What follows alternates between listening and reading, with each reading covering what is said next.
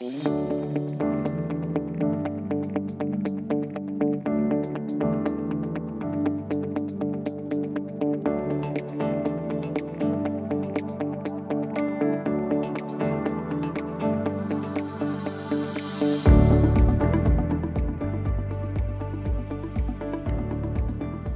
morning, ladies and gentlemen. First, I would like to express my sincere gratitude to everyone who attended Trans-Pacific Sustainability Dialogue student panel today, and to all the viewers who are watching live streaming. I'm Hae-Yun Seo, the announcer of today's conference, and I'm truly honored to participate in this meaningful event. First, let's ask for a welcome remark to Brandon M. Ho, Dean and Professor of International Studies, Ewha Women's University, who helped us conduct today's event as a co-host of the Trans-Pacific Sustainability Dialogue.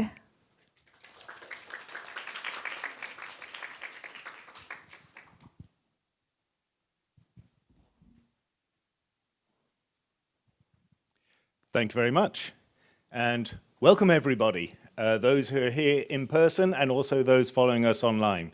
As mentioned, I'm Brendan Howe, the Dean of the Graduate School of International Studies and a Professor of International Relations here at Ewha Women's University.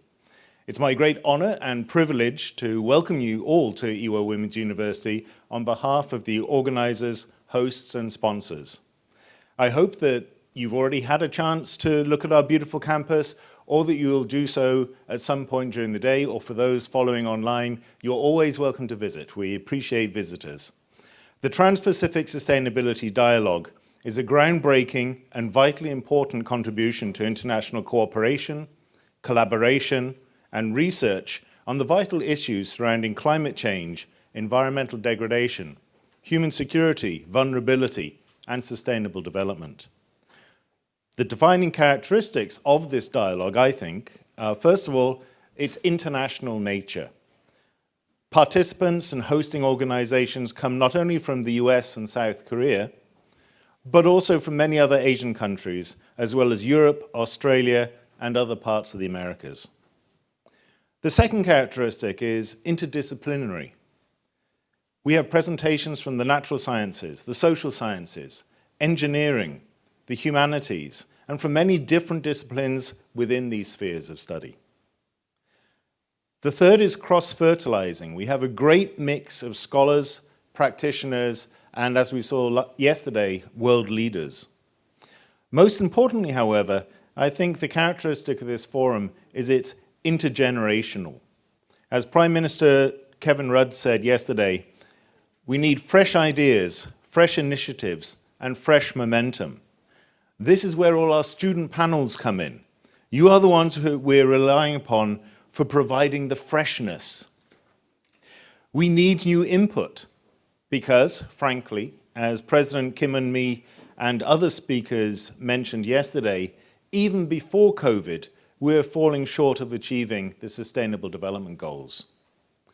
COVID-19 had a direct impact on the achievability of the goals, negatively impacting on the human security of the most vulnerable and undermining sustainable growth programs. It also, however, had an indirect impact by diverting resources and policy focus away from the SDGs. The same can be said of the war in Ukraine, which understandably has monopolized the attention of policymakers.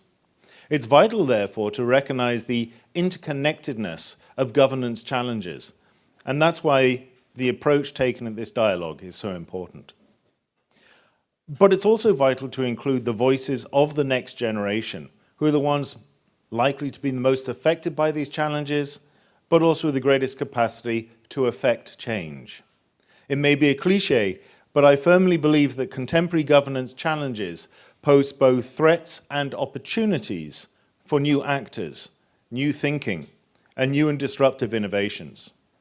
Now, of course, there's no better place to pursue new ideas and disruptive innovation than Ewha Women's University, because in addition to being a top-ranked Asian university, Ewha has always been a groundbreaking university and a progressive university, and frankly, a disruptive university.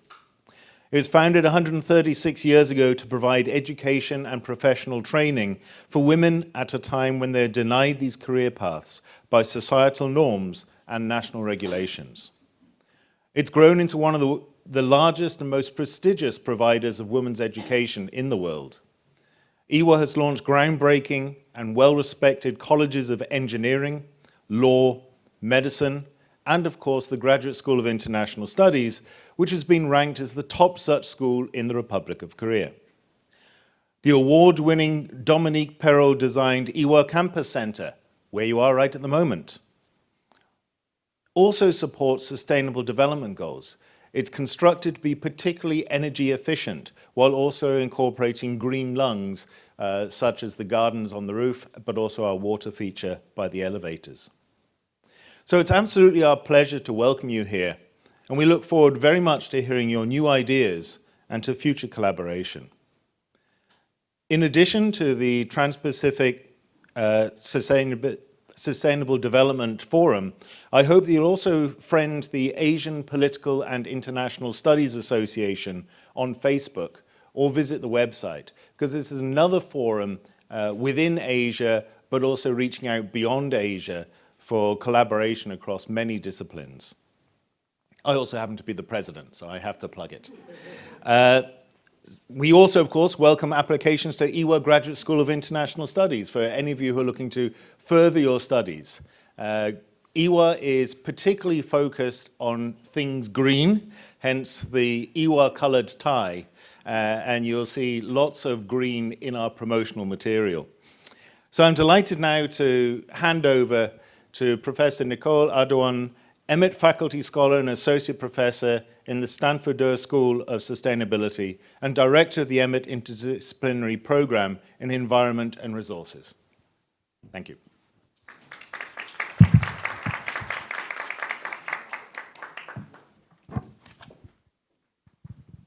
Thank you for the remark. Next, there will be a welcoming remark from Nicole Ardouan, Associate Professor of Doerr School of Sustainability, Stanford University.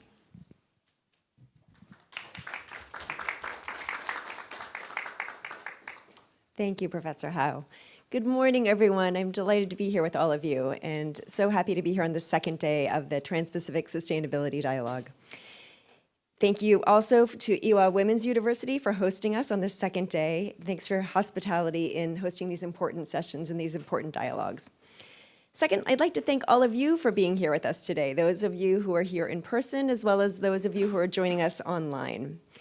As a social science researcher myself, and the many social science researchers who are here for this dialogue, and the natural scientists who are here from across the globe, we have gathered to generate new ideas and new partnerships to guide both research and practice.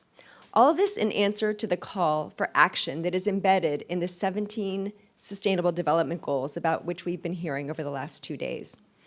As we know, these goals span the most critical and expansive issues that we face today and represent the ideals to which our world aspires. Making progress on these goals hinges on the sustainable management of our natural and our human resources. It is only then that we can achieve an end to poverty and hunger and create a peaceful and just world where education, clean water, gender equality, health, and meaningful work are attainable for all. Albert Einstein is credited with saying that we cannot solve our problems with the same thinking with which we created them. And at no time has this perhaps been so true as now. As we fight the battle against wicked problems like climate change, global pandemics, and racial and gender injustices, we must acknowledge the crucial role that young people play in developing novel solutions. It is the younger generations, such as yourselves, with your passion, energy, curiosity, and awe, who can spur the innovations that are needed to think outside the box, to change the way that we all think about problems and solutions. It is young people such as yourselves who can be the tipping point in the democratic elections that result in regime change or move away from governments who do not honor the underlying structures and frameworks of the UN SDGs that we've been discussing over the last couple of days. And in recent times, we've seen how young people can take action, use their voices, and harness the power of social media to encourage leaders and inspire everyday people to do the right thing, to protect people on the planet, especially the people, the plants, the animals, and even our lands, and even future generations who may not yet be able to speak for themselves.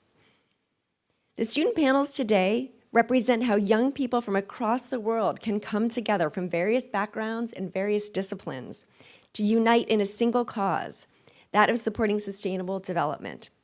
These young people come from and work in so many places around the world. It's incredibly inspiring. These places include, but are not limited to, Pakistan, Indonesia, the Philippines, the United States, Colombia, Australia, Japan, Qatar, Ghana, Spain, South Korea, and others. They come from many diverse academic disciplines and traditions, a mix of natural and social sciences. We will hear about their research on energy transitions, lithium extraction, CO2 emissions, natural capital, green finance, gender roles, human rights, and much more.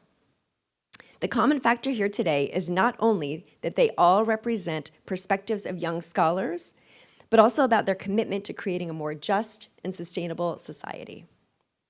So as we listen to these young scholars and to each other present on their current research, I encourage you to bring open minds and fresh eyes.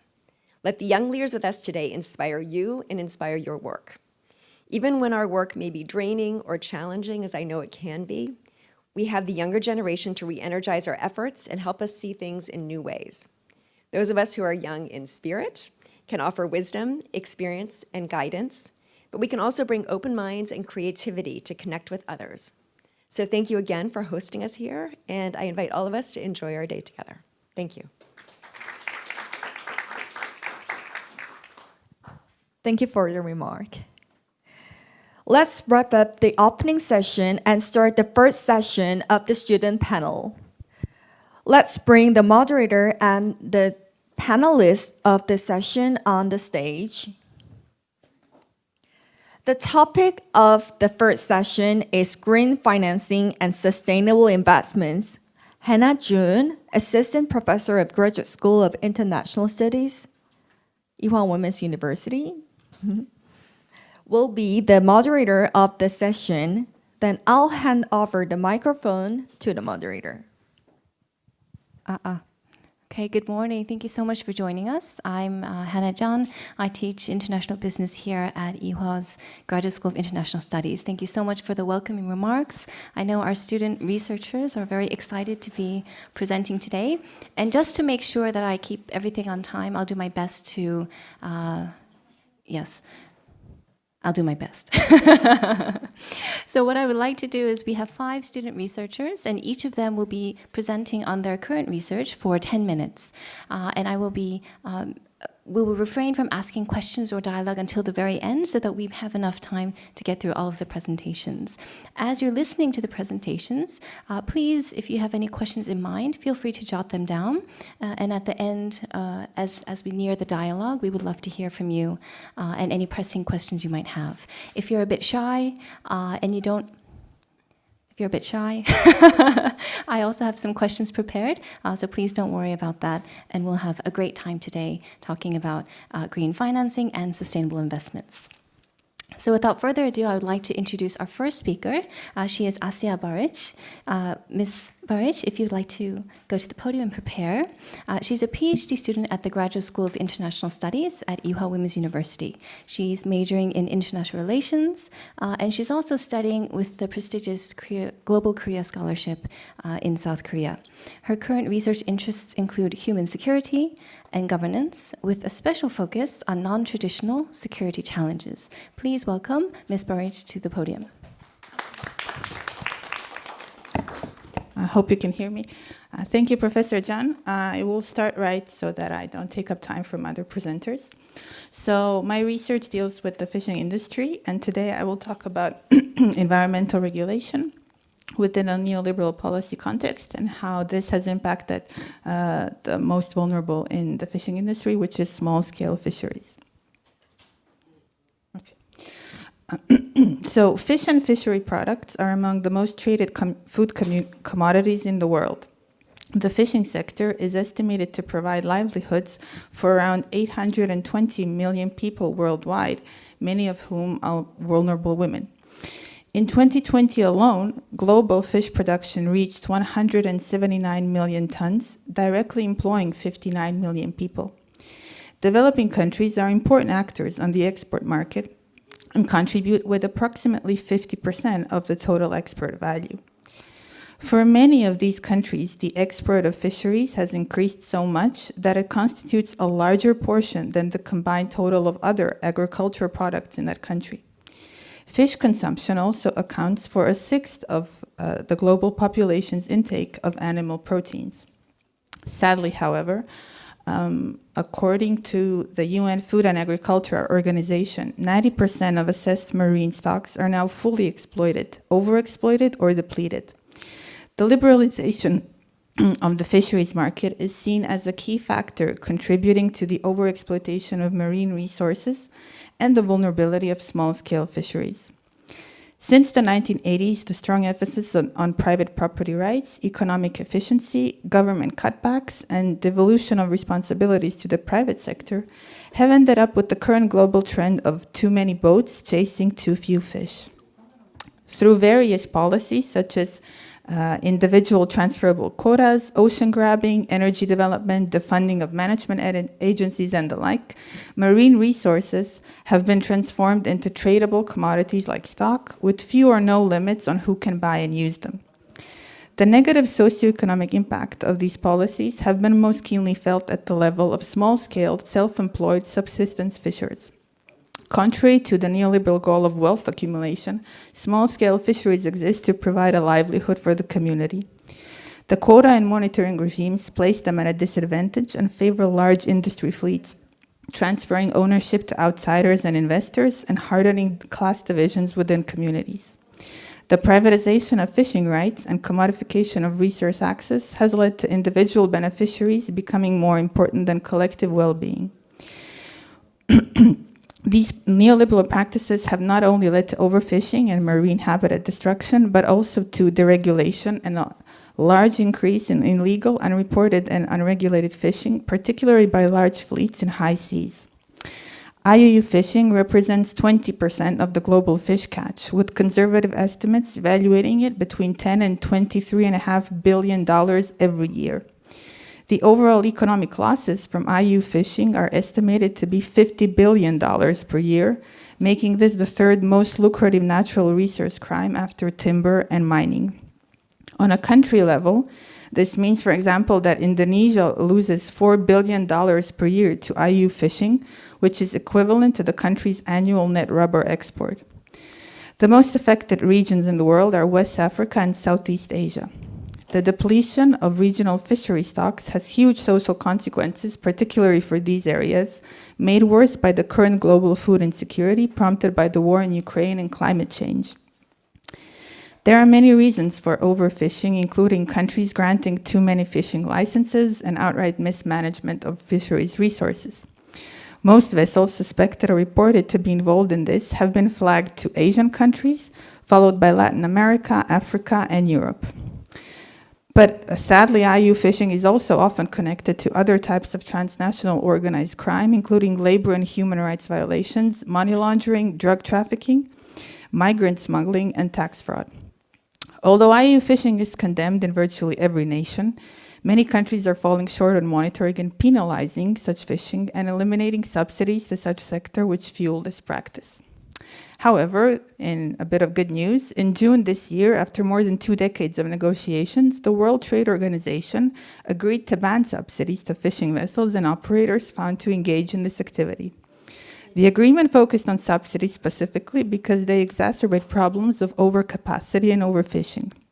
They enable many fleets to operate more efficiently, longer, and further at sea. They are often a source of inequality and unfair competition against small-scale fishers as well. Subsidies reduce the cost of inputs, predominantly fuel, and hence are most likely to increase capacity and raise revenues. Therefore, governments think that by cutting this subsidization flow, they can curb IUU fishing in a way. But subsidies are also very important for vulnerable small-scale fisheries, particularly when it comes to mitigating the negative effects of economic disruptions. The unspecific language around subsidization and the uniform handling of IUU fishing means that these sweeping reforms have the potential to negatively affect vulnerable populations. This is especially true for self-employed subsistence fishers in developing countries, where there is weaker regulation, and marginalized fishers are often unable to comply with reporting or technological guidelines, but they are otherwise fishing legally. By their very nature, small-scale fisheries usually do not fall under reporting regimes or regulatory frameworks for industrial and large-scale fisheries. Yet because IUU fishing is interpreted and applied without distinction, countermeasures often end up harming the most vulnerable, which includes indigenous peoples and historically marginalized groups. Often when a certain measure is revoked or a practice proclaimed illegal, it has a negative impact on small local communities, curtailing trade and socio-cultural links. As this is slowly beginning to get recognized, there are various types of pushbacks from small-scale fisheries in favor of human well-being and environmental preservation. The pushback is not necessarily a removal of neoliberal practice, but instead a transformation. Neoliberalism has long been associated with efforts to remove barriers to capital accumulation by emphasizing deregulation and growth. Citizens are actively taught to assume many of the risks and responsibilities once borne by the state and to regard it as in their favor. In theory, this approach is known as governmentality, and it refers to a type of governance that seeks to shape and regulate individuals through knowledge and narrative production so that they can govern themselves without having constant control over them. But in an environment of diverse and heterogeneous means of knowledge production, there is also the possibility to create alternative narratives within the system. This is evident in the way small-scale fishers have already started to create alternatives to neoliberal practices in Newfoundland and Labrador in Canada, and New England in the USA, and also in the work of environmental NGOs and academics. What is necessary, I'll skip this. What is necessary now is to prevent this pushback from being undermined by a global war on IUU fishing, since the small-scale sector is an easier target for reform than the industrial sector. By focusing on regulations for IUU fishing that would impose new requirements, many of which these disenfranchised groups cannot meet, their existence is once again threatened, this time in the name of fighting crime. Instead, the main focus should be on law enforcement and better intergovernmental cooperation. Consequences of the IUU fishing label for small-scale fisheries need to be taken into account, making exceptions for local vulnerable groups and creating bespoke solutions. In this way, small-scale fisheries can continue to economically support coastal communities, fight inequality and marine degradation, while preserving their freedom from corporate control. Thank you.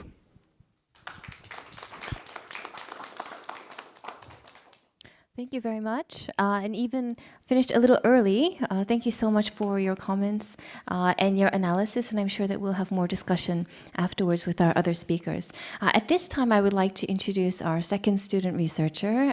We have Mr. Siddharth Sachdeva. He's a PhD student at the Emmett Interdisciplinary Program in Environment and Resources at Stanford University. Siddharth was also a machine learning engineer in Silicon Valley, building AI systems in healthcare and aquaculture that empower farmers and doctors to use their time better. His current research interests include building finance and technology tools for empowering smallholder farmers to practice sustainable agriculture. Siddharth, I'll leave the podium to you.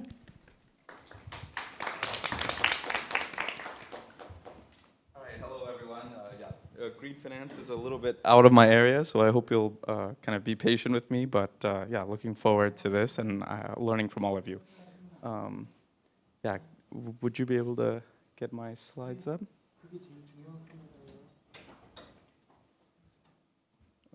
Okay. Okay.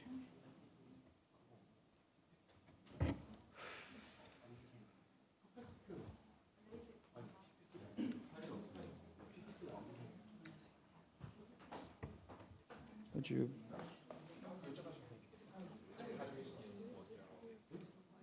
Yeah, I have the files. I can send it to you. I already sent it though.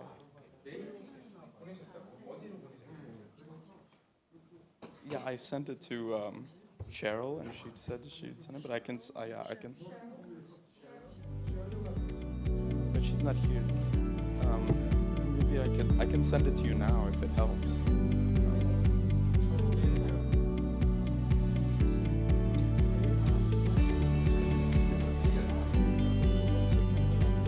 So it looks like we have a few technical issues right now. So if you'll be patient with us for 1 or 2 minutes, we'll be sure to get the slides up and ready to go. So please enjoy one another's company for the next 1 or 2 minutes, and we'll start again soon.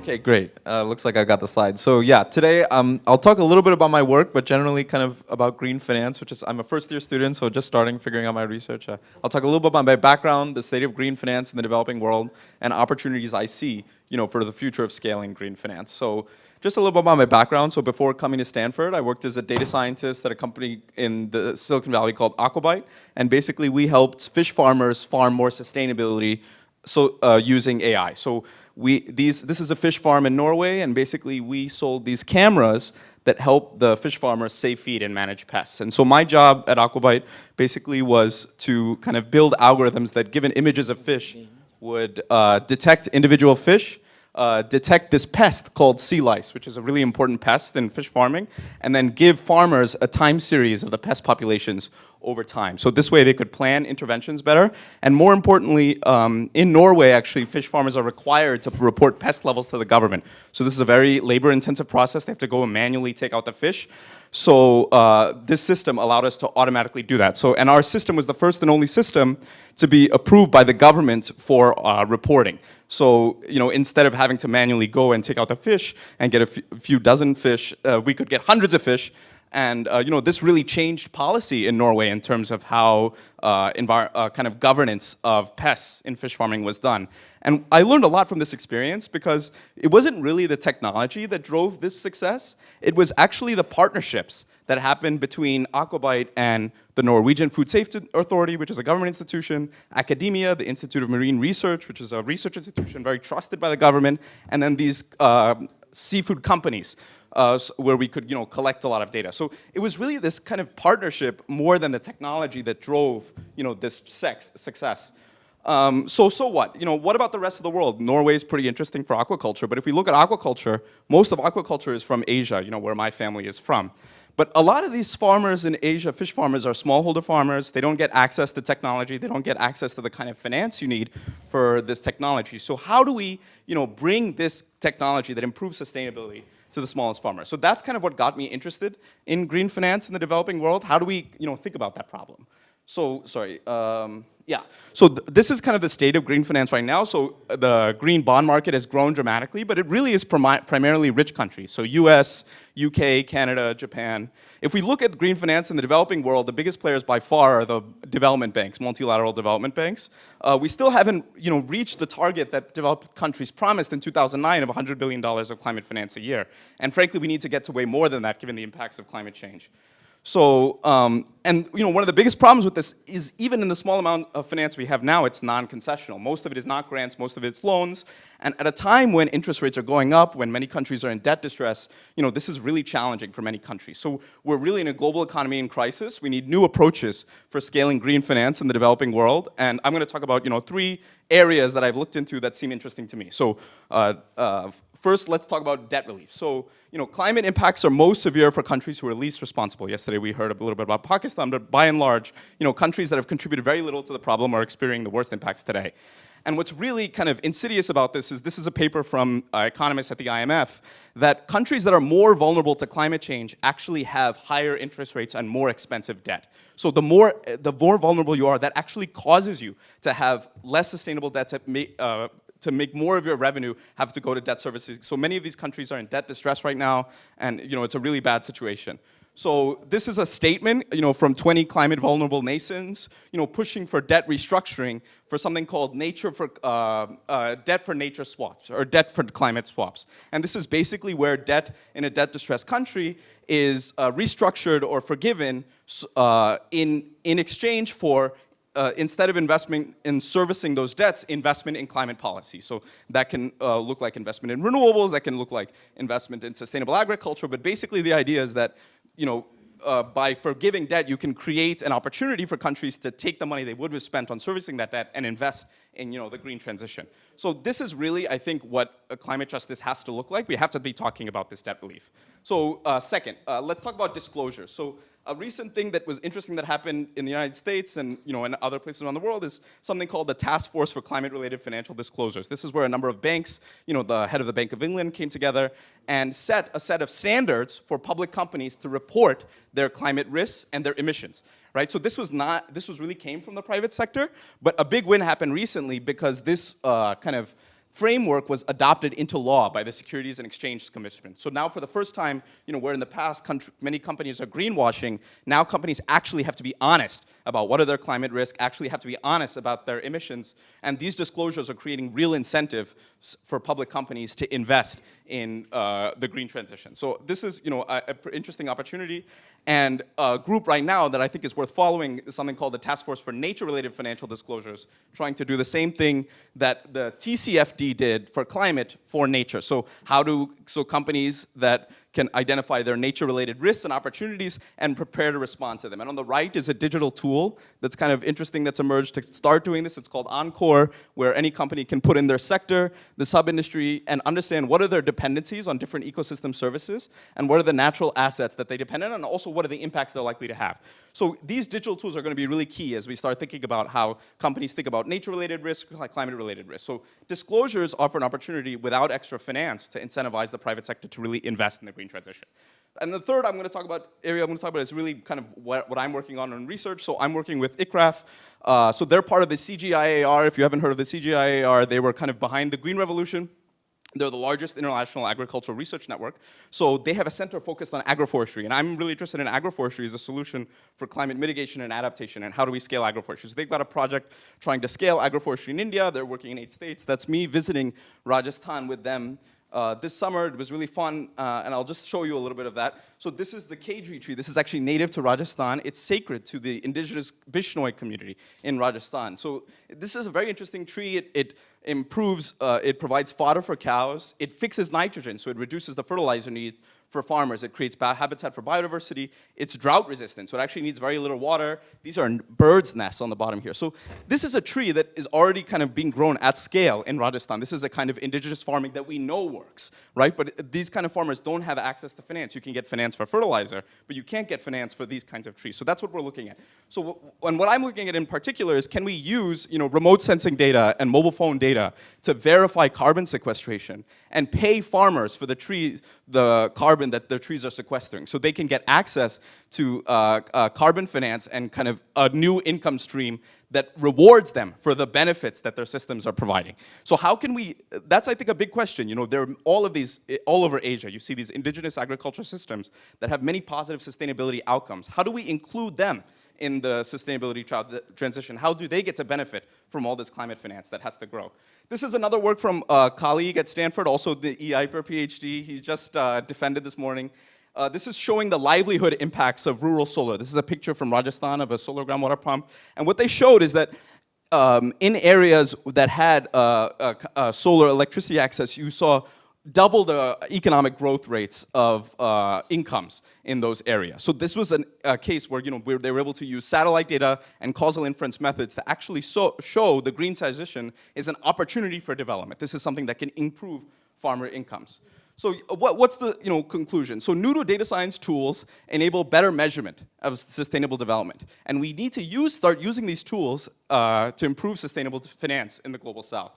So these are 2 works from my 2 advisors. So one is using satellite imagery to understand and promote sustainable development. Lots of advances in computer vision are helping us use satellite imagery to understand wealth, to understand agriculture, and we can use this data to better inform investments. And this is work by Gretchen Daly and the Natural Capital Project, collecting data sources to assemble gross ecosystem product, which is kind of a valuation of the value of all the goods and services provided by nature in an economy. So these are kind of 2 examples of ways we can use new data to inform finance for sustainable development. So yeah, there's my contact information, and these are the takeaways. We need to scale green finance in developing countries. The current environment is putting developing countries in debt distress, and we need to think of ways that reduce inflation while providing them support. I talked about 3 that I think can help. Debt relief can reduce inflation, disclosures don't cost any money, and technology for rural sustainable development can improve energy and food security and reduce energy and food costs. So we can and should use improved data and technology to scale truly sustainable finance in the Global South. So yeah, I'll stop there. Thank you very much to Siddharth. Very lively, energetic discussion that kind of continues this idea of environmental governance as well, but also on the ground level. So thank you so much, and also for your patience with the technical issues that we were facing as well. We're very delighted to have our 3rd speaker, Ms. Sevde Arpachi Ayhan, and she is a PhD candidate at the Graduate School of International Studies at Seoul National University. She's also a lecturer at Sungmyeong Women's University, another wonderful women's university in Korea. And her specialization is development economics and environmental economics, with her dissertation focusing on economic complexity and green innovation. I believe we're still getting set up, but please, would you like to welcome Ms. Ayhan to the podium?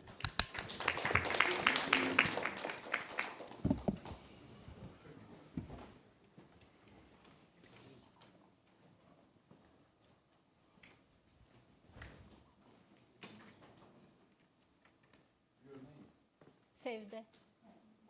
S-E-V-D-E. Sevde.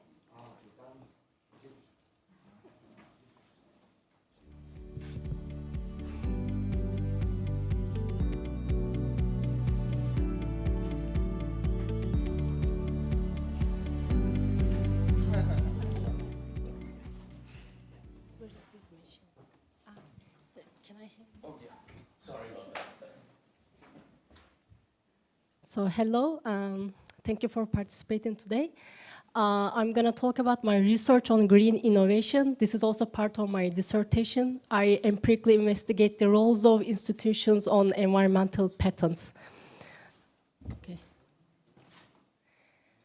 So, as we all very well know, the global challenges on climate change need urgent, innovative solutions to tackle the climate change because we have too much negative externalities on the environment derived from the industrialization, the growth from the private sector with the greenhouse gas emission. And also another important example is the excess R&D spending on the dirty innovation instead of clean technologies. So scholars recently called for the government intervention to redirect the technical change from dirty towards clean innovation. But while doing it, they also emphasize the importance of institutional framework for successful implementation of policies and reaching to successful outcomes. So this is how I built my hypothesis for my empirical research. First of all, we have different kind of policy instruments, including market-based and non-market-based instruments. The most common one is the carbon pricing. OECD provides these policies and their policy stringency at the country level. So I use it in my study. And I expect that if a country has more stringent policies, it calls to more green innovation. And second one is the institutional quality. Green innovation in green industrial policies require long-term stable policy institutional environment and commitment to reach an outcome. So as we know, the democracies change governments every 5 years, which is not enough to have an outcome from the policies. So what we need is bureaucratic quality. It means that bureaucratic quality absorbs shocks and minimizes the revisions which stem from these government changes. So I expect that if a country has more bureaucratic quality, it calls to, again, more green innovation, and especially if policy is implemented under this bureaucratic quality, again, it calls to more green innovation. And the next one is the induced innovation hypothesis. It claims that the rise in factor prices make innovators to use cheaper inputs instead of these expensive inputs while inventing some technologies. And it is applied to climate change and environmental economics. There are many studies mentioned here which use this induced innovation hypothesis in empirical studies. One prominent example is Aguillon and its co-authors.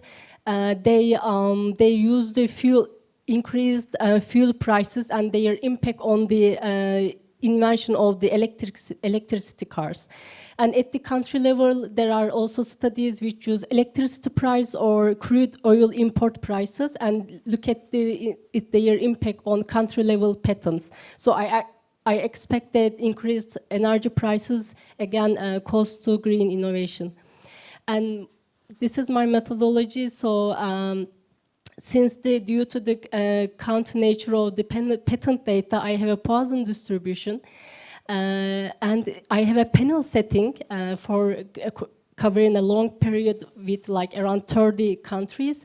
So I need to deal with heterogeneity among countries. So I control for country fixed effects. While doing it, I apply the Blundell's method of pre-sample mean scaling. That means when you have a long pre-sample history for the patent data, you can take the average of it and use it as the country-specific characteristics for control for the fixed effects. And I already mentioned my variables, but additionally, I control for R&D spending in renewables, which is the main input for innovative outcome. Then I also control for GDP per capita and greenhouse gas emission. And some figures. Here are the trends on environmental patents. In my study, I use two patent families. One is the general one called PTC, and the other one, the triadic families, which consist of US, Japan, and European patent offices. I use them alternatively for robustness tests. environmental patents have an increasing trend after 1905, and it is almost, getting close to total patents in under triadic families. And these are some country figures. So in terms of the environmental innovation, green innovation, I think graph shows that leading countries are Japan, USA, Germany, and recently China and Korea getting close. And in terms of the environmental policy stringency, the most stringent countries, like some of them, Switzerland and Japan, whereas the least stringent countries are Iceland and Brazil. And these are the trends on energy prices, as well as the, again, environmental patterns. So according to the graph, the crude oil import prices and electricity for household prices have a common trend in parallel to environmental patterns, the change in the environmental patterns. And here is my baseline findings. I apply alternative models with alternative use of the variables, and according to my baseline results, as expected, environmental policy stringency and bureaucratic quality have individually positive and strong, significant effect on environmental patterns of countries. And again, as expected, renewable energy, R&D on renewable energy is a facilitator of the innovation. And after that, I apply many robustness tests. For instance, in the second table, I include the energy prices, results still consistent, and I include the Kyoto ratification. I replace the patent families. I replace R&D with all energy sectors instead of just renewables. Then I change my bureaucratic quality index to political risk rating, which is more comprehensive than bureaucratic quality. And I also compare market versus non-market environmental policies. So in overall, these are my conclusion. Environmental policies and institutional quality indeed lead to more innovation in green technologies. However, their conditional impact does not necessarily cause to more innovation. In this, innovation hypothesis is rejected at the country level in this study, but it might be because both crude oil and electricity prices not a direct measurement for carbon pricing, as in the firm level data. R&D in clean technologies catalyze a role. Kyoto ratification definitely provided countries to prioritize green innovation. Both market and non-market environmental policy is effective, but the impact or magnitude of the market policies, such as carbon pricing, slightly higher than the impact of non-market policies. So my references, any feedbacks welcome. Thank you. Thank you very much for sharing your research, and again, I look forward to the discussion, particularly in terms of methodology and also implications. I think I do have a question about sample as well, but fantastic, thank you so much. I'm very delighted to introduce our next speaker, Ms. May Luki Iriani. She is a master's student in the Department of International Relations at the Universitas Katolik Parangyan. I hope I pronounced that correctly. She also brings with her 16 years in the corporate world, so a lot of professional experience, particularly with regards to sustainability. And she had worked in the international oil and gas industry, so we look forward to her sharing about that as well. Currently, her research interests include the energy sectors, sustainable development, and Asian European studies. So please join me in welcoming May to the podium. Thank you very much, Ms. Hannah Jong. Hi, everyone. My name is May. I'm a master's degree student from Unpar, Universitas Parahyangan, Bandung, Indonesia. I'm here presenting my material on energy transition, which I will be later develop into my thesis writing this semester. So how do I do this? Just gonna press this?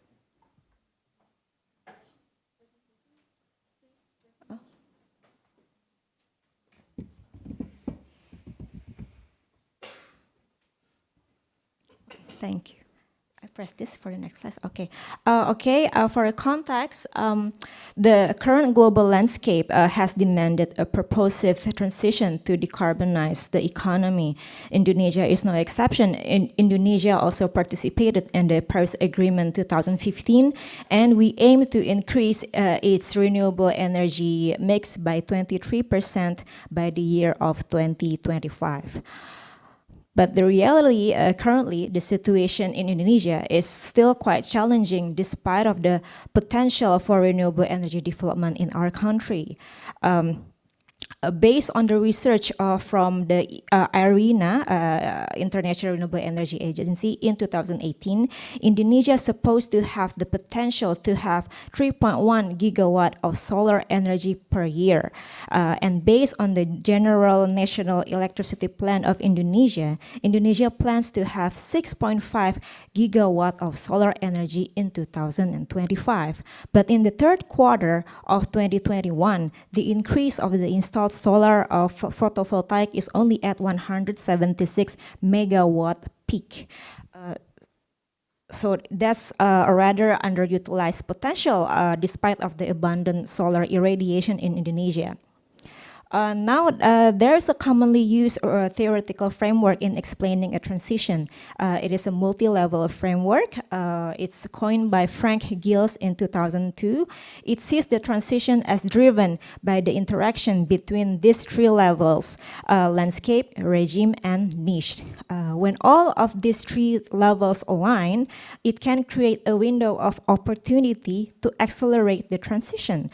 Here is the illustration I made in the context of Indonesia. The landscape in this context is the global consensus, is the Paris Agreement, is the ESG requirements, all in order to lower and decarbonize the economy. The regime is the incumbent value chain, the status quo, the government, the national electricity company, we call it PLN in Indonesia, and the coal industries player in Indonesia. These are the most resistance of change, the regime level.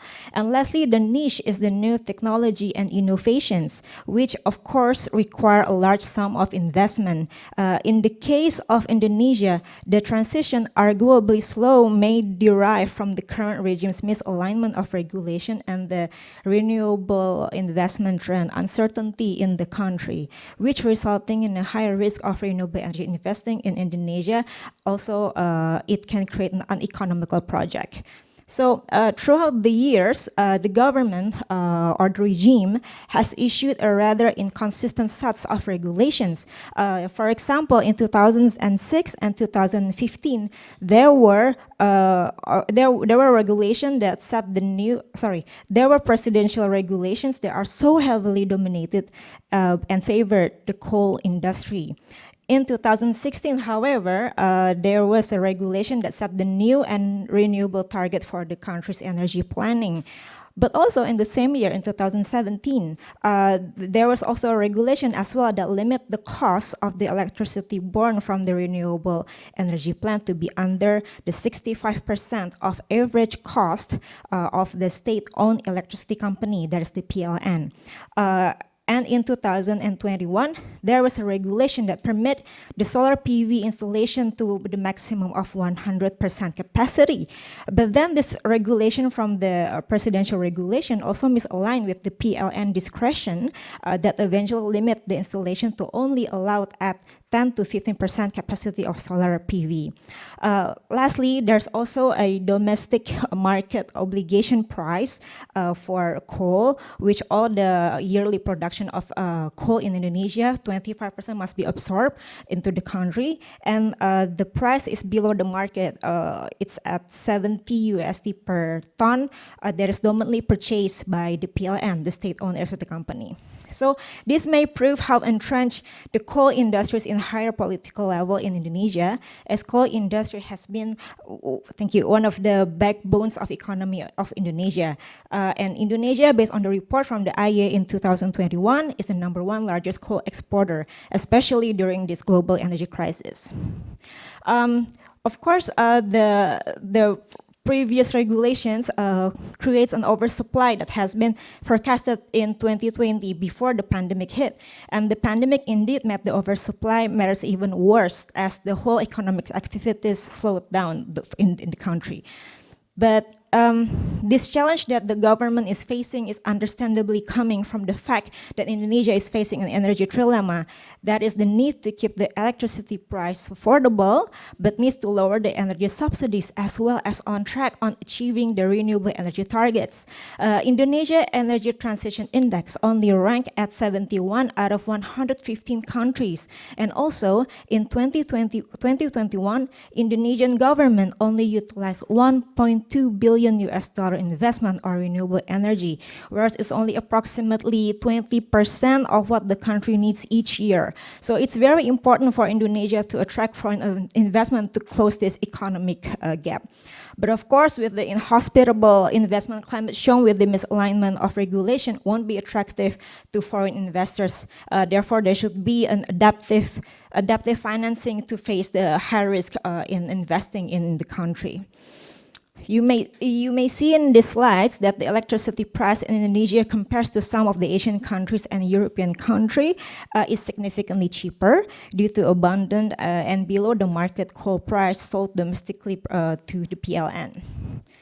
Indonesia, however, prioritized its national security first to secure an affordable electricity price, as this could boost the economic growth of the country, which this is also an important agenda for emerging countries like Indonesia. In socio-technical theory, it is argued that all the new development needs to take into account the factor of history and social impact. And in 2024, this coming 2024, Indonesia will be having a general election, where historically the main political agenda for the presidential candidates to win the election is economic growth. And usually environmental issue will take a backseat for temporarily. So despite the prevailing landscape of global consensus for decarbonization agenda, the regime of this country uses as a regulatory tool to prioritize the status quo, regardless the pathway and the political commitment for the energy transition. Indonesia may also need to sort out the coordination across the institutions, as there may be a conflict of interest between the government and the state-owned electricity company, and there should be an alignment and synergy between the two in order to achieve the renewable target. So the conclusion is that the government must take a bold decision and positive regulation for the investment, make a clear regulation to increase a more hospitable environment for foreign investment for renewable energy that may also include tax cut, feed-in tariffs and other incentives, while sorting out the miscoordination between the government regulation and the state-owned electricity company. And foreign investment and international collaboration remains very important and instrumental for Indonesia, as there are still a huge economic gap to fill in. And this is a global issue. International cooperation and international organization plays an instrumental role to ensure no country is left behind. Thank you.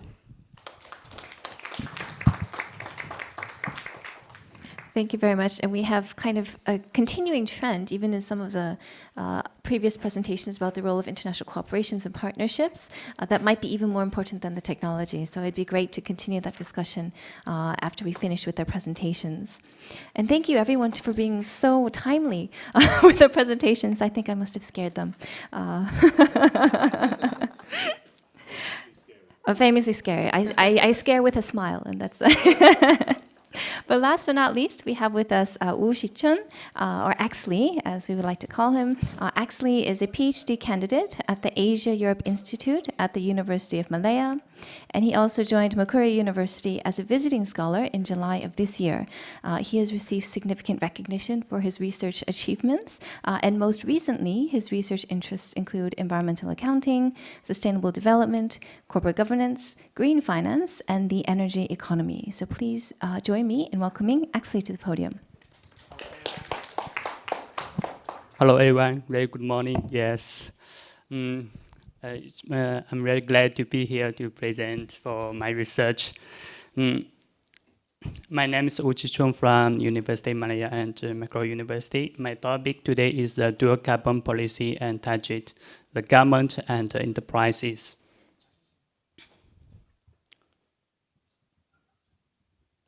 okay, for the traditional business model, a lot of firms that only focus on the profit, right? So most of them care about the shareholders in the creditors, supplies, and others related to financial indicators. But less of them care about the sustainable related indicators, because most of firms saw that the environment and the social performance will increase the cost and will reduce the profit. So that's a traditional one. So in this case, all of the firm function is around the financial performance, and especially for financial statement, but less of the environmental and social responsibility. But the business competition environment will be changed now because of climate change. As we know, the temperature has risen in recent years. And why climate change is we care about it is a disaster of our life and our planet, because it will bring some natural disaster and increase disease and other, such as reduce labor productivity and decrease the country's economy. So that's a big problem for us. This is carbon emission, countries' carbon emission of the world. Actually, in last few decades, China, we can easily to see China as a economic GDP increase very fast, but followed with the carbon emission increase very fast. And some Western countries such as US and Europe countries try to solve this problem, so the carbon emission have decreased. But that's a problem of the GDP increase and emission and the environment. So this is carbon emission totally of the different countries of the world. We can easily to see that some big economy of the world have this problem. And this is the carbon emission per capita of the world. So why the carbon emission have increased so fast? And the main reason for this is from the industry, such as we can see that electricity and heat production have produced more than half of the carbon emission. And second is the transportation industry, and manufacturing and construction is also produce a lot of carbon emission of the world. For our living and other reasons, it's not cost too much carbon emission. So the climate change policies have created by the government and international countries is so that with climate policies, it will give pressure for the firms and industries and every country for the carbon emission reduction. So from this background, we can see that from 1992, United Nations Framework Convention of Climate Change have formed, and this organization have formed for carbon emission reduction for different countries of the world, and a lot of big countries have joined this program. And after 1997, Kyoto Protocol and Kyoto Protocol and the Paris Agreement in 2015, we can see a lot of governments of the world they sign of this, and they try to reduce the carbon emission. And in 2019, carbon neutrality is a new concept for different countries, as some developed countries, South US and some European countries, Japan, South Korea have declared they will achieve the carbon neutrality in 2015. But China has achieved this growth in 2060. A lot of countries have formed the emission trade system to solve this problem. This is the emission trade between countries and the firms. So this is a map. We can easily see that a lot of countries have implemented the carbon emission trading system and the carbon tax. So that's a big picture for the future. We can see that the red one is the countries have implemented this, and the green one is implement of this, and the red one is try to do this in the future and is in the schedule. So a lot of big economy of the world have tried to do this in the future, and this will influence much of the firm for industries. So this is different policies of the world. So let's move back to industry. So we can see that now I put the environment and social in the middle. It's similar like financial indicators is very important now. So because in the new competition environment, if the firms lose the environment and social performance, it will cause a lot of pressure from the outside, such as the government, the local community, and the NGOs. They give pressure for firms to do the good things for the environment and social.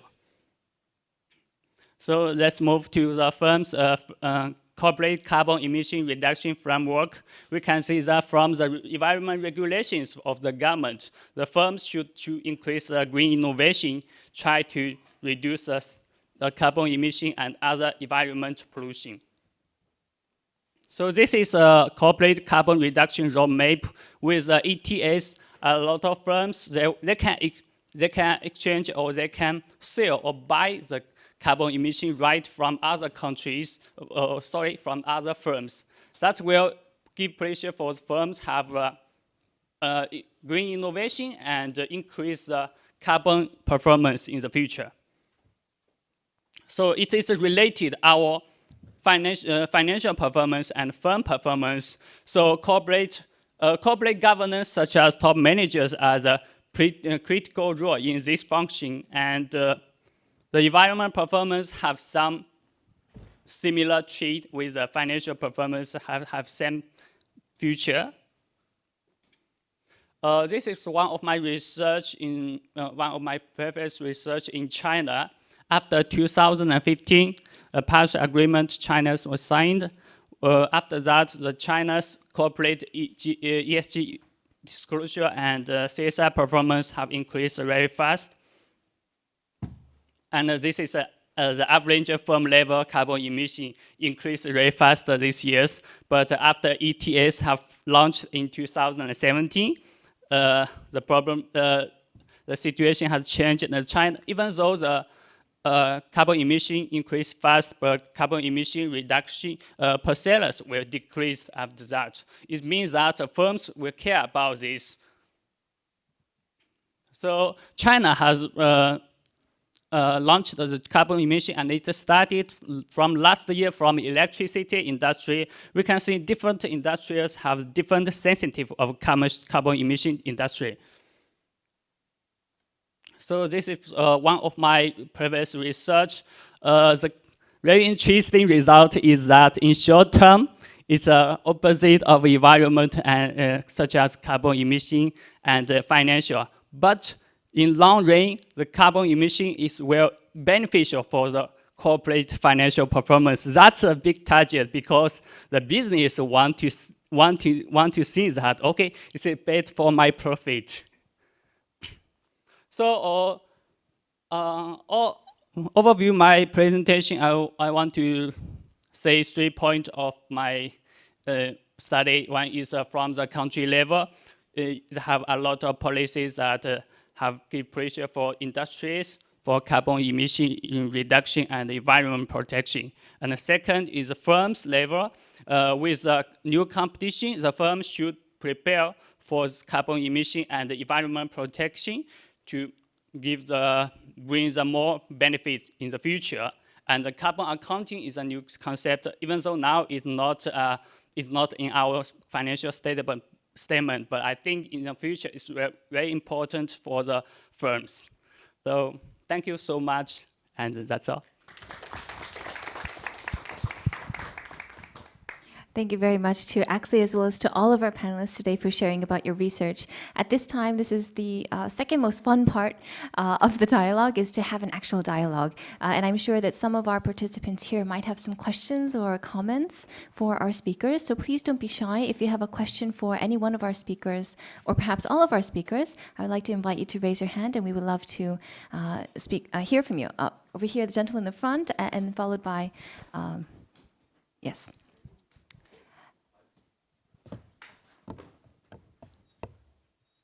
We'll get the mic to you so we can hear your question.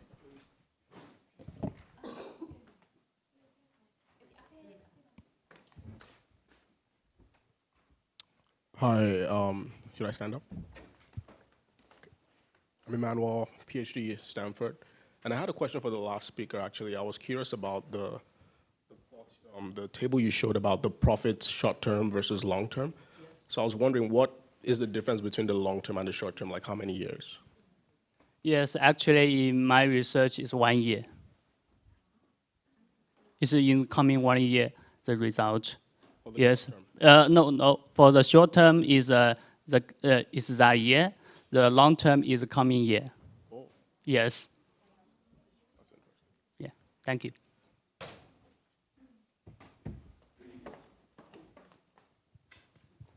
Hello, thank you all for your very insightful presentations. I'm Vimala from Ihwa Women's University, PhD student. I have questions for the presenters, of course, from Indonesia, because I'm also from Indonesia.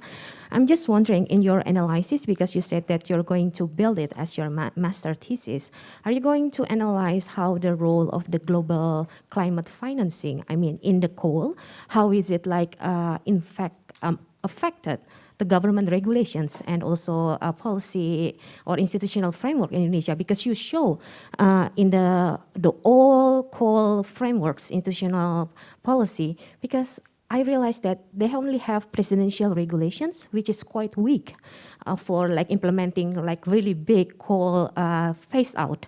And also Indonesia only have Ministry of something regulations, which is only implemented inside, within the ministry, not outside of the ministry. I'm just wondering how come, like if you said regulatory framework has to be changed, but how? Do we need to have like law or even government regulations on it to make it like all the stakeholders work together for the coal phase out? Thank you. Thank you for the question. Yes, actually, about the regulation framework, there's a personal regulations, but for the investment renewables, renewable energy investment is actually also regulated, and the Green Climate Fund is actually under the Ministry of Finance, if I'm not mistaken, where they also have the custodian finance who handle the investment. So I think it's not the regulatory framework that should be reformed, but rather they should add a more hospitable regulations for the future customers of renewable energy. For instance, there's a regulations in Indonesia that stated in 2021, actually. I haven't put it there, but it's actually where we have this solar panel installed in our house. There, usually we can export the excess of the electricity with the ratios 1:1 to the PLN. But then the PLN has this some sort of exit clause, as they're the only monopolistic single national electricity company, that no, you can only export at the maximum of 6.5%. So I think it's not the regulatory framework that needs to be reformed, but rather make it more adaptive for the renewable energy customers and investors. Because with these regulations, it's impossible for the investors to actually want to put their money in Indonesia, because it won't be uneconomical, right? So I think I understand why the Indonesia needs PLN as the single monopolistic national electricity company. It's also regulated in our constitutions, actually, that all of the what do you call it, pasal 33 here in Indonesia, that all of the natural goods for a lot of people in Indonesia has to be managed within the country. So I think, yes, that doesn't mean that regulatory framework needs to be revolutionized, but we need to make it more hospitable with the renewable energy investors. I think that explains your questions. Thank you. Are there any additional questions for our speakers?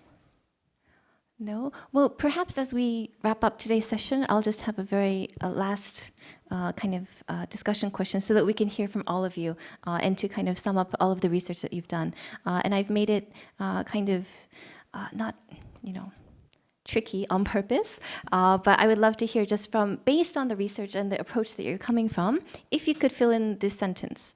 So based on your research, blank is the most important either factor or stakeholder or issue or barrier in accelerating green financing and sustainable investments, just based on your research. I would love to hear from each one of you on that. So I'll just repeat that one more time. Based on your research, blank is the most important, either factor or stakeholder or issue or barrier when it comes to accelerating green financing and sustainable investments. Perhaps we can start with Asia. It's not easy, Professor. But based on my research and my approach, I would say corporate profit is the biggest barrier yet. Because sadly, green finance is still more expensive than other type of finance. It's still, as we've seen in Indonesia too, other industries are still more profitable. It still requires much more money to transfer to a more sustainable environment, sadly. And that's why, because not everyone, but most still industries and governments aim for profit above everything else. I see that as still the biggest barrier to achieving sustainable solutions and transferring to a different type of approach. Thank you. Great, and we can just go down the line. Start. We'd love to hear from you. Yeah, I think I would choose governance. So the big challenge for scaling green finance in the developing world, I think, is there's a lack of trust and a perception that it's very high risk. And to fix that, we need better transparency. We need better frameworks for how debt is negotiated. Like right now, many countries in debt distress, and the IMF, is making it even more expensive for them. And so all of this has to do with governance, right? And environmental problems are fundamentally public good problems, a lot of them. So without good governance, it's very hard. Thank you. And Sevda? So my blank would be strong commitment to implementation of environmental policies, as well as the high quality or institutional environment in which these policies implemented.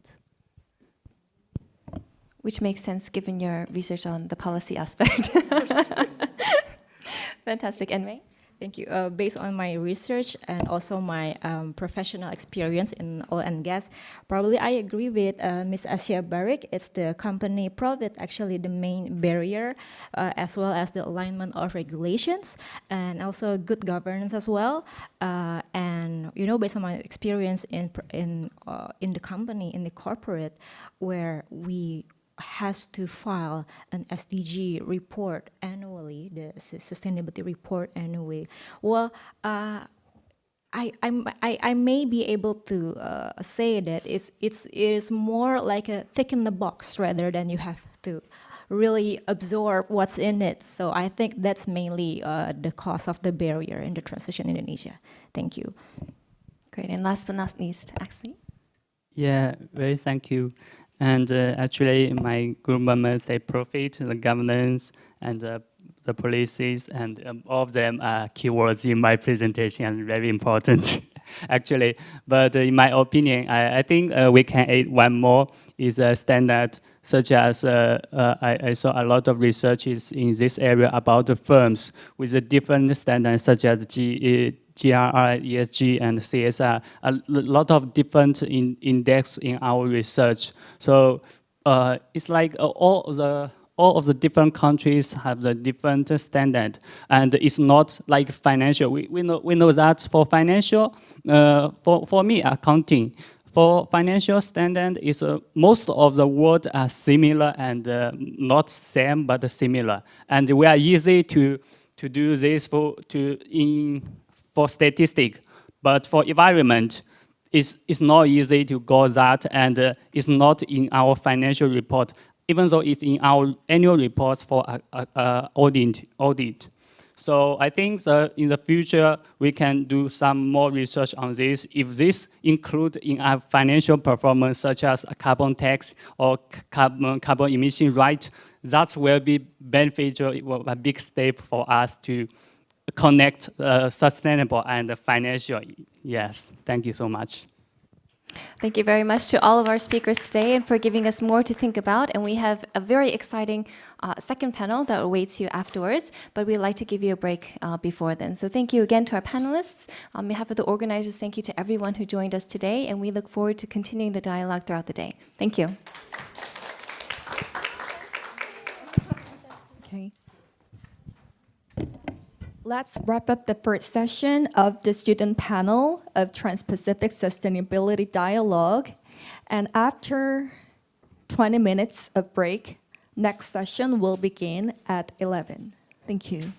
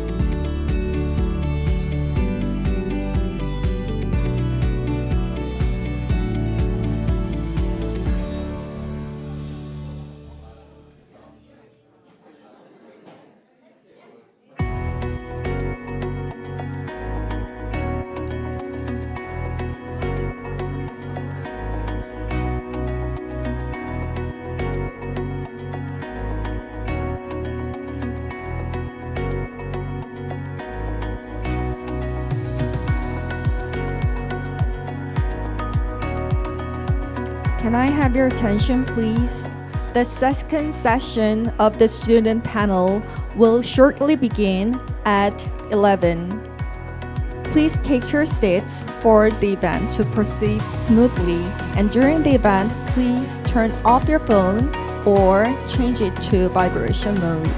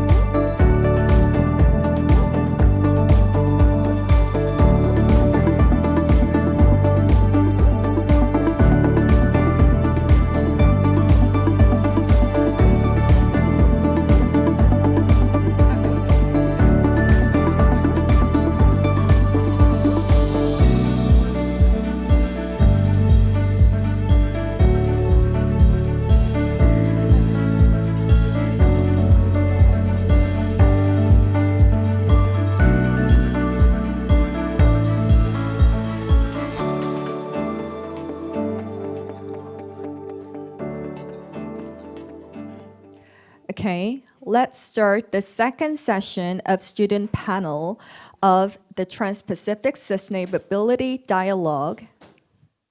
The topic of this session is gender mainstreaming and climate governance. Mina Kang, Professor of Department of Public Administration, Ewha Women's University, will be the moderator of this session. Then I'll hand over the microphone to the moderator. Hello, everyone. Welcome to the session. I just heard that you had a wonderful session just before this session of Student Panel 1, and I hope and I believe that we will have another interesting and intriguing session now. We have quite many, 5 very interesting presentation. And let me introduce the panelists of this session. Well, The first one is Vimala St. Fitra Tangal Jaya, is a PhD student at the Graduate School of Ewha Women's University. She is, prior to her journey as a PhD student, she worked as a senior policy analyst for Bureau for Foreign Technical Cooperation, Ministry of State Secretariat of the Republic of Indonesia. The next panelist is Lisa Goldberg, and she is a biospheric researcher at NASA Goddard Space Flight Center and an undergraduate student at Stanford University. She began her research for NASA at age 14, applying satellite technology toward guiding governments in low and middle-income nations on sustainable development. Next speaker is Ka-hyun Kim. She's a PhD candidate at the College of Education, Seoul National University in Korea. She's majoring in global education cooperation, which she is going to present in a minute, where students research educational theory and practice in the context of international development cooperation. Finally, let me see. Maria, we have two more. Maria Goldo Hilario is a master's student in the College of Liberal Arts at Dolla Sala University. Let me find the bio of her. Yes, here. Oh, for some reason. Oh, here, Golda. Yeah. Golda is a student under the specialized thematic track on urban development and water management in the context of climate change of the Master's Development Policy Program of the College of Liberal Arts. And she's currently an associate of Philippine-based Institute for Climate and Sustainable Cities, leading its urban transition and portfolio and co-leading its agenda on integrating gender in advancing fair climate policy, resilient, low-carbon development. And lastly, but not leastly, Putri Ananda is a master's student at Osaka University, majoring in international public policy. She's preparing her master's thesis about what kind of role does an international organization, especially UNICEF, in Indonesia have to prevent child marriage in Indonesia in the case of the ratification of national marriage law number 16 of 2019. So we have these 5 wonderful presentation, and why don't we start from Vimala, and each panelist will have about 10 minutes. So yeah, please keep in mind and that we want to have some time for Q&A after the presentation.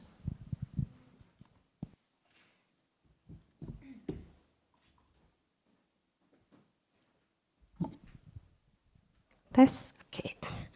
Good morning, everyone. I see many familiar faces here, so I hope that my presentation will be interesting for you all. So the topic of my research is the impact of foreign aid on gender equality to see whether it really works to improve gender equality in the recipient countries or developing countries. This is not my thesis, not my dissertations, but because I'm interested on foreign aid and gender issues overall, so I'm doing this research. Okay, so gender inequality remains the main problem in the world's development today. Currently, we still have 31.4% gender gap that should be closed globally. And currently, there is still 2.4 billion women do not have the same economic rights as men in the world. And 60% of chronically hungry people are women and girls. And there is still 178 countries that still impose legal barriers for women's economic participations. And gender inequality is not matters about economic participation only, but also how you see like the high number of the gender-based violence, and also lack of access and control over resources for women and girls that really hindered the human development of women and girls itself. And according to World Economic Forum, it will take 36.5 years to close that gap. And with the COVID-19 pandemic, it prolonged the years to close the gender gap. And it has been clear than ever to close the gender gap, financing for development, particularly for women empowerment and gender equality, is crucially needed. But there has been chronic underinvestment in many countries for the projects and development programs for women empowerment and gender equality. And so over the years, the member of the donor countries of OECD DAC has been committed to increase the number of the foreign aid that targeted women empowerment and gender equality. Between 2019 to 2020, the OECD DAC has channeled 56.5 billion of bilateral foreign aid that targeted gender equality and women empowerment. So if you are familiar with the CRS data in OECD DAC, you can see there's like for the projects it's marked as gender targeted or not. But from the 56.5 billion is only 10% that marks as principal. It means that the main objective of the projects is really for the women empowerment and gender equality. The rest, the rest of it, 90%, marked as significant. It means that it incorporated the gender objective in the project. So has the strategy of gender mainstreaming of foreign aid succeeded in improving gender equality in developing countries, despite the growing amount of the number? But actually, the impact or effectiveness of foreign aid on gender equality is still understudied and unexplored. So it's understandable because gender is very hard, to measure whether any intervention can really improve the gender equality in any countries.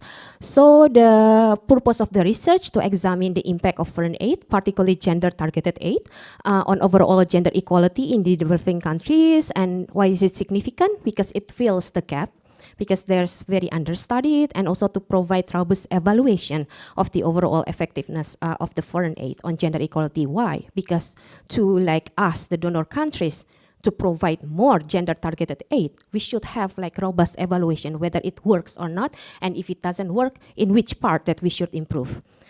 So in the foreign aid and development outcomes, there always have macro and micro paradox, saying that at macro level, foreign aid there is no consensus about whether it's really improving economic growth or economic development. But in micro level, foreign aid has achieved positive impact on usually health and education sectors. And for the macro level, it's heavily mixed. Foreign aid, there's researchers said foreign aid has improved economic growth, but maybe it really depends conditionally on the effectiveness of the policy or also good governance in the countries. And there's also researchers said it really doesn't work. It only make it worse in the countries that receive foreign aid. And how about the foreign aid and gender equality? Because it's very under-researched. Mostly the evaluation of the effectiveness focus on qualitative analysis. And it is very understandable because it's project evaluations of maybe reducing maternal mortality health or child mortality rate. And it's very heavily targeted at sectoral level, but it's failed to measure the impact of foreign aid on the overall gender equality. And the quantity analysis, there are few empirical analyses, but once again, how we measure gender equality, it's difficult.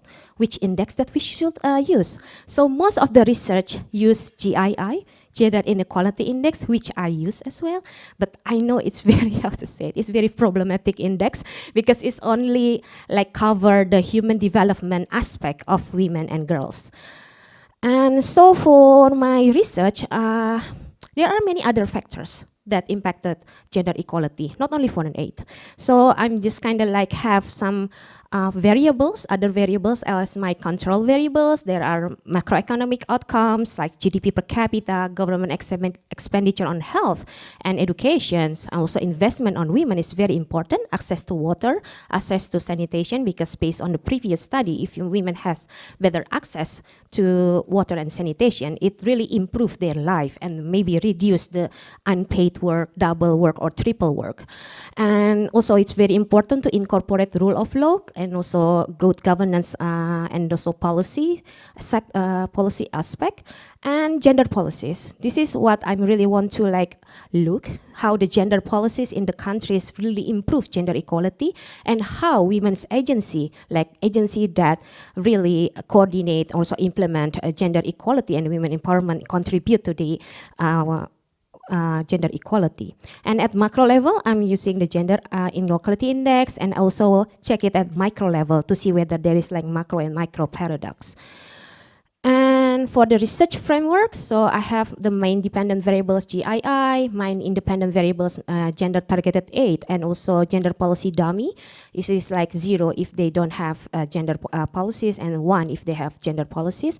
And I have 3 hypotheses. The first hypothesis is total foreign gender targeted aid contribute to improving gender equality, and the second and third hypothesis about the availability of gender policies and women's agency contribute to the improvement of gender equality.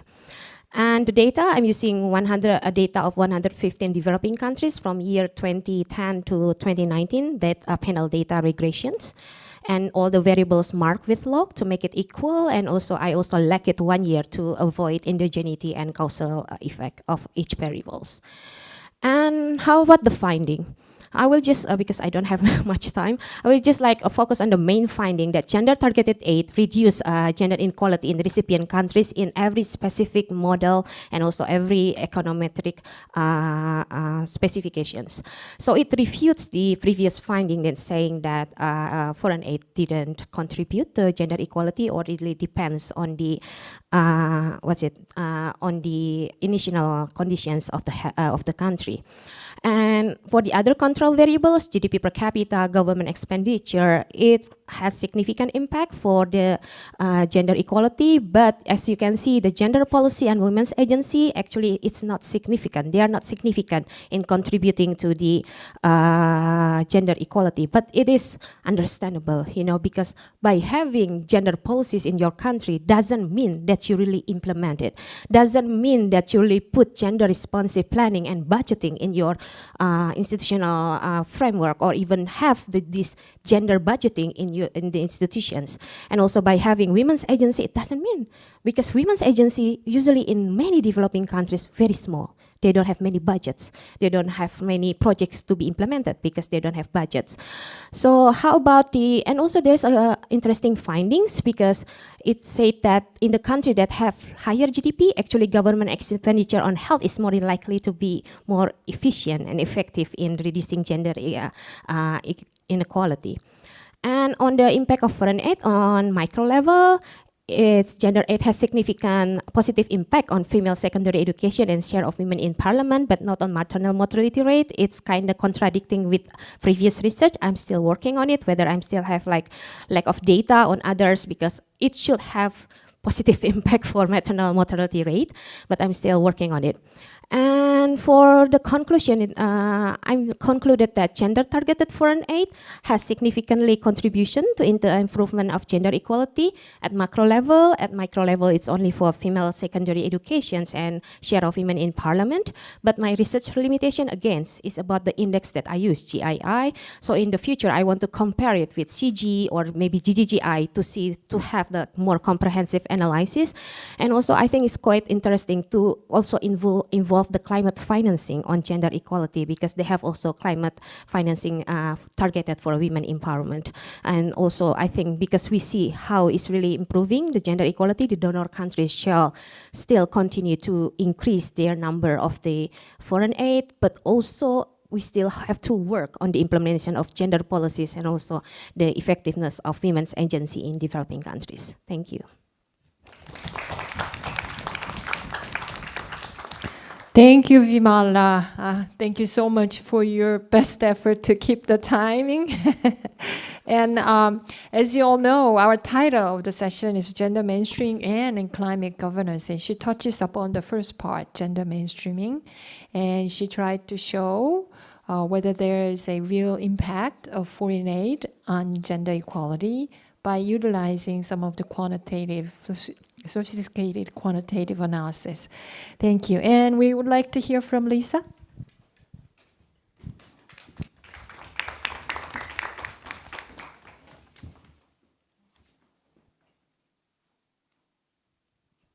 Good morning, everyone. My name is Liza Goldberg. I am an undergraduate at Stanford University, as well as a research scientist for NASA. And today, I'm really excited to speak to you about how we can start to build critical adaptation capacity among some of Earth's most climate-vulnerable women, women who fall at the center of both extreme poverty and very high climate risk.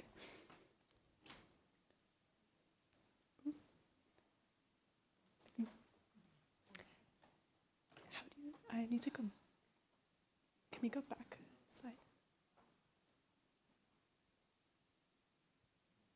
Did you go forward? This one? Okay, perfect. So today I would actually like to start by bringing you on a bit of a journey to a northernmost Indian town called Varanasi. Varanasi falls right on the banks of the historic Ganges River, but unfortunately, over the last several decades, Varanasi has seen among India's highest rates of extreme floods. These floods have displaced thousands of people. And over last summer, I had the opportunity to visit Varanasi to hear many of the stories of the young women and girls who were most impacted by these disturbances. Of all of the stories from young women I heard, it was ultimately the story of a young woman named Priya who stood out the most to me. Priya is a 16-year-old young woman who I spoke to in a one-room schoolhouse right on the banks of the Ganges River. And Priya told me that throughout the last 5 rainy seasons, her mother sat on the roof all night, every night, to watch for the floods to come. Ultimately, her family had no other conceivable way to determine if and when the floods would destroy their home, and ultimately it was her mother who was the one who lost sleep over it. Unfortunately, the story of Priya's mother is not a unique one. Across low and middle-income nations, it is often women who face the disproportionate burden of adapting to climate change, whether that means walking miles further for water in cases of drought, whether that means taking care of not only themselves but also all of their children in cases of flood emergencies, or in the case of Priya's mother, it means losing sleep for months at a time to take care of her household. Ultimately, women face not only disproportionate impacts of climate change, but also often entirely unique challenges, which is why we are faced with a significant problem here. Traditional climate adaptation policies simply don't work for women. When we think of the likely hundreds of billions of dollars necessary to get low and middle income nations to a point of barely adequate adaptation to climate change, we find that there are many scalable, promising solutions to improve the livelihoods of millions of people. But unfortunately, often these solutions are not evaluated in the eyes of women living in extreme poverty in these regions. Let's make this a bit more tangible. What about solutions like early warning systems for floods, a solution that has been demonstrated to greatly decrease mortality from these extreme events at the large scale? Well, unfortunately, women are more likely to be illiterate and therefore unable to understand these flood alerts, and often aren't given access to the mobile technology necessary to receive and interpret the alerts, providing a very significant technological gap. What about government aid post-disaster and programs like cash transfers, which have also been shown to be highly effective when it comes to decreasing poverty levels post-disaster? Well, unfortunately, women often don't know how to gain access to this aid given their lower rates of literacy, or in many cases are legally barred from receiving it. This is especially prevalent in places like North India and the city of Varanasi, where many of the male heads of household in these communities have temporarily or permanently migrated to other cities across the country, leaving the women and their children behind in these flood zones. Unfortunately, since the women are still not recognized as the head of household, they are unable to receive this critical compensation after these flood events. And finally, what about increasing institutional post-disaster healthcare funding, another critical solution when it comes to decreasing flood-based mortality and morbidity? Well, unfortunately, women are often under-prioritized in the family to receive care. They're the last to be given the opportunity to visit institutional healthcare centers and therefore face dramatically higher rates of mortality post-disaster. Therefore, we not only need to increase post-disaster healthcare funding at the large-scale institutional level, but also critically make sure that that funding is getting down to the community level and reaching the most vulnerable. Each of these critical gaps in equity when it comes to these climate adaptation solutions will require massive government overhaul in order to make them equal across the board. But today I'm excited to present to you a programmatic solution to many of these difficulties that I've developed over the last several years. This is the Cloud to Classroom project, an initiative that I conceived several years ago as a National Geographic Explorer with the grateful funding of NASA, Google, and many other critical institutions. The Cloud to Classroom project seeks to build climate literacy and adaptation capacity for South Asian young women living in extreme poverty. And we have three primary objectives here. First, we seek to increase women's climate change literacy, their awareness and understanding of the climate projections in their local region to support their decision-making in both agriculture and migration. Second, we seek to tackle critical technological access gaps that prevent women's use of early warning systems. And third, we seek to increase women's access to government aid post-disaster. In this particular presentation, I will just be focusing on these first two objectives, though I'm naturally interested in talking about the third afterwards. Let's start with this first one, increasing women's climate change literacy. We're currently scaling a climate change curriculum across tens of thousands of schools across North India. This is done with heavy co-developments with several local non-governmental organizations, ensuring that our curriculum is not only accurate, but also grounded in local values. Through these curricula, we have two primary objectives. First, we introduce young women to satellite-based visualizations of long-term historic change in their local regions. As you can see on the left, a brief example of what it looks like to visualize change in flooding patterns in the Varanasi region over the last several decades. These satellite-based visualizations are really important for women who have lower rates of literacy because the satellite data enables women to interactively and visually understand what it looks like for changes to happen over decades worth of time. Second, we present women with hyperlocal projections for key climatic threats, including things like droughts, monsoon patterns, and extreme flooding. We often get questions from these young students, what will my life and what will my environment look like in the next 5, 10, 15 years? And using satellite analyses, we are able to answer those questions for them. Let's look at goal 2, tackling critical technological access gaps when it comes to early warning systems. Through these trainings that we're distributing across schools in North India, we are educating women on first how to even access alerts on their mobile phones in the first place. A quick side note here, the communities that I work with in North India have actually very high ownership of mobile phones, and so we're not currently tackling the challenge of mobile phone access, but rather starting from the points, starting from there. Second, we teach women how to interpret these alerts once they've gained access to the early warning systems. At what point should they evacuate, and at what point is it not necessary? And finally, we are training these women to become community liaisons of flood alerts in their local regions. Perhaps they have a neighbor who doesn't have access or doesn't know how to interpret a flood alert, in which case the young woman who we've trained is able to provide them that critical evacuation information. In summer 2022, we piloted many of these trainings across rural regions in Uttar Pradesh, India, one of India's northernmost states, in heavy partnership with a key local NGO called Freedom English Academy. This winter and spring, we are looking to scale these trainings across Patna, Delhi, and Guwahati, 3 other high climate risk regions in India, in partnership primarily with Teach for India, a very well-established educational NGO with schools across the region. And finally, in summer 2023, we are launching intensive research studies and control trials across many of these schools to determine the cognitive and behavioral impacts on our curriculum on a trend called time discounting, in which women living in extreme poverty tend to prioritize smaller scale, shorter term investments over larger scale, longer term payoffs. And finally, we seek to potentially scale in several regions in rural Bangladesh next summer. Ultimately, when we think of the young women who we are trying to serve through the Clouds of Classroom project, we find that they fall at the center of many remaining challenges that we still face in accomplishing each of these 4 Sustainable Development Goals. First, almost all of these women live in households at or below the extreme poverty line of $1.90 per day. Second, these women lack quality education, not only in the traditional academic sense, but also in the practical application, adaptation to climate change sense. Third, these women face higher rates of morbidity and mortality to climate change simply on the basis that they are female. And finally, these women live in regions that face among the world's highest rates and intensities of extreme weather events. When we combine all of these stressors at the same time, we are presented with what seems like an impossible problem. But I think here we also have a critical opportunity. If we are able to guide these women in making data-driven, informed decisions when it comes to climate adaptation, we can not only improve their livelihoods down the lines, we can also help them position themselves as key community leaders when it comes to adapting to these climate stressors down the line.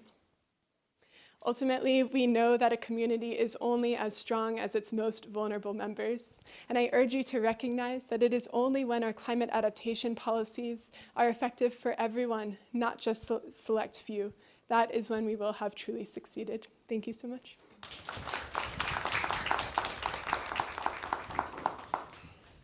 Thank you so much. Lisa's started her presentation with her contention that traditional climate adaptation methodologies such as early warning systems, government aid post-disaster, and increasing post-disaster healthcare funding actually don't work for women for many reasons. So she, as a solution, one of the solutions, she introduced her project called namely Cloud to Classroom, which build climate literacy and adaptation capacity for South Asian young women in extreme poverty. Thank you very much. Okay, then we will hear from Ga-young Kim.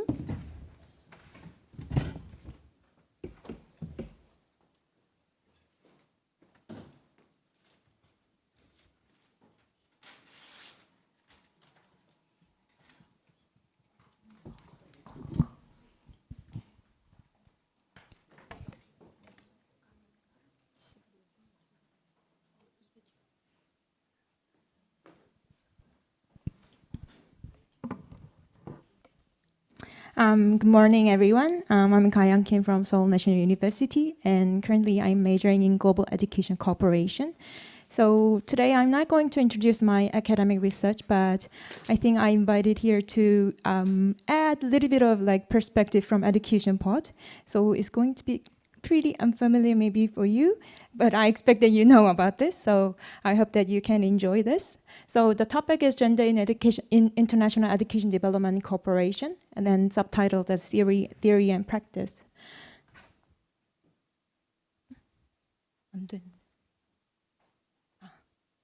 Sorry. So at the theory, because in my program, the gender and education is the one of the core course. So that's why we have we have learned about the lots of theory in gender and education. And also currently I'm participating in the project in Ghana is STEM education for girls. So I want to talk about theory and practice at the same time, because the loose coupling between theory and practice should be criticized, and I want then the tighten kind of coupling between these two. So before I start my presentation, these two are the main thinking that construct for me to conceptualize the gender. So it seems like we are actually acquire the gender by performing gender or the doing gender. So it's not the kind of gender, it's not same as our nature body. So it's like if it is kind of socially constructed, then what is the education's role? Because education definitely has played a role, a very huge role in constructing one's social identity. Because education, for me, I think that education has two functions. First is reproduction. So if there is an existing social norm, education really reinforces for us to acquire the social norm. But at the same time, education has a potential because it has a productive function as well for me to resist or to think about the existing things, and then maybe for me to being a transformative being. So if I ask you a question, gender in education, how can you imagine like in terms of the project? Maybe you will think about, okay, then reduce some obstacles hindering girls to go to the school, or like giving the textbook to schools like that, right? But that is more like an access aspect. But here, this is a UNESCO strategy for gender equality in and through education. And then outcome number 2, directly mentioned about empowerment. So when it comes to empowerment, I know that you can come up with the very important and well-known figures such as Amartya Sen, but I want to talk about Paulo Freire, who is an educator and that I respect a lot. And he's very well known with his book of Pedagogy of the Oppressed. So when it comes to empowerment, this is the type of power relation and implication of understanding of empowerment by Roland. So I think we need to move on to the power 2 to power over, from power 2 to power over, because power 2 is more like kind of linked to the access, but power over means changing in underlying resources, and power 2 challenges the constraint. So Paulo Freire's pedagogy is like problem posing. So it's not the banking system that just acquire the existing social norm, but like asking the kind of questioning about our own reality. We have to think about the am I really born as a woman? So we have to think about 10 concept, and then that leads us to kind of conscientization. And then based on the conscientization, we can participate some action and then change the world. So that's why I think that in terms of empowerment, it is very important to trace the Freire's work. And so regarding the empowerment, so there is some like practical frameworks like by UNDP and also Sarah Longwy. So as you can see, the Sarah Longwy's framework is not just about the welfare or access, but we can move on to the conscientization and then participation and the control. So challenging to the constraint and having the power to some underlying resources. And then how did the international kind of global society really do the things in terms of theory and practice? This is the historical overview about the global agenda or the initiatives. As you know, maybe I can mention about the UN Universal Declaration of Human Rights, but now we are living in the SDG era. So we know that now the agenda is not just like one single goal, but it is the cross-cutting issue. So it is important for every single goal, every single 17 goal. So, but before that, I want to talk about the EFA because it's very important, the Global Education Initiative. So in 1990, it has been first initiated, but at that time, we do not have very clear figures or the goals. But in 2000, in Dhaka, finally, we have to have Dhaka framework, and then we have set it as the 6 goals. And number 5 is about the gender disparity. So we can know that the gender is so important in education. And then MDG also talk about the gender with its goal number 3. However, in the SDG era, whether we are living really the mainstreaming gender in the right way, we have to think about some criticism on MDGs because SDG has kind of built based on the criticism on MDGs. So by Ekman and Untohato and Challenger, they said there has been some gap between the measurement and their goal. So there are some missing points like quality of education and then other form of education. So actually to understand the school context, we have to really tackle down some curriculum and pedagogy and also teachers because pedagogy I have already mentioned with the Freire, but the curriculum is really the legislated one. So it directly reflects the one society to have their citizen to kind of have, what kind of mindset their citizen to have. So it is one of the really great kind of powerful instrument for us to reproduce existing social norm. And then the teachers are very important because they are not only the one who really have the same existing social norm as a gender, kind of female teacher or the male teacher, but at the same time, they can be really the transformative being. They really can change their classroom with a different pedagogy. So we have to, when we do the project, we have to cover all these things, not only the teachers, but also the policy and the networks and even the resources as well. So this is the project that I'm currently involving in. So it's in Ghana because this is the background why we start this project. As you can see, the proportion of female students among higher education graduate in 2018 was about 40%. It says it's lowest level globally. And also the percentage of the girls who graduate from higher education in the STEM field in Ghana is only about 21%. But I'm sure in the STEM field, this kind of phenomenon exists in not only Ghana, but also all around the world. So that's why we started this project. But it's not about just access, but we have covered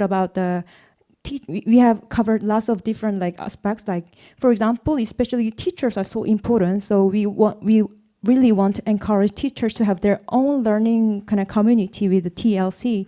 And also we also try to change it at the school level, so with the after school classes, or with the kind of creating a girl-friendly environment. But at the same time, at the community level, we do some raising awareness like programs. Also, we do tackle some systems as well. So you can see all these kind of different components in this project. And there is one important thing is that the title, our kind of main strategy is gender responsive pedagogy. So it's not, we are trying to really reflect all these things because we want the empowerment kind of through this project. However, to wrap up this my presentation, this project for me to think about the concept of intersectionality, because we did the preliminary research, and I met lots of girls and kind of parents, and they said the real problem is actually poverty. And even some girls said, almost half of the girls that I met said they have already interest in the STEM fields. So I cannot just generalize all the girls with their gender, because they're actually standing at the intersectional point of different social components, gender, ethnicity, socio-economic conditions. But however, this concept is really hard for us to really implement or reflect in our real project. But for the tight coupling between the theory and practice, this is, I think, the great task for us to think about, for me and for us. Thank you. Thank you very much, Ka-hyun Kim. She started her presentation by introducing gender issues in International Education Development Cooperation, and especially contrasting theory and practice. And as a practice of the theory, she introduced her project in Ghana, which promotes of girls' competence in math and science with gender-responsive pedagogy. Okay, and now, okay. Yeah, let's move on to Golda.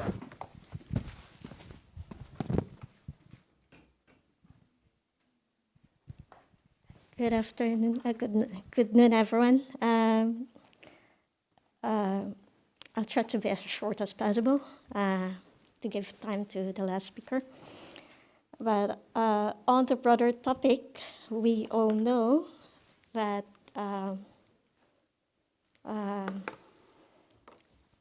climate change, SDG 13, and gender equality, SDG 5, are two cross-cutting development issues. But how both of these actions interrelate, and more so how they're being operationalized in cities, which is SDG 11, addressing issue of water supply and quality, SDG 6, and just in a broader topic, but specific to my study, which is an ongoing study and thesis that I'm working on water management, urban water management, and water governance. Some policy questions emanate, including one, how is gender mainstreaming agenda being integrated into climate change governance, especially water governance and management in the context of the Philippines. The second is an operating context, the other way around, how is climate change crisis being integrated into the gender equality and women empowerment agenda in the country. And moving forward, what lessons can be drawn and what opportunities can we optimize to accelerate these actions. And just to show Philippines, we rank 4th among the countries most affected by long-term climate change, according to German Watch 2021 index from 2000 to 2019. And as early as 2017, the National Climate Change Assessment Report already revealed that climate change induces variability of rainfall, which is largely influenced by El Nino, Southern Oscillation or El Nino, is likely to have the greatest impact on the country. Along with increasing temperature, decreasing rainfall associated with ENSO, El Nino was identified as a causal factor for water shortages, especially in areas already experiencing water stress due to growing demand and water use inefficiencies. And Philippines, in particular, has a high level of urbanization. As an emerging country, emerging economy, 54% of our population now lives in urban communities. And with that, spotlight is on Metro Manila, for example, where it's 13.48 million people. That is 22.9% of the urban population of the country, and that's around 12% of the Philippine population. So my city, Quezon City, is the biggest of the city in the Metro Manila, and it's a government seat as well. It has a population of around 3 million, and that is 22% of Metro Manila. The significance is that in 2019, it was hit by, Quezon City was included in the east zone of Metro Manila. It was hit by the worst water shortage in history, and that some 6.8 million people, that's half of the residents of the entire region, woke up with no water at all. Some didn't have, some have to queue for a long time just to fetch water. And it was on the, it also coincided with the hottest periods of the year. So as a way of coping, you need to take a bath a lot of, multiple times a day. So there was no water at all when 2 water dams were at their critical levels. And the worst concessionaire, the water concessionaire serving the East Zone was quick to attribute the supply to the impact of El Nino. But however, analysis have pointed out that increasing and unusually high water demand has already outstripped water supplies. And this was largely driven by water governance issues. There was lack of investment of water supply and distribution infrastructure and uneven distribution of water among 2 private concessionaires and between communities. And going back to the policy question, because that's the context of the study, as a policy response to climate change, even before the water shortage, the country already enacted climate change law in 2009 with an intent to already mainstream climate change into government policy formulations and creating the Office of the Climate Change Commission.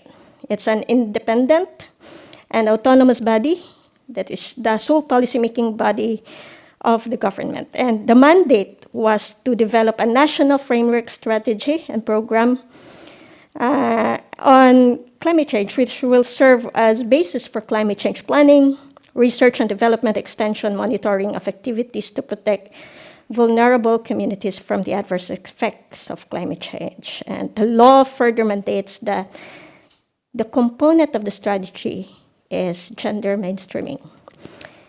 In 2012, it was amended because it lacks financing.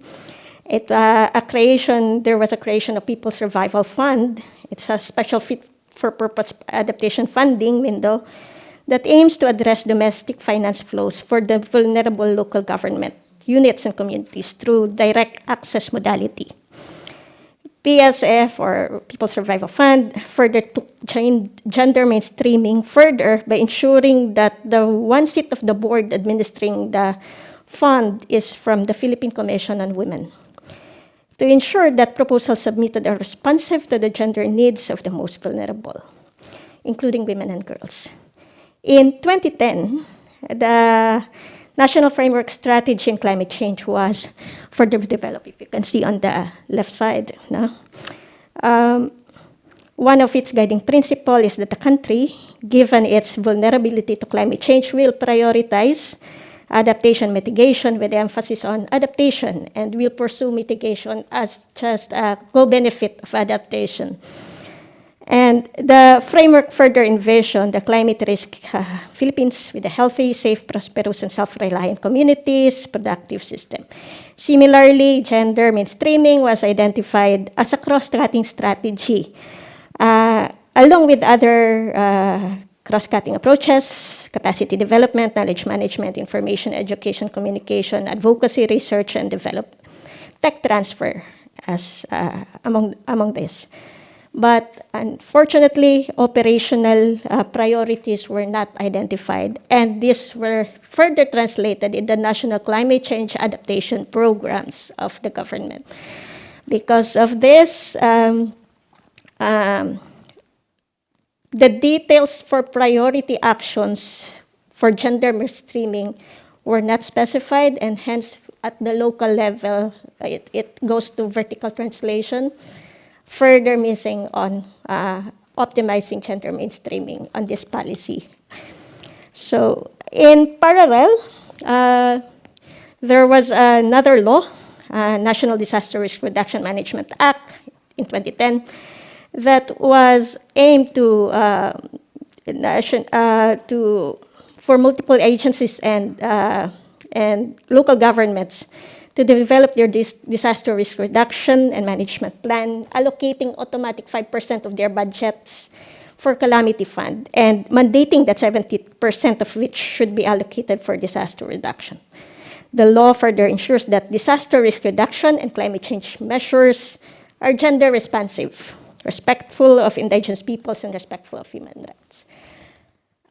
And with this such,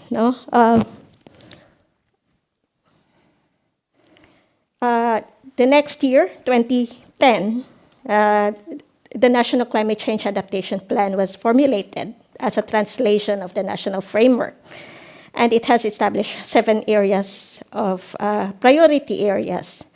Water governance was included in one of them. But with such, without priority stipulated on gender mainstreaming in the earlier framework, it was observed that the NCCAP has framed gender mainstreaming within only a limited confines of human security, with an identified outcome to reduce the risk of women and men to climate change and disaster. So the translation was limited to disasters alone and had not incorporated the long-term impacts to development and women development and of girls and boys in particular, and women and girls in particular. As such, gender mainstreaming climate change action in its iteration of existing climate actions have been fairly limited. One missed opportunity was right from the start. It was identified as an afterthought in the formulation of the framework. So what of the other ways around? Next. So what about integrating climate in gender and development plan of the country? So what we have, the policies are also in place. In 2009, we passed the Magna Carta of Women. It's a women's human rights policy. And that under the law, climate change was identified as a context in recognition of contribution of women limited to food production and productive resources. And its policy to ensure food security and sufficiency and active participation of women. But there's another framework, translations, because we're full of frameworks. Because it's a long-term plan, the plan is being reiterated again to align with the Philippine Development Plan and to take in emerging context. In 2019, there was the Gender Equality and Women Empowerment, which was threshing priority actions, gender outcome indicators on key themes. Mainly, the findings also showed that the updated, and it was recently updated in 2022 to incorporate COVID-19 context, no? And that recognized that despite the recognition of the vulnerability of women and girls, its assessment included that current adaptations and disaster management plans are already missing out on identifying opportunities for women to contribute in the areas of disaster management and climate adaptation due to underrepresentation in decision-making processes. And that it has also, that the updated GWI plan has lumped climate change again in the strategic area of disaster risk reduction and management rather than frame it as an operational context that achieved the achievement of other strategic goals like expanding opportunities for women and human capital development. So horizontal, the lessons there is that horizontal integration between two cross-cutting social development themes, gender mainstreaming and climate action, is still a long way to go, no? There are already attempts, we can see it, but just like institutionalization, it takes a long time, despite the presence of enabling policies. Institutional capacities of agencies, including the lack of available local studies on how climate change risks not only extreme events, is affecting and or projected to impact industry-wide developments of social actors, can be attributed to this lack of horizontal policy integration. And this is also evident in Quezon City, where in the water sector development plan, there was fragmentation already among water sectors and the lack of local studies of how it really affects and connects with climate change and its impact to women's health, women's and girls and children's development outcome, and not being able to identify other gender-responsive actions beyond disaster management and water demand management. So further translation, adaptations plans in Quezon City are heavily focused on disaster response, and that the other lesson is that policy framework formulation, especially priority action areas, are a critical window for integration and policy coherence. There's an opportunity, though, for mainstreaming gender in climate. The National Framework Strategy on Climate Change is up for review for next year, and we have to make sure that gender mainstreaming will identify what are the priority areas. And such gender and development indicators, the proposal is that the gender and development indicators can be used as policy levers and can be used as gender-responsive climate gender-responsive climate actions and not just identified in the national climate change indicators. So it's like tagging the badge. It's also identifying and making use of gender indicators as already climate indicators. A potential for more research, especially in terms of tracking domestic climate finance through climate expenditure tagging and gender tagging climate change actions of national and local governments is a potential area for research. And with that, maraming salamat po. I hope I made it. Thank you very much, Golda. She introduced during her presentation issues related to integration, horizontal integration between gender mainstreaming and climate change. And she showed the progress or some of the barriers that she has observed in the context of Philippines when we try to integrate climate change and gender mainstreaming. Okay, finally, we would like to hear from Putri.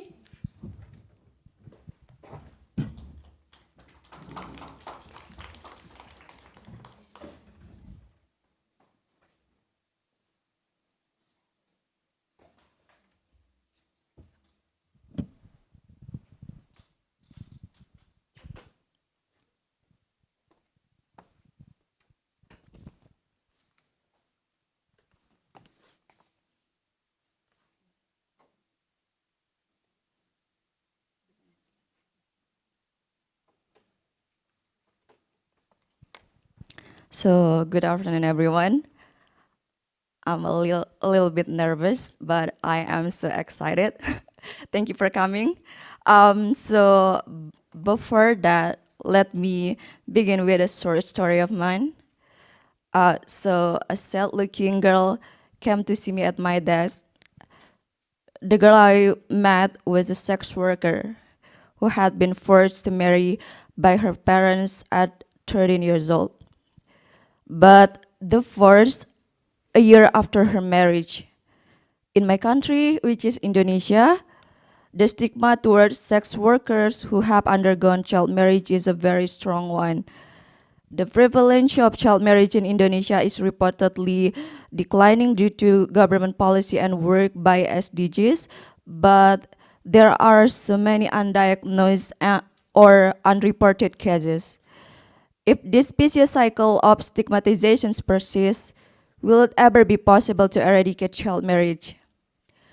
That day, I decided to contribute to the anti-stigmatizations. So, the encounter I have described happened when I was working as a volunteer at Can. Can you see? I'm wearing this pin. It's a non-profit social community established by my mother and myself in Indonesia. Its mission is to use educations to provide women and children with opportunities, support gender welfare, and an improved quality of life. It teaches illiterate children to an elementary school level, gives counseling related to mental health, provides parenting training, and collects donations for children in a very small village called Tanjung Tawang in South Sumatra, Indonesia. So to enrich my research perspective for Can, so Can means hope. It's abbreviations of Cerita Anak Negeri, countryside children's story. I did research about another NGO that I will be presenting today. So here is my presentations is about the activities of local NGO to prevent child marriage cases on girls in West Sulawesi, Indonesia.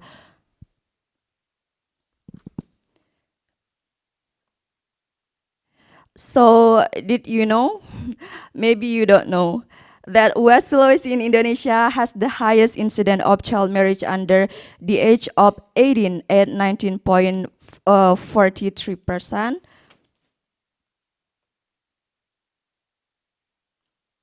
So the aim of my presentations is to attain a deeper understanding of child marriage. How does it impact girls' lives? How can girls' living conditions be improved?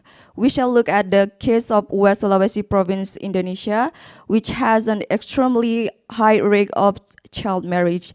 We shall focus on girls under the age of 19 entering marriage and refer to the National Marriage Law number 16 of 2019, which allows girls to marry from 19 years old. So, do you know what is child marriage? Let's begin with the definition. According to UNICEF, child marriage is a formal or informal union before the age of 18. And for this research, I used the theoretical framework. The first one is the sex role theory, and the second one is personal security concept. So for the sex role theory, this theory is adopted due to the inequalities between men and women regarding child marriage in reference to the ratifications of the National Marriage Law number 16 of 2019 in Indonesia. And it will be applied from the interpretations of the book Gender and Power by R.W. Connell in 1987. And for the theoretical framework of the personal security concept, this theory used to cover a lot of perspectives such as human rights, education, and also gender issues.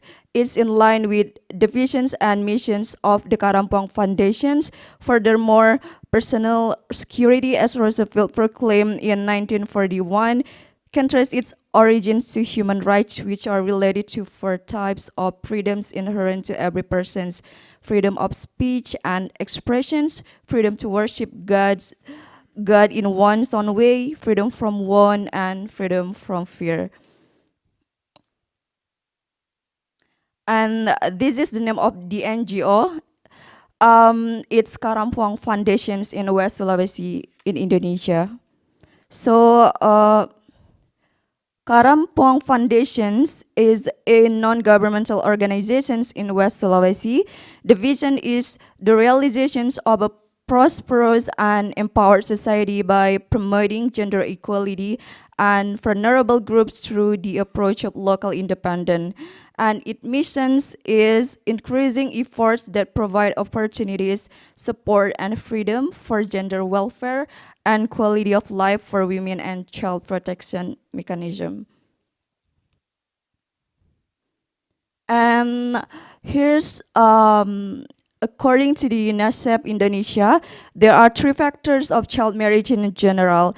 The first one is households with lower quintile of expenditure, which girls from households with the lowest levels of expenditure are almost 3 times more likely to be married before age 18 than girls from households with the highest level of expenditure.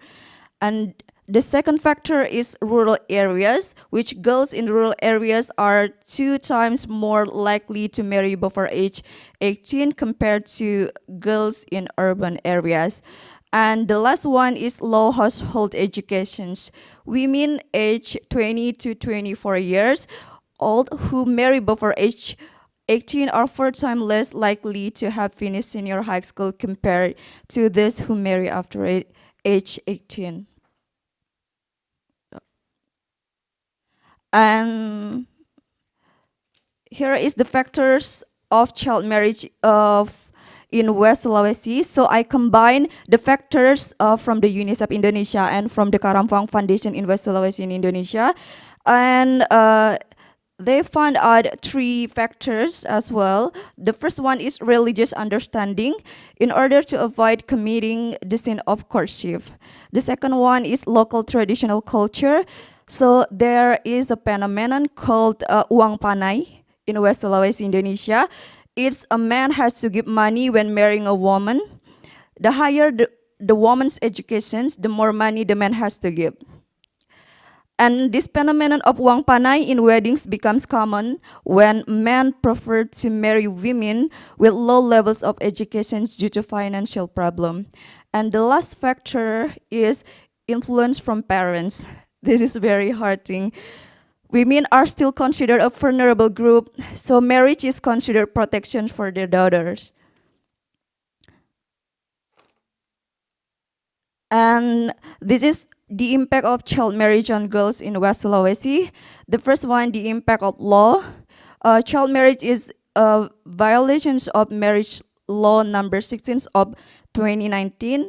The marriage age limit is 19 years old for both women and men. And the second one is biological impact, where child marriage increase risk for sexually transmitted disease, cervical cancer, malaria, death during childbirth, and obstetric fertility. And the third one is psychological impact. The girl will experience severe psychological issues, namely pregnancy and childbirth that require sacrifice. And the last one, social impact. Child marriage is considered to only preserve a gender-biased patriarchal culture. And this is the change of problems caused by a child marriage. So we can see from the PPT, from child marriage, it can be unwanted pregnancy, and then maybe you're gonna drop your school, and then due to financial problem, it can be child labor, child trafficking, and commercial sexual exploitations with children. And this is the program from Karampuang Foundations of Prevention of Child Marriage. The first one is adolescent kids. So they recruit youth ambassadors to campaign for the impact of child marriage. And the second program is community approach, engaging in citizen dialogue about child marriage. And the last one, in collaborations with stakeholders and policymakers, in collaborations with the local government, midwife, and religious leaders. So this is about the previous and current conditions after implementations of the program. The previous one, easy to get dispensations, but in current conditions, registering for the dispensation is not easier than the previous one. And the second one, difficulty in collecting the data, but currently collect the data on child marriage through the door-to-door. So they come directly to the door-to-door. And the third one is slow government service, but now they update the process such as resident card is quicker than before. And the last one, many children don't have a birth certificate, but now they issue the birth certificate directly when a baby is born. And this is the finding. So we can see from the questionnaire result. So I combine 3 factors from the UNICEF Indonesia and 3 factors from Karampuang Foundations. So I just give the questions and the answer is yes or no. And for the household with lower quintile of expenditure, there was 18 for 20 women say yes. And for rural areas, there is 13 per 20 women say yes, and etc. And this is kind of sad, but this is child marriage children voice based on interview result. Through interviews with 20 correspondents of girls who had a child marriage provided by the Karampuang Foundation on August 29, 2021 via Zoom, because it was COVID-19, so I can't go back to Indonesia. So I did this research via Zoom. I have tried to collect their voices or hopes for their better future. The first one, they want to go back to school. Get the opportunity to stay in school and complete their education. The second one, they want local government to provide more counseling to relieve the trauma of child marriage in parenting seminar training as a new mother. The third one, they said that their parents should not marry off their daughters to reduce their economy burden or earn income. The fourth one, they said that their parents should not marry off their daughters because they believe it will secure their daughters' future or protect them. And the last one, they said that their parents and teachers should not consider sex education to be a taboo subject anymore. And this is the conclusions of my research. Girls' child marriage could prevented by activities of local NGO, but ironically, the biggest factors come from the influence of parents, who should support and give their children the freedom to choose, as parents still have control over their children. Therefore, I suggest that parents become more active in participating in training such as parenting and no longer consider sex education as taboo subject. So this is the end of my presentations, but let me finish the presentation with 2 quotes from, the first one from R.A. Kartini. So she is a prominent Indonesian activist who advocates for women's rights and female educations. I'm gonna translate it later, but in Bahasa it's habis gelap terbitlah terang, out of darkness comes light. So I believe through education, we can break this gender gap in our lives and environment. So that's why I'm here talking about gender equality in front of you. And the second is from His Excellency Mr. Ban Ki-moon. It's achieving gender equality requires the engagement of women and men, girls and boys. It's everyone's responsibility. So let's change the world. Together we can make for a better future, like Ban Ki-moon Foundations for a Better Future. And I promise this is the last one. Dear Ban Ki-moon Foundation and Stanford University, thank you very much for this opportunity. Thank you. Thank you very much, Patri. She introduces the problem of child marriage case in Indonesia. And as a solution, she also introduced the activities of local NGO to prevent those child marriage cases on girls in West Sulawesi, Indonesia.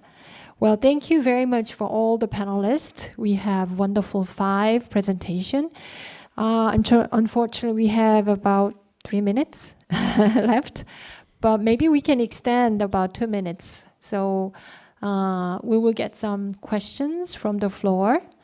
When you have a question, can you raise your hand, introduce yourself with your name and organization, and to whom your question is targeting to? Yes, please. Hello. Hi, my name is Valina, and I'm a PhD student at Iwa Women's University. And my question is to Lisa, I believe. Yeah. So it's very interesting because I come from gender field, and I thought it was very interesting because we have already previously done a lot of projects. The government interventions has explicitly worked on flooding early warning systems, but it was interesting to see a different perspective in terms of life, satellite. In terms of what you did, it was a little bit different from what, not a little bit, I would say a lot more different. But considering your study area was Varanasi, I'm just curious, I would say that it's a very religious sensitive area. I was wondering if, because it's an outside intervention that has come within the system. So I was wondering if you consider it, because it's a heavily Hindu-dominated socio-culture, religious barrier that comes within a lot of our development projects. So I was wondering if you considered that in your research when you did, before you did the intervention, one. And I was wondering, what are your target groups? Because I also know that we also have like a gap in education levels within different various target groups. And how are you, I saw that you had a classroom strategy that was set up, but I was just wondering, how is your entire project focusing? I know that you have partnered with Teach for India, which primarily focuses on like rural sectors mostly, but I was just curious to understand more how this is going to implement and how this is going to work in terms of real-time project progress or report, I would say, in long run. I was just curious. Yeah, thank you. Thank you so much for your really important questions. I guess I'll start just from the beginning. I think, my personal view in terms of a lot of these implemented projects that are really led by US institutions is that these local partnerships are really, they just make all the difference. It's really impossible to make actual change if you're not co-developing the program. And I think that's a really new understanding among many US institutions. I think, you'll still find a lot of researchers who think that it's easy to come up with a theoretical solution to implement on the ground, but they go and try to do that solution without actually figuring out what the problem is in the first place. So in terms of choosing North India and choosing the institutions within North India that we worked with, I will say that no US-based researchers, including myself, are the ones actually on the grounds doing the teaching. Essentially how we've organized it is through intensive train-the-trainer networks. And so we have kind of a board of directors, a combination of both US-based institution researchers, as well as researchers and teachers, as well as some students from these Teach for India, as well as some other NGO institutions in North India. And so we have an intensive series of Zoom calls each week to try and just figure out how we can, take the data that we're able to get from satellite data, as well as curriculum that we're able to co-develop, and then scale it through schools. And then what Teach for India and these other local NGOs are able to do is host massive train the trainer sessions with educators. And so in kind of having that sort of ladder-based approach where it's always the local teachers who the students have always known who are actually delivering these interventions, we're able to kind of avoid that tendency of US-based foreign researchers coming in and trying to teach the kids, assuming that they know best. I guess regarding a lot of the cultural and religious challenges that we face in the region, I will say that this program is very geared off of questions that we get from the local community. We are not necessarily, so gender mainstreaming and equality is certainly an incorporated factor into the trainings that we do. And the fact that we, train mostly girls and young women obviously emphasizes that, but at the end of the day, it's driven off of the questions that we get in terms of, what do they need from us? And in that sense, we're not kind of directly touching on a lot of those religious tensions that might happen. So ultimately, to kind of wrap it up, I think these bottom-up approaches are really the only ones that work. It's going beyond just morality and compassion in these regions. It's just trying to do, at the end of the day, what's going to be most impactful and most effective in reaching these communities. Well, thank you very much for question that reminds us we should be aware of context no matter what we do. And thank you for your answer to that question. Difficult, but very important question. Well, it's already 12:19, so lunch is waiting for us. Is there any urgent question that you should ask, even for us worth it to delay our lunchtime? I'm sure you have all those questions, but because of the time, let's wrap up our session today. Well, we have heard very important vocabularies today. Integration, nexus, collaboration, and trans, whether it's trans-Pacific or trans theory and practice. And yeah, I hope that this session has gave you many, not only lessons, but questions for you to pursue as a researcher or as practitioners to understand and actually to close the gap between theory and practice and reality and rhetoric. So hopefully we all do our best to search for the answers for those questions and generate more interesting questions from this session. Thank you very much for your attention, and thank you for the panelists. Okay, let's wrap up the second session of the student panel of Trans-Pacific Sustainability Dialogue. And next section will begin at 1:30 after lunch. So, okay, you can participate in the meal in and move to Daesan Gallery. It's third floor, B. You should go down to the elevator and go down the third floor. Yeah, go down to the third. This is basement basically, which is kind of confusing. So you are on the first floor, and you go down to third floor. B3. Yeah, B3.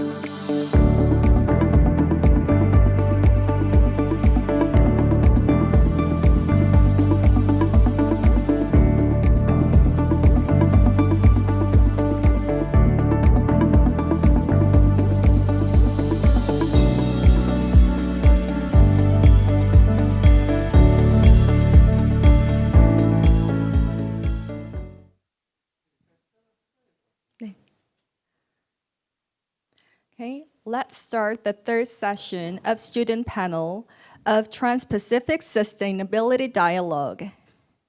The topic of this session is Development Cooperation for Sustainable Governance.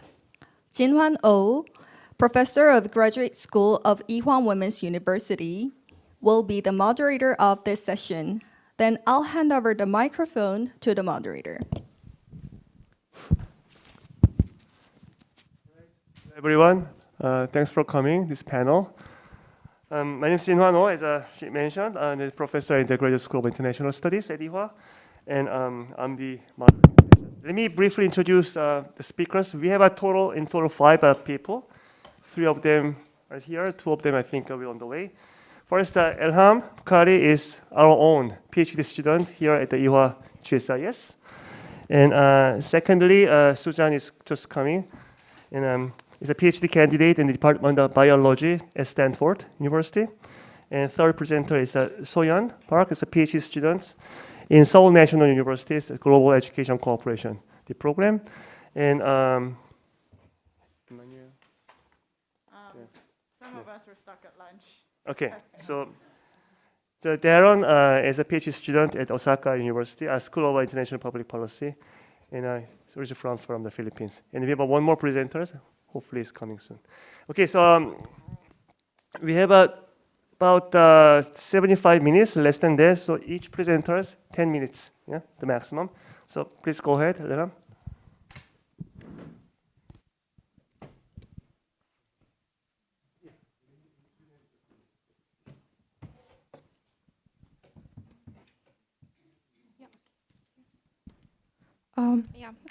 Good afternoon, everyone. So today I'm going to talk about the determinants of Saudi Arabia's development allocations, and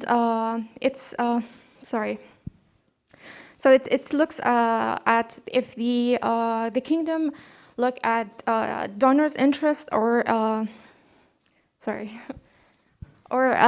the recipient interest, recipient needs, in terms of the allocation of aid.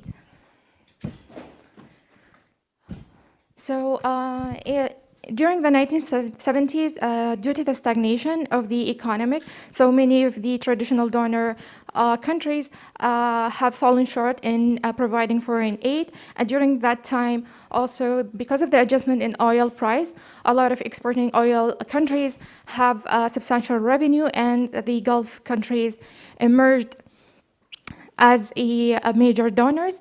And during that time, the formation of the Saudi Fund for Development, which is the government agency that provide the development aid in Saudi Arabia. So the purpose of this research is to look at, like I said, the recipient, if Saudi Arabia allocate aid due to the donor's interest or the recipient needs.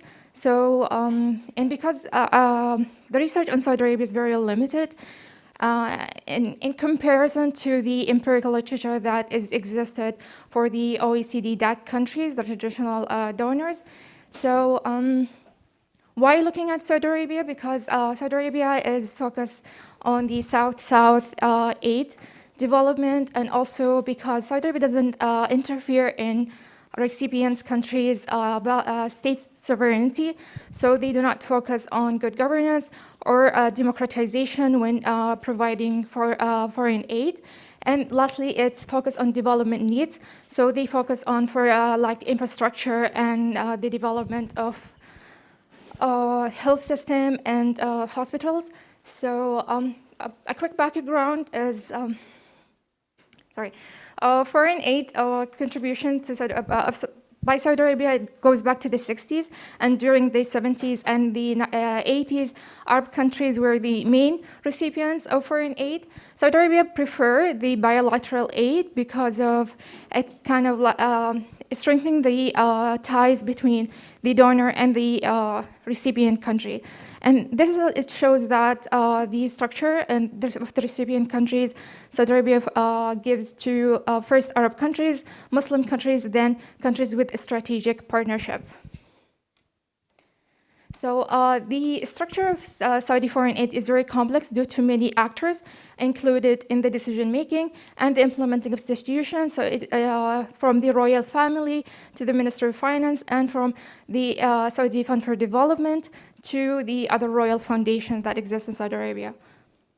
Saudi Arabia is a donor, so there is a lot of research done on the incentives of why Saudi Arabia provide aid, and that includes foreign policy, diplomatic goals, religion, internal external security of the extended migration and expatriates, and the promotion of economic interests.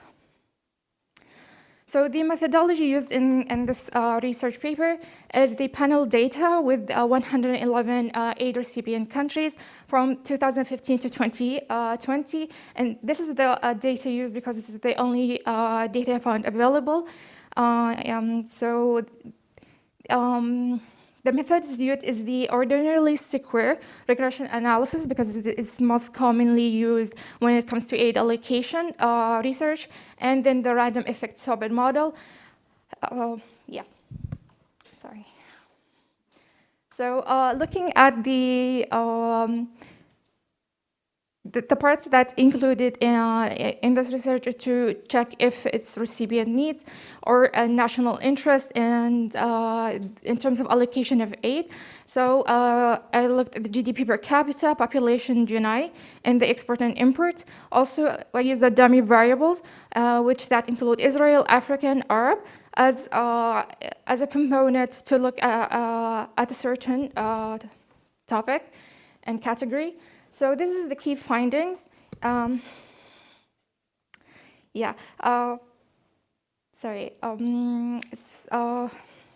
from the first to the third column, it's the OLS regression, and from the fourth to fifth is the Tobit analysis.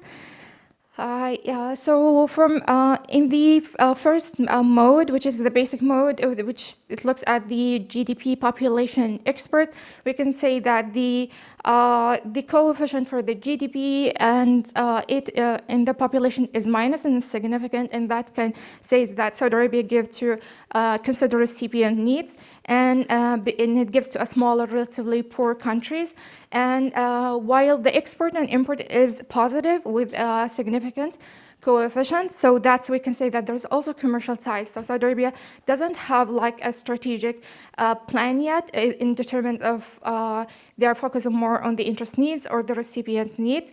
So they are doing both, and that's the first column. And GNI, as we can say that they look at the economy size as a potential and consideration. Moving to the second column is the quadratic form for the GDP per capita and the population. However, in terms of in other studies that used the quadratic form, it is insignificant in the findings. And moving to the third one that looks into the dummy variables. It shows that the Arab countries, like in the previous studies, have done on the aid allocation by Arab countries, on Arab donors, that Arab solidarity exists, and we can see here that it's significant, and we can say that Arab solidarity still exists, and Saudi Arabia provide aid to Arab countries, and also we can say that Arab countries are also among the most affected countries and also poor countries in the region. So that's another reason for Saudi Arabia also to look at the recipient needs, because of, like example, for Yemen and Syria, they're poor countries and that also conflicted with war. So and the third one is we can say that Israel, so the Israel dummy is the countries have a diplomatic relation with Israel, and due to the Israeli-Palestinian conflict, we can say that countries that have a diplomatic relation with Israel receive less aid from Saudi Arabia because of Palestinian solidarity. And the African dummy that existed in other Arab donors research before, that there is an African solidarity, however, that is insignificant in this research. And moving to the TOBIT, which is the fourth column, that's actually, it's a robustness from the, for the first linear one. And yeah, so, however, there is a change in the imports, and it's insignificant, and while the rest is significant. And the last ones that include the dummy variable, the last column shows that insignificant. However, Arab dummy is still a significant coefficient, and that's it's robust. And we can take from that Arab solidarity is very important to Saudi Arabia, strategic building alliances and a diplomatic relation. So that's why they receive more aid than, for example, Africa or countries with diplomatic relation with Israel. So the key findings from this, like I said, there's Saudi Arabia provide aid to more smaller country that have strong commercial ties with, and it looks at Arab solidarity in Arab countries as a needed country, as a recipient need, and so and also maintaining diplomatic relation with Israel might decrease the chances of receiving aid from the kingdom. So in conclusion, Saudi Arabia still have a short history as an emerging donor. However, they're doing their best into addressing the transparency issue by providing the Saudi Aid platform as a way forward to improve their transparency and improve their data. And yeah, that's all I have. Thank you. Thank you so much, Elham. This is actually the research that you developed in my course last semester. I'm so happy to see that. Let's do this. We have a 10 minutes of presentation. I can accept maybe one or two emergent questions. If you have any questions, one or two, I can accept that. And other than that, we can move on to the next presentation. And after that, and if you have time, then the floor is yours, yeah, to have some more discussions. So any questions for this Saudi Arabian? And this is it's important not only because she is from Saudi Arabia, but because Saudi Arabia is an emerging donor. Not many studies, empirical studies have been done for these countries, the aid determinant. So that is where this importance of this research is. So feel free to ask anything. And otherwise, let's wait a little bit until we finish all those things. And Susan, it's your floor.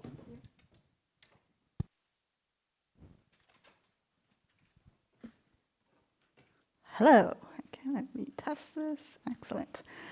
So if you have been around for the past day, you know we have been sitting through a lot of talks and not a lot of dialoguing. So I'll aspire to make this short so that we can actually have more discussions. So my name is Suzanne. I'm a PhD student at Stanford, and I look at nature-based solutions to our problem of climate change in terms of considering sustainability issues. So what exactly are nature-based solutions?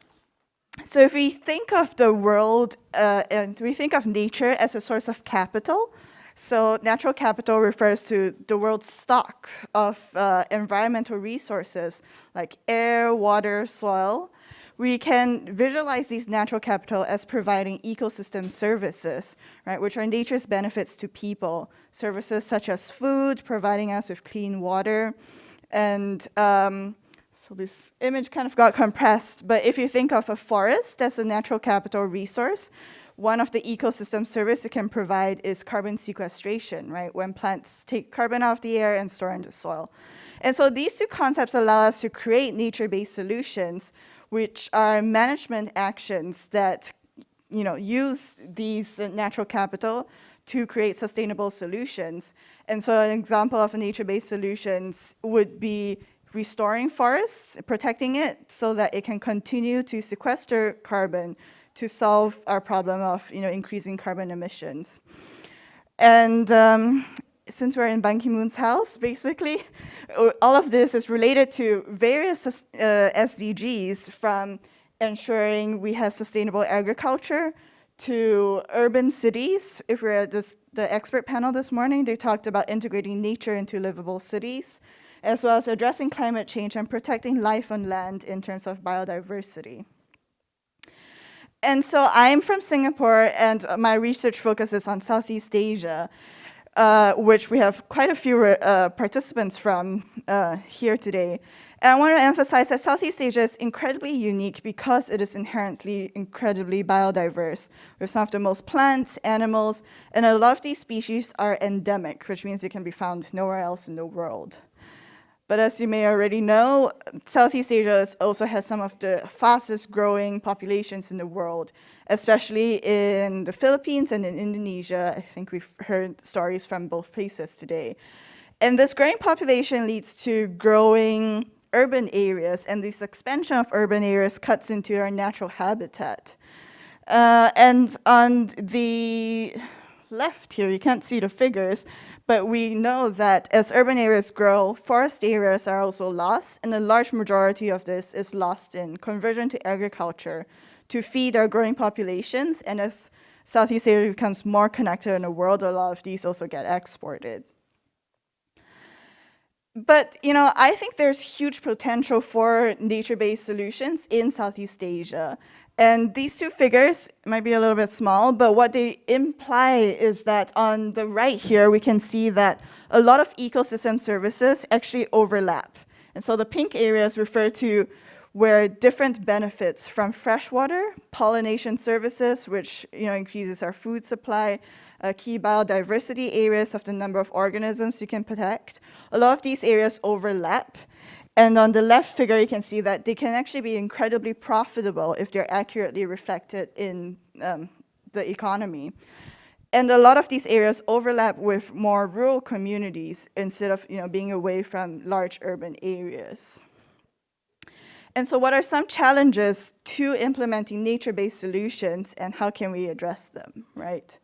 So inherently, nature-based mitigation is limited in scope and scale to its locality, where it's based. If you have huge global carbon emissions, one nature-based project in, say, Indonesia, it's not going to solve everything, right? So addressing and being realistic about the scale is incredibly important. And next is we face huge problems in terms of monitoring and verifying the success of these projects. A lot of it depends on having a lot of baseline information to start off with. But I think as technology, and I think will improves, and we'll hear from some other people today, remote sensing and satellite-based information is beginning to help us address this issue.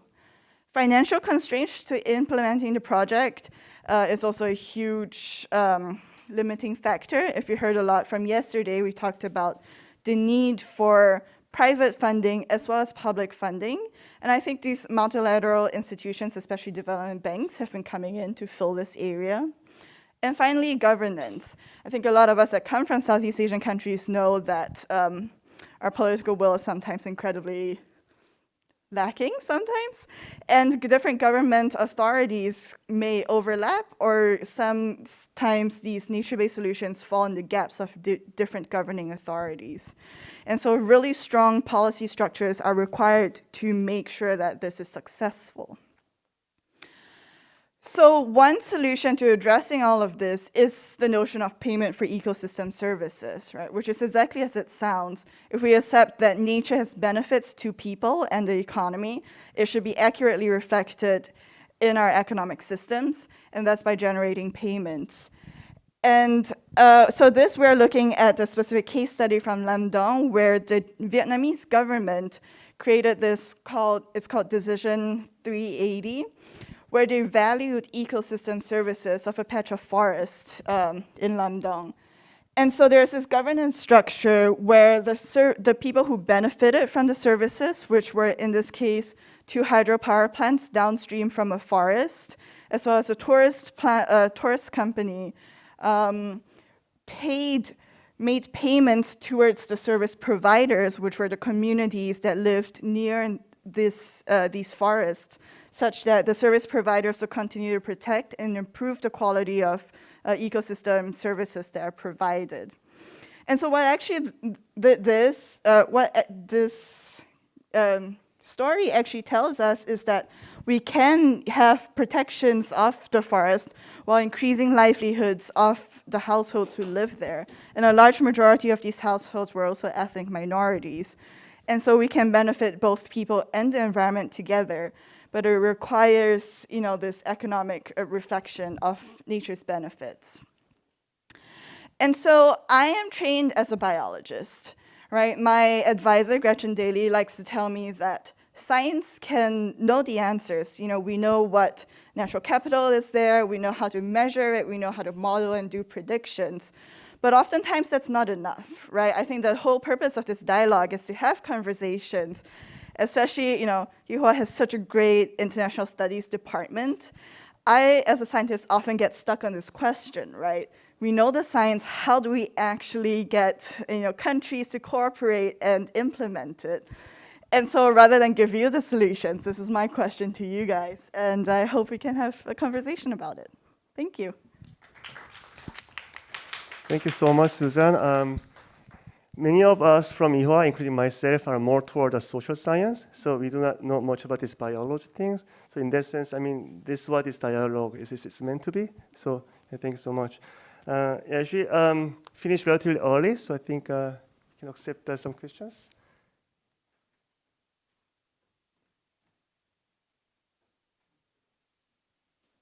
No?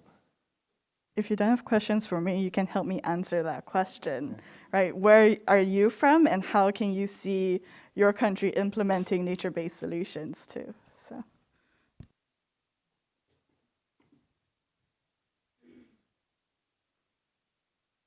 Or maybe. Collect all the questions at the end.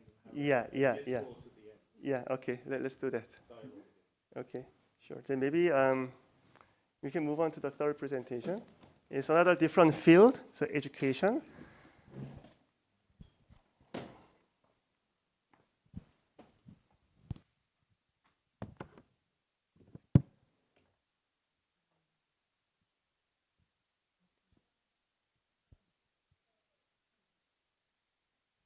I hope you don't mind me taking off my mask because I take a lot of oxygen in, so I wouldn't suffocate wearing a mask while I present.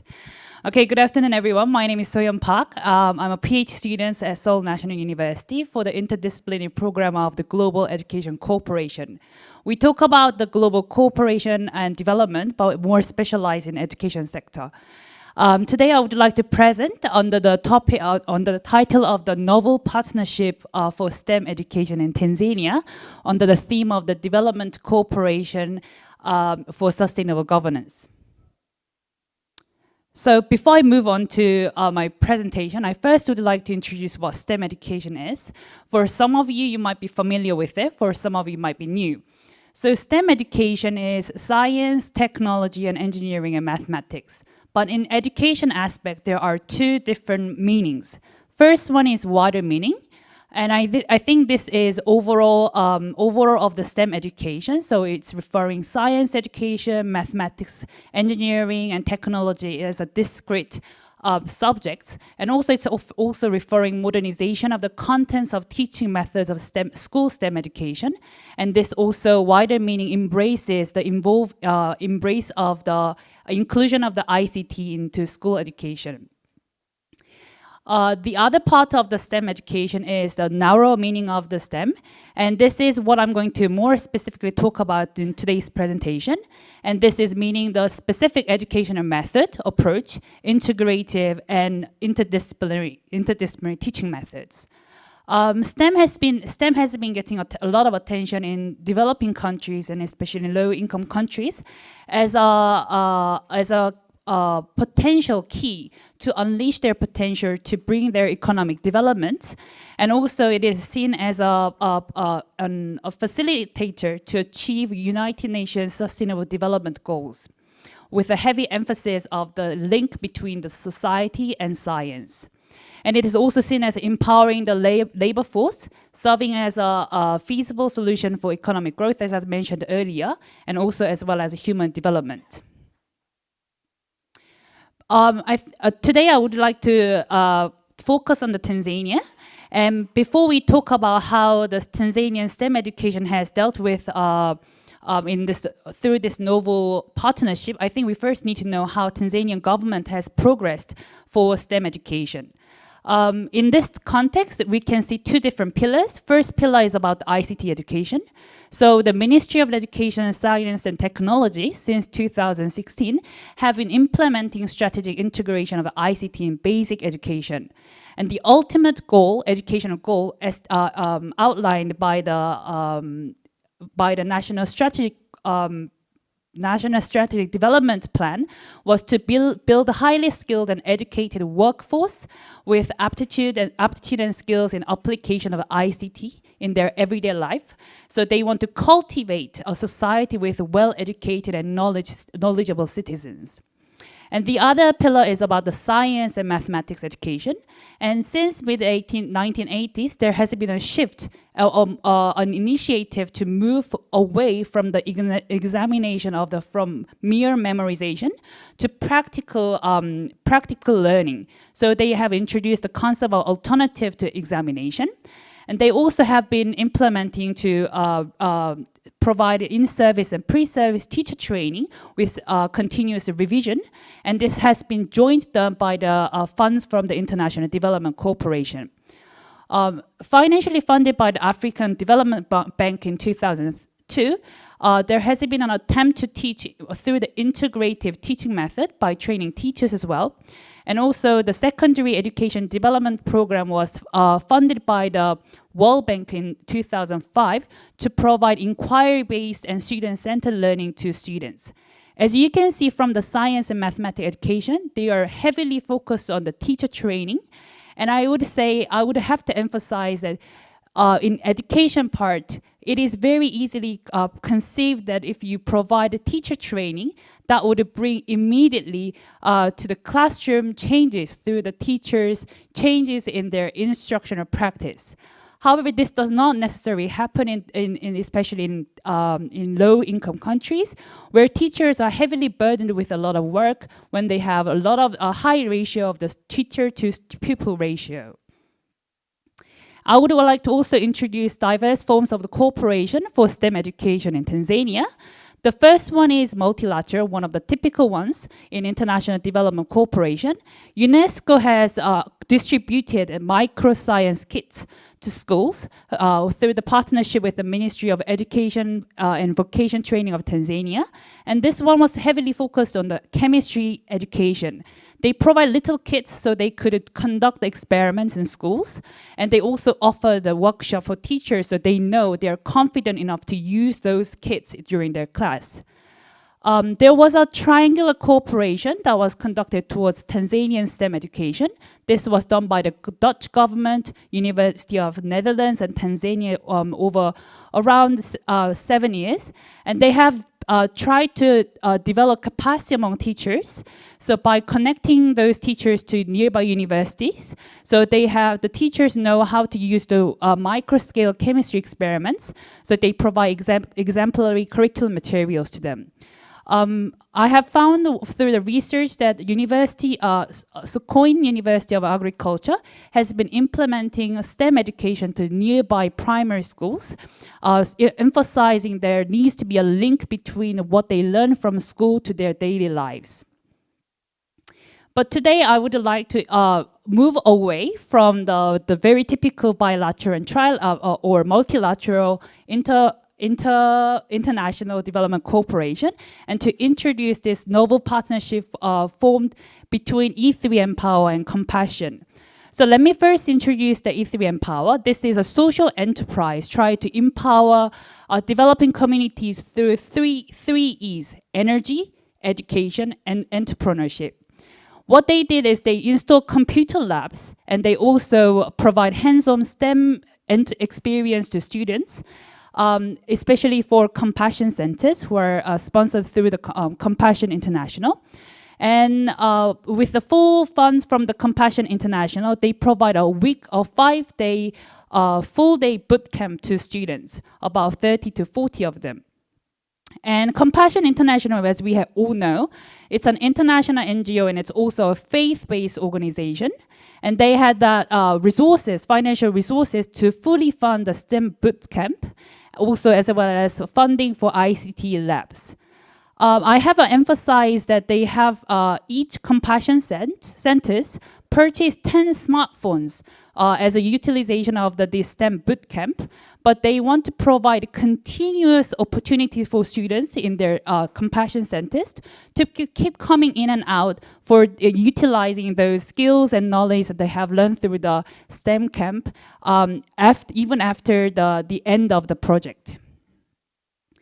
So what is that then the STEM project camp all about? So it has two main pillars. First one is the ICT education. They first installed what they call ENG computing computers. This is a very cost-effective and efficient manner of approaching because it's allowing multi-users using one hard driver, so it's much cheaper rather than setting one desktops for each student. And they also installed what they call Rachel. And this Rachel is an offline hotspot, and it contains a lot of educational content such as Khan Academy or materials for teaching, or also books in Swahili and also English. So students can access them without internet limitations. So students have constant access to educational contents and ICT facilities at the compassion centers. I must emphasize constant because when we look at the project-related ICT, a lot of ICT labs are installed in developing countries. However, school teachers are afraid of these materials being broken, or they're not confident of using them, so they tend to lock these ICT rooms. So although there are a lot of attempts made to improve the ICT education, in reality in schools, it's not really well utilized. So here, compassion centers allow students to come and out, even for students who are not participants in the STEM education. So those who participate in the STEM bootcamp can teach other students who were not participants of this STEM camp. And they were also allowed to use how to use Microsoft programs, and they also explore information through the internet. And I would like to introduce about the STEM education, the integrative manner. So these are the different activities they conducted over the week. Unplugged activities are about the games and puzzles using their body languages. These students have never done any activities related with STEM, so they were new to this concept. So they started to get involved and develop rapport with the facilitators. And then they moved on to hands-on activities. They were allowed to make robots for different tasks, and they were grouped in different teams with different aids to promote. They teach one another, and it undergoes integrative learning. And then those robots that were developed were used for commanding. So they were given a given team project. So for instance, with a map of Tanzania, they would show some of the different tasks for each team. Some would have to go around the mountains, some of them would go around the lake. So they have to use how to code and command those robots with different tasks. And then they moved on to more ICT skills with the Scratch programs, Scratch Arduinos, and app inventors. Here I would like to show going deeper. So when I interviewed the participants from the STEM camp, there were two very impressive stories that I heard. One boy told me that he realized that in Tanzania there are no houses, there are not many houses with gates. So they are very vulnerable to robbery. So he has invented a system using Arduino to detect a movement on the gate. So if there is a robber coming into the house, then the alarm goes off. That's what he designed through this 5-day camp.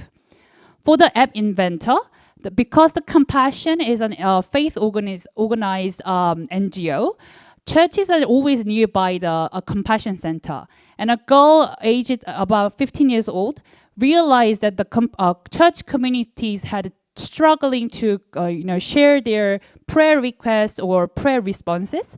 So throughout this camp, she invented this church prayer app for the community members. So it was an eye-witnessing moment to see how students from the STEM camp start to use their knowledge and skills from this camp to solve their daily lives.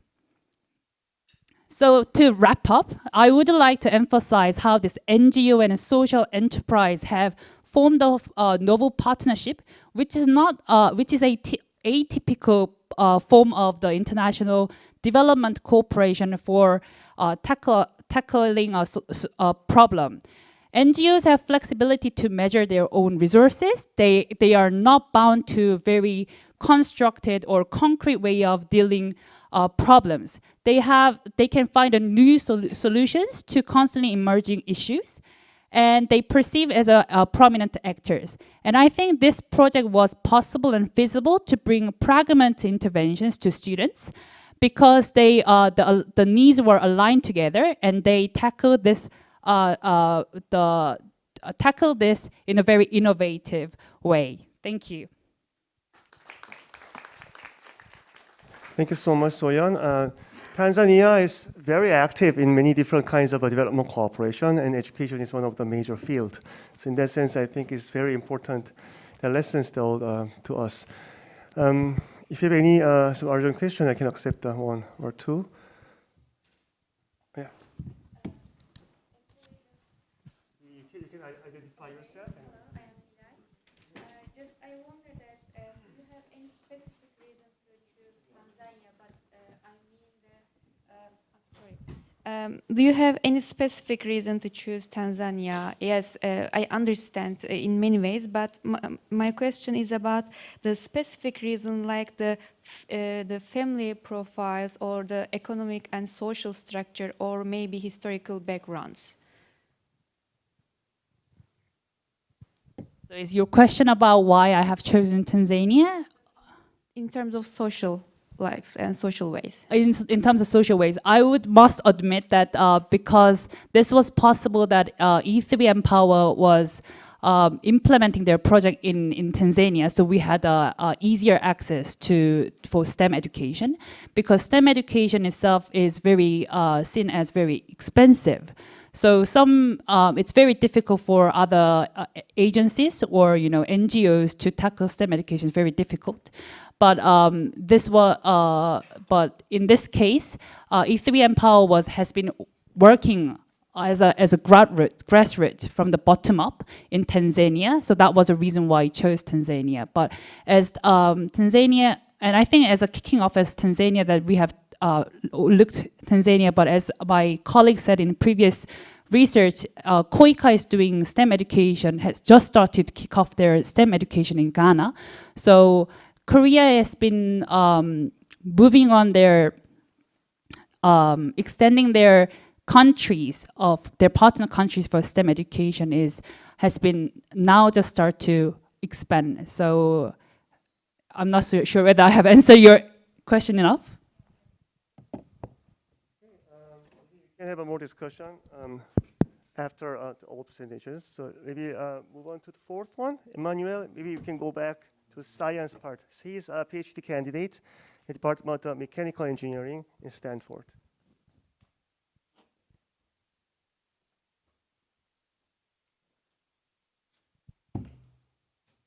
Hi, everyone. Can you hear me? So the title of my talk is Who Bears the Most Climate Risk? And really, this question is a big one because it starts from the definition of risk. So when I started this research project, I spent about 3 months just trying to find a definition for risk. And the UNDP had a different definition from, which is the United Nations Development Program. And then the National Oceanic Atmospheric Sciences also had a different definition. And so really, it's something we don't fully understand.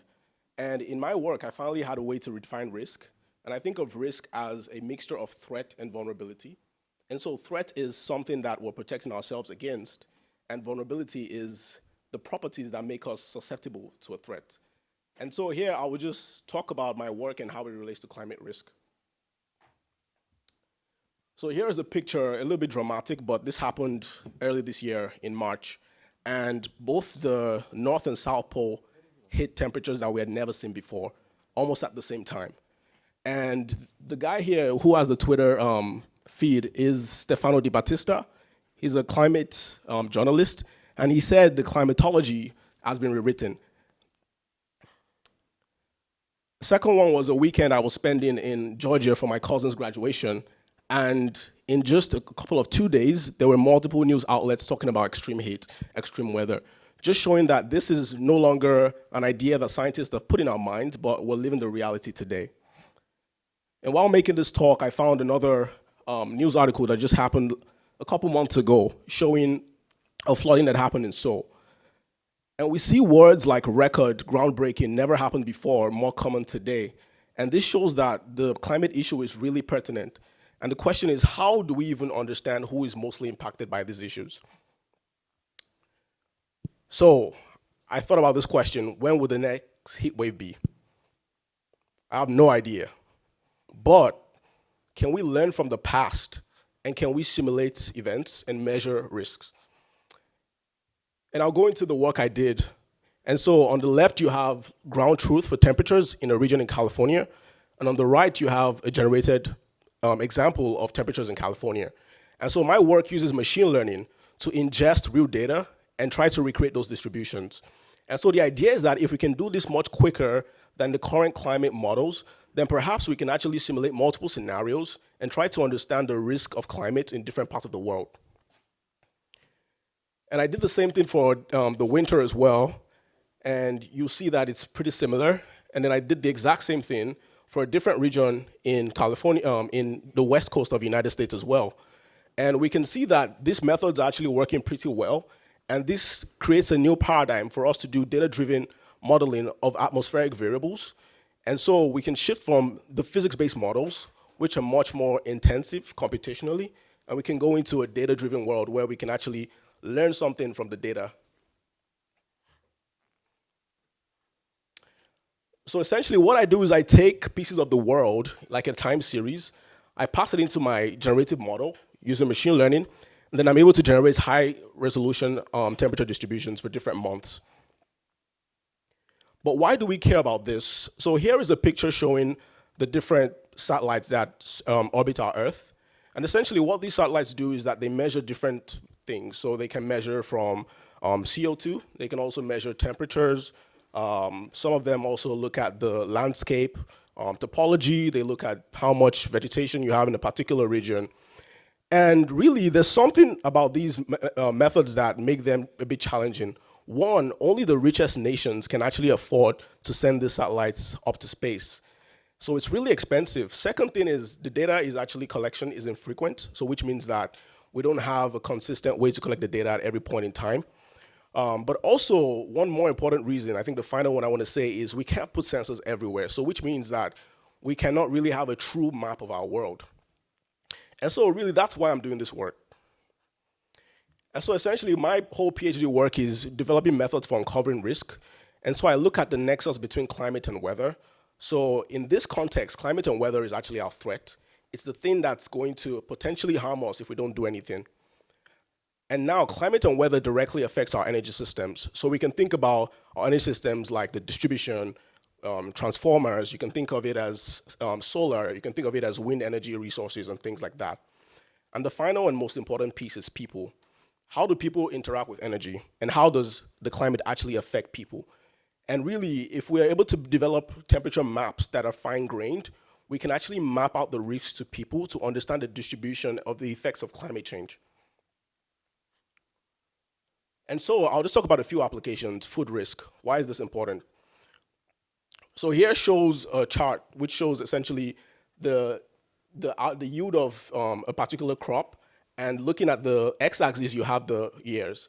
And you can see that at every single point when there was a drop, there was a particular climate event. And so which shows that you cannot decouple climate from food. The second one I would show is this chart, which was a paper done by Liang et al. And essentially what they did was they tried to extrapolate what the total productivity factor would become if we continued as business as usual. And so what that just means is that how much output, the total productivity factor is simply your output over input, so which means how much are you getting out of farming and how much are you actually putting into farming. And they show that over time, if you follow the RCP, which is just a concentrative pathway that the IPCC uses to measure how much CO2 we have in the atmosphere, and they show that essentially you're going to have a huge drop in productivity over the next couple decades. Now for power risk, and this is really what started my work. So I'm a mechanical engineer. I look at the nexus between climate and energy.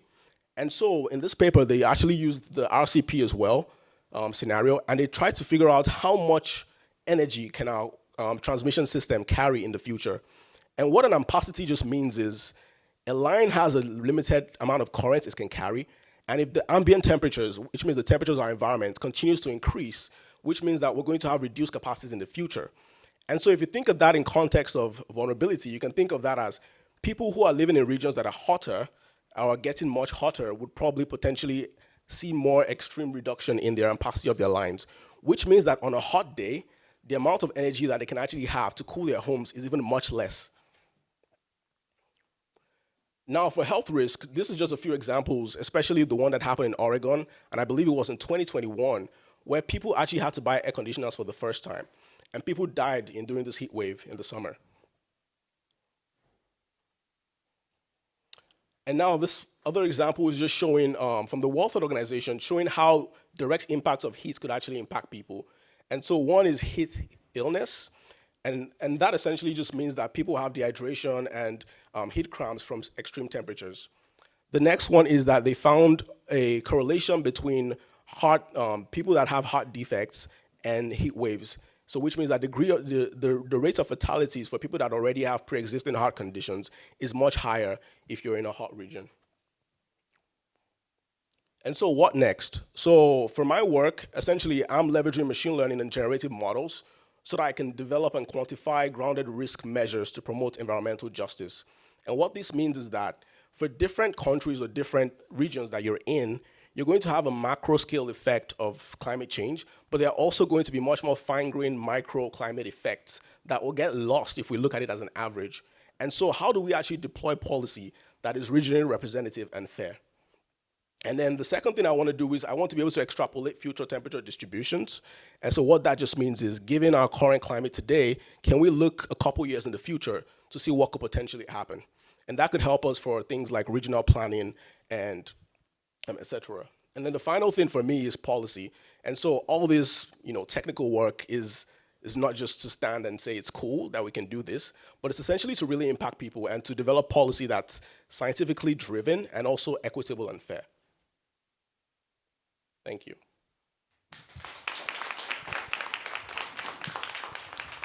Thank you there. Thank you, Manuel, for touching on very important issues for sustainability. Okay, any one specific question or just one? Okay. Otherwise, let's move on to the last presentation and then have some discussions. So we have Darren, studying at the Osaka University's School of International Public Policy, and originally from the Philippines.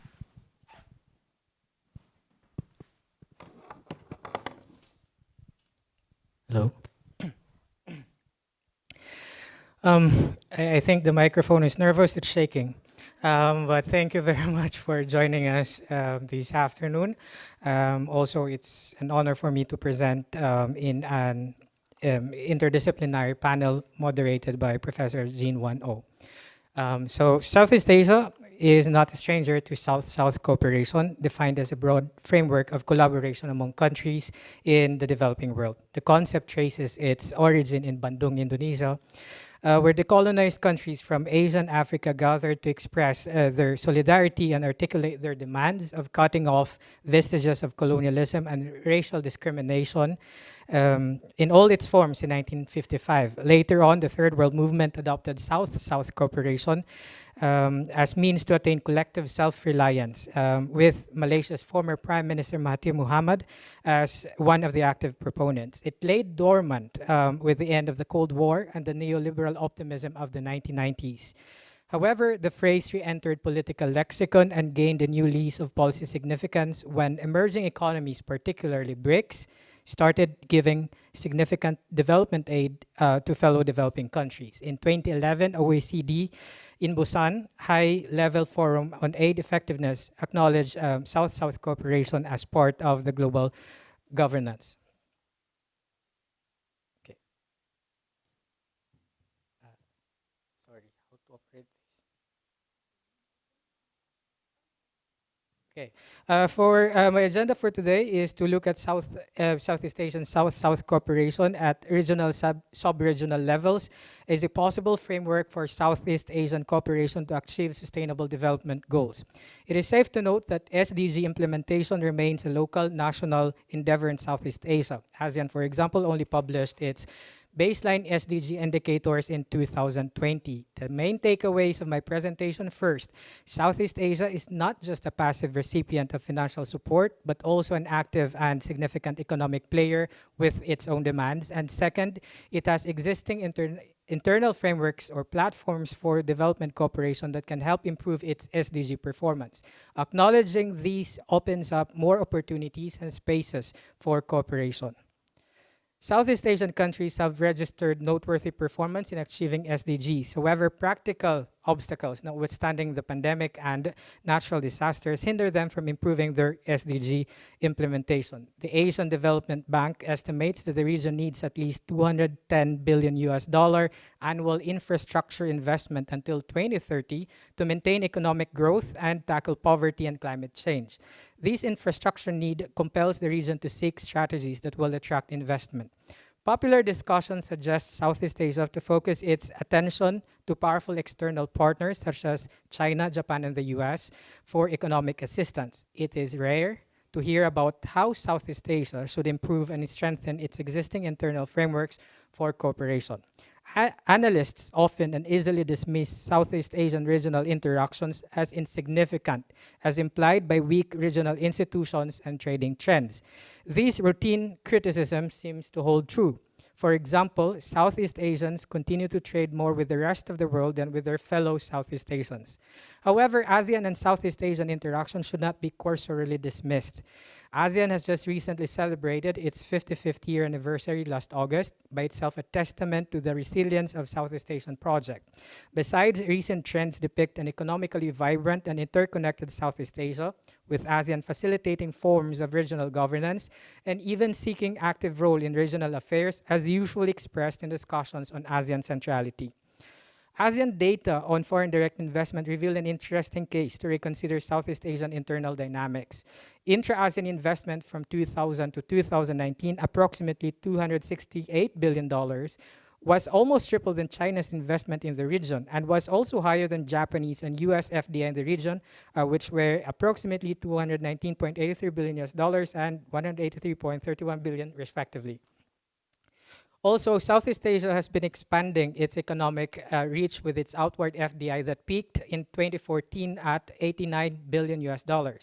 In the same year, UNCTAD recognized Asia as the world's largest source of investment for the first time, with ASEAN accounting for 6.50% of the world's total flow of outward FDI. Singapore and Malaysia were included in the top 20 list of OFDI sources. Thailand later joined Singapore in the list and overtook Malaysia's major Southeast Asian international investor.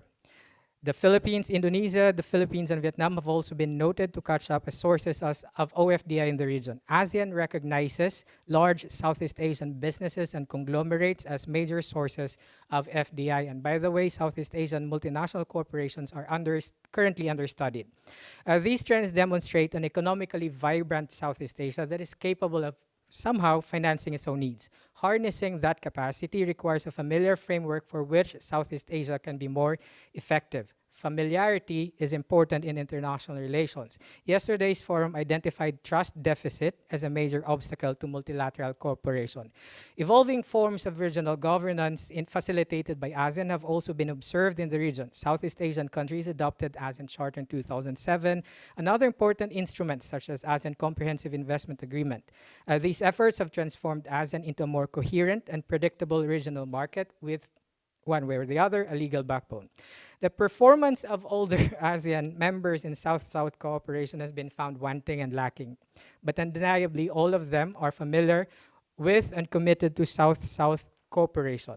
Southeast Asia offers two frameworks for South-South cooperation: the Initiative for ASEAN Integration, IAI, at the regional level, and the older cooperation arrangements at sub-regional groupings such as the Greater Mekong Sub-region and Brunei Darussalam, Indonesia, Malaysia, Philippines, East ASEAN Growth Area. Despite criticisms, these platforms offer ASEAN members a familiar framework to strengthen and deepen regional cooperation while mitigating internal competition for investment and securing regional autonomy from intrusion by powerful external partners. So in 2000, ASEAN launched the Initiative for ASEAN Integration and the Hanoi Declaration narrowing the development gap for closer ASEAN integration the following year with the goal of preventing a two-tier ASEAN. More concretely, ASEAN adopted a series of work plans that specified projects aimed at narrowing the regional economic divide, II Work Plan 1, 2, 3, 4. Under II Work Plans 1 and 2, ASEAN members with some state funded a total of 615 projects for the development of infrastructure, human resources, etc. Meanwhile, the II Work Plan 3 listed 133 projects in 5 priority areas, and Work Plan 4 implemented in 2020 or launched in 2020 included 3 new project areas, that is Industry 4, Gender and Social Inclusion, Environmental Sustainability.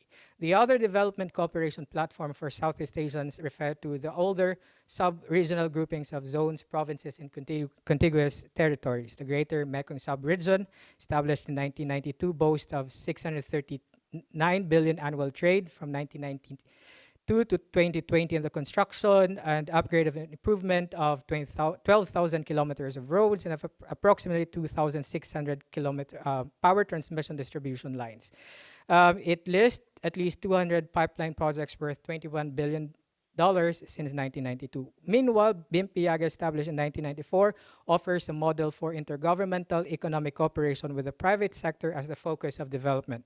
It has improved land, sea, and connectivity in the area with 38 designated gateway ports and 19 airports, which cost approximately $2.3 billion. It promotes cooperation in agribusiness, transport, trade, investment, information, and education. Both GMS and BIMPIAGA provide frameworks and platforms for which SDG implementation can be inserted as a goal. ASEAN peddles norms in Southeast Asia. Criticisms against ASEAN-Southeast Asian interactions are numerous, but the real tragedy will only happen when Southeast Asia and its partners fail to acknowledge and actually exploit Southeast Asia's own strengths and achievements. Thank you very much. Thank you so much, all the presenters, for touching on very important issues in this sustainability and SDGs.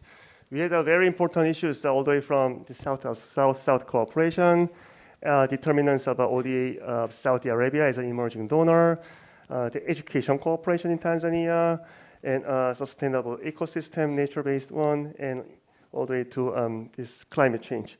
Okay, so thank you, all the presenters. And especially thank you so much for making it on time. So we have 15 minutes. So we will have a discussion. So floor is all yours. So feel free to raise any question, comments, feedback. Welcomed.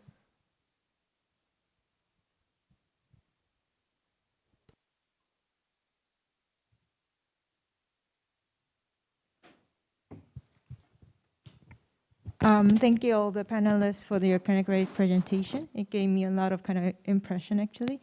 I have a question to Darwin. Yeah. So because I have lots of, first of all, my name is Kayan Kim from Seoul National University, and I have lots of interest in especially Southeast Asian countries.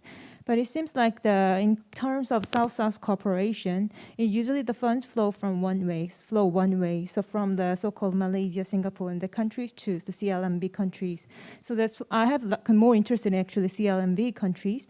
Then if there is more like a cooperation, that is the kind of very similar way how the IOs or the kind of bilateral organization usually do the ODA, then what is the real advantage that only the South-South cooperation can have? And I have actually another question to Soyeon as well, so I will just keep going on. Because I do also participated in ICT and education project, but always when it comes to technology or using some like kids things, we have to think about the sustainability. So how the project really can consider the kind of sustainability by using even the hub or the kids things. So these are my 2 questions. Thank you. Hello. Okay, so the main advantage for using South-South cooperation in Southeast Asia is, as I mentioned a while ago, familiarity. ASEAN hosts at least 1,100 meetings in a year. And one way or the other, with that kind of with those activities, these countries become more familiar and they become more trustful with each other. Although the second thing that I'd like to surface is that the fixed classification of donor and recipient in South-South cooperation in Southeast Asia is also causing some tension because, say, for example, the Philippines and Indonesia, they're not really developed countries. So maybe they are more developed than their counterparts, but there are regions which also need assistance. So even so, that's the disadvantage of the South-South cooperation in the context of IAI. But again, the thing is that familiarity, I think, really matters in this case. Thank you, Kayang, for your question. I think it's very important. As you mentioned, the importance of sustainability, the E3 Empower and Compassion has tried to make sure that all these materials are kept at the Compassion Center. So when they choose the materials for the STEM camp, they make sure that the materials were always assembled and disassembled without any damage, so it can be sustained without great damage. And those materials, learning materials, were kept at the Compassion Center. So as I mentioned earlier in the presentation, students who participate at the STEM camp become co-teachers or become student teachers to other students at the center, so it can be sustained and it can be always utilized within the center. I hope this answered your question. Thank you.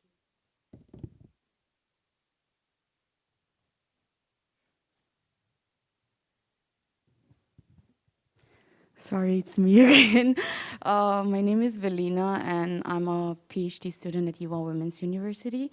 And I think my answer to the second participant would be because I also work in I work in water security, and it's very similar. We have been, the whole agenda of United Nations currently has been very focused on nature-based solutions, but I think there is no right answer, I would say, and it's very difficult, especially when you're talking about transnational, because one of the most important thing about nature-based solution is keeping in mind the sustainability, keeping in mind the traditional practices and knowledge systems, and safeguarding them, and not actually incentivizing them. That's actually something that we have been avoiding. So I would say that it's a very, for me personally, I am very open to discussion, but for me personally, I would say that that's something very sensitive to talk about in terms of going across borders, like how you're talking about transnational. I think it's very sensitive because it also, yes, taking good practices is one thing, but also incentivizing that, I think it's a bit sensitive in this prospect. Yeah, I think that's my thing. And I think coming back to Emmanuel, I have a question, or rather it's just out of curiosity, because you talked about climate change and you also talk about risk and vulnerabilities.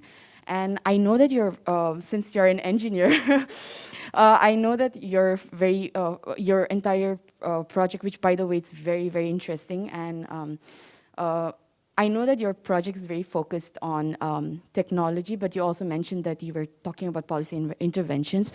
So my question was, because you're talking about risk and vulnerabilities, and because in terms of like climate change, when people get affected, it's the poorest nations that get affected the most. And the poorest nations are not the ones who are doing the, in terms of how we are contributing to climate change is lesser, right? In comparison, I'm not saying we're not doing anything, we are, but in comparison, right? So my question, also in terms of like sector, I was wondering, when you're talking about vulnerabilities and risk, there is a difference between like, I'm sorry, it's very gender specific, but I'm just curious. So I was just wondering if you're considering gender impact, because it affects differently. In terms of vulnerabilities, we are more vulnerable. Women and children are more vulnerable. So I was wondering if you're taking into consideration the social sector, particularly in terms of like vulnerabilities when it comes to risk mitigating, if you're considering that in your larger project, because I understand that you talked about it, so I was just curious. Yeah, thank you. Sorry, Emmanuel, I'm going to cut through. But I just want to say thank you so much for sharing, and I look forward to learning from the rest of you as well. But to a quick point you talked about, I acknowledge there's a huge tension with transnational interactions. But also if you think about the costs, if you think about, especially in Indonesia, when the peat burns, the haze spreads through all of Southeast Asia. So the costs of it also cross national boundaries as well. So I think thinking a lot about, Darren's work, when you talk about South-South cooperation, maybe that space is less, parachute coming into, poor nations as well. But yeah, I'll let Emmanuel answer your questions. Thank you so much. Yeah, thanks for the question. And I think you probably asked one of the hardest parts of the problem, which is the socioeconomics. Like, I spent so much time grappling and reading papers, and one thing I realized about that is there's no clear definition on how to actually measure vulnerability. And the things that we look at in socioeconomic factors are like age, income, pre-existing conditions, and we kind of lay that map, overlay that with the exposure, which is how exposed are these people to extreme temperatures. And then you can start to look at, okay, what is the risk? I think if we start to define or dictate how we combine things like age and or race or even gender, as you said, into like the whole risk calculation, then there's a risk of bias, no pun intended. But like, because how do you combine if someone's a woman, if someone has a pre-existing condition, and someone's also very rich? How do you get a risk score for that? It's actually very complicated. And so the idea is we pick out fundamental things that are, I guess, less controversial, unfortunately, things like health, and overlay that with the exposure, which means how much are you exposed to extreme heat or floods, and then use that to, give policymakers to make a judgment. Because a lot of the work that's currently being done, I think in the United States, there's something called the risk index. And if you look at the equations, you can't even understand. So it's really of no use to most people. So we're trying to figure out a way to just separate all these things, like so exposure, we have vulnerability to the actual power systems, and then vulnerability to actual people. And then from there, just overlay that, and for policymakers to decide, okay, how do we use this information to make policy?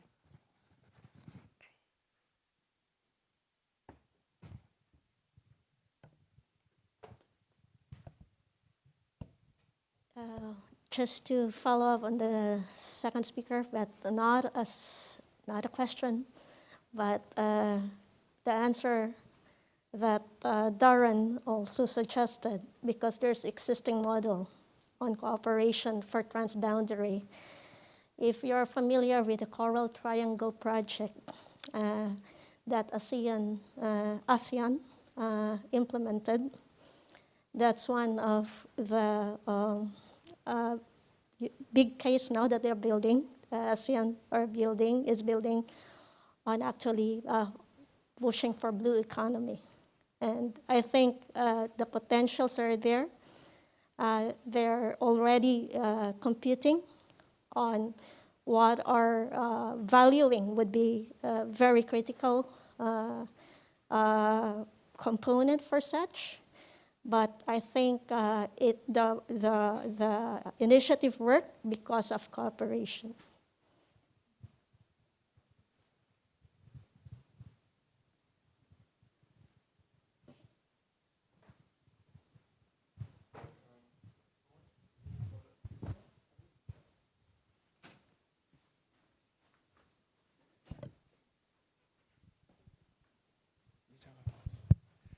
Well, thank you very much, all the presenters. Excellent job again. I've been really entertained and stimulated by the student presentations.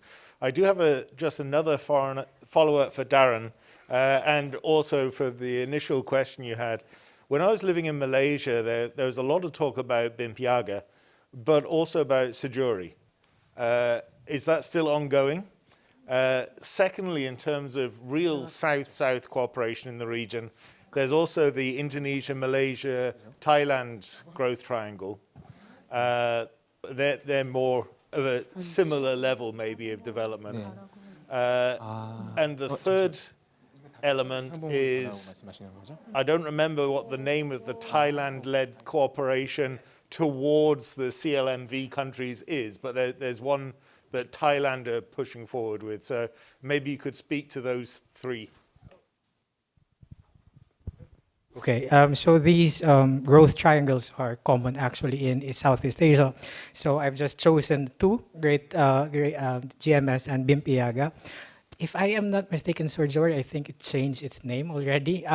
This is also a very ASEAN thing, changing abbreviations, changing names. So we have a universe of abbreviations, Southeast Asia. So briefly, it started with Indonesia, Malaysia, Singapore growth triangle in 1989, and it was followed by a wave of other major regional groupings in the 90s, including Indonesia, Malaysia, Thailand growth triangle, GMS, Bimpiaga, and Bimpiaga. Okay, and then during the time of the Thai president, okay, I forgot his name. Sorry, thank you. So President Thaksin proposed this forward engagement by Thailand, which actually emphasized Thailand's status as a recipient from a status as a donor from recipient development aid recipient, and also.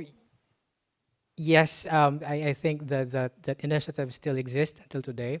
But again, these initiatives, depending on domestic politics in Southeast Asia, would also experience some pause. And sometimes people don't know when they will be resumed. And then later on, you will discover that Southeast Asians are resurrecting some of these initiatives. So that is it in Southeast Asia. Another thing is that I think it will be dangerous if Southeast Asia stops experimenting. So the good thing about us is we continue on experimenting while being sovereignty-centric in Southeast Asia, rejecting supranationalism, but we continue in looking forward into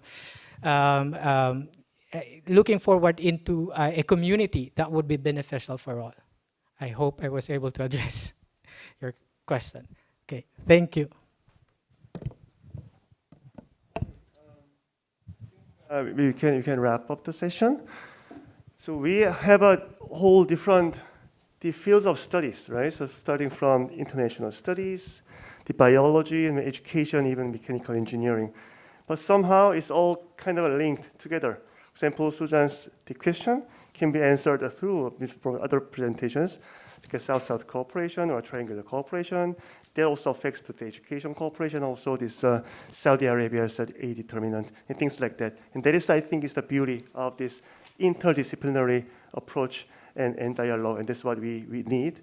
And so let's wrap up the formal session here, but let's continue this informal dialogue and more conversation throughout this coffee break. Okay? Thanks so much for taking your time in the coming session. Let's wrap up the third session of the student panel. After 30 minutes of rest, we'll continue the next session from 3:15. Thank you.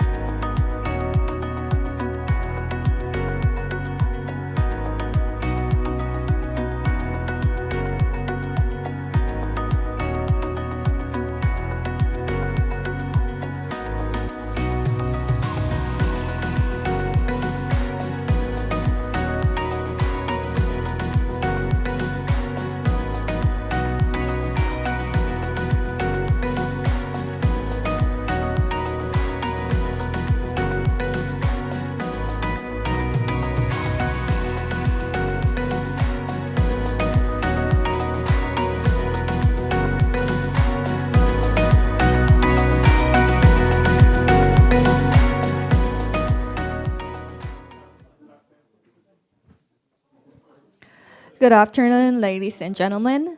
Let's start the fourth session of the student panel of Trans-Pacific Sustainability Dialogue.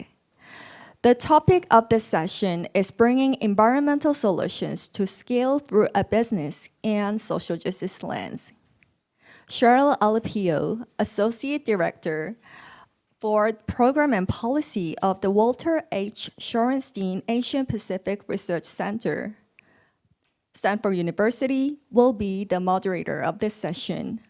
I'll hand over the microphone to the moderator.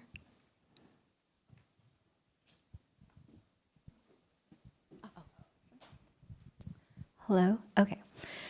So welcome to the last student panel of today on bringing environmental solutions to scale through a business and social justice lens. I'm Cheryl Lipio, and as the announcer said, I'm the Associate Director for Program and Policy at Shorenstein APARC.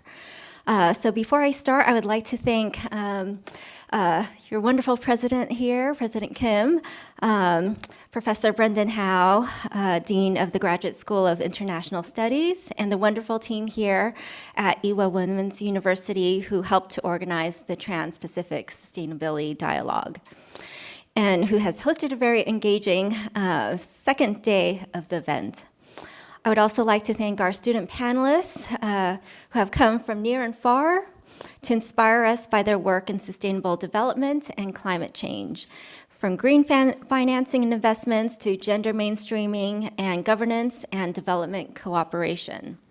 So let me introduce you to some of these young researchers, youth leaders, and change makers to you. So we have, starting from there, we have Patricia Aguado Gamero, who is a PhD candidate in international relations here at Ewha, where her research interests include security challenges in the Korean Peninsula, threat perception, and environmental issues. She is originally from Spain, where she completed her political science, public administration, bachelor's degree, and she also has an MA in international relations, security, and development as well. We also have Sergio Sanchez Lopez is a PhD student at the Emmett Interdisciplinary Program in Environment and Resources at Stanford, where he is also an environmental advocate, and he believes that equity and community should be at the core of policy design and environmental solutions. Sergio is from Mexico and has a diverse background where he holds a bachelor's degree in international business. He also has a JD and an LLM in environmental law and policy. In between them, we have Felicia Istad, and she's a PhD candidate in public policy in the Department of Public Administration at Korea University, where her research examines the social and economic integration of migrants through government policies and public discourse. She holds a Master's of Science in Management and Human Resources, as well as a Bachelor's in Korean. Here to my left, we have Sardar Ahmed Shah, who is a PhD student in International Public Policy at the Osaka School of International Public Policy at Osaka University, where he studies migrant workers and labor policy in Japan, including policy changes for inclusive and people-centric migration governance and sustainability. He is originally from Pakistan, where he previously worked on analyzing energy markets, and he also holds a master's degree in comparative public policy and a bachelor's in management science. We also have Maela Kalaor Oplas, who is a PhD student in development studies and a faculty member in the School of Economics at De La Salle University. She has worked with various international development entities in the areas of monitoring and evaluation, economic development, and gender and development.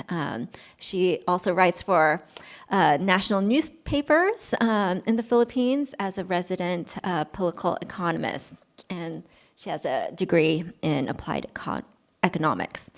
Finally, we have Sheena Suyuki, is an undergraduate student at Keio University, and she has taken a leave of absence to raise awareness of climate issues among youth in Japan.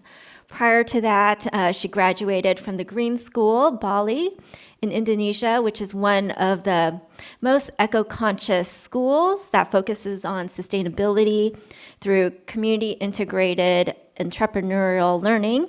And so from that experience, she launched Sheena Cosmetics and has given presentations to students from all around Japan. And so she'll discuss both of that in a little bit. So we have 6 speakers working on bringing environmental solutions to scale in very different ways. They will have about 10 minutes to each speak, and following that we'll have a good amount of time for discussion. So first, let's have Patricia start us off.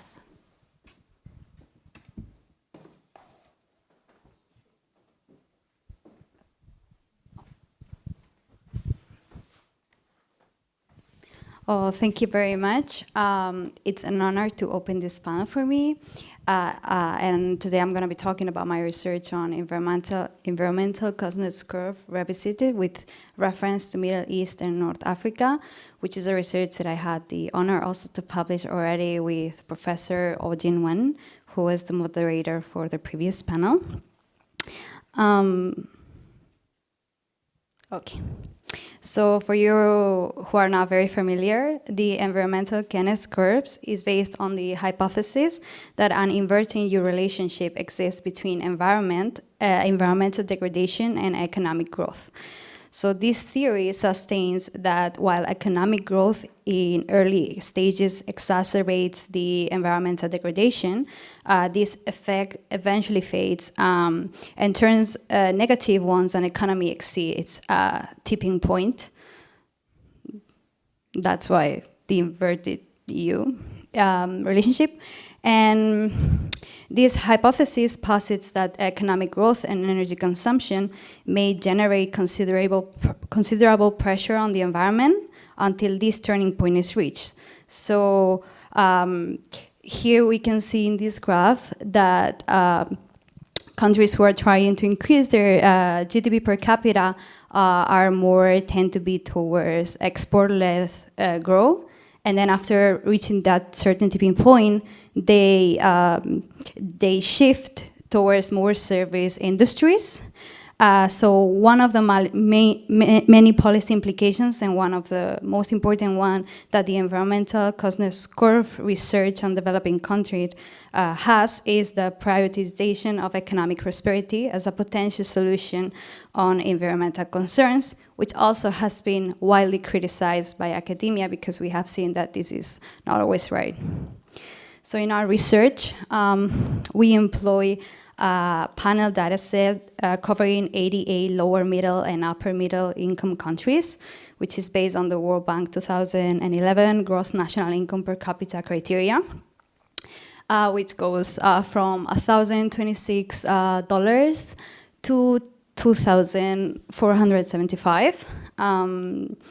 And our panel data set goes from 1991 till 2018. Low and high income countries are excluded from our research because they are unable to properly capture this inverted U-shaped relationship.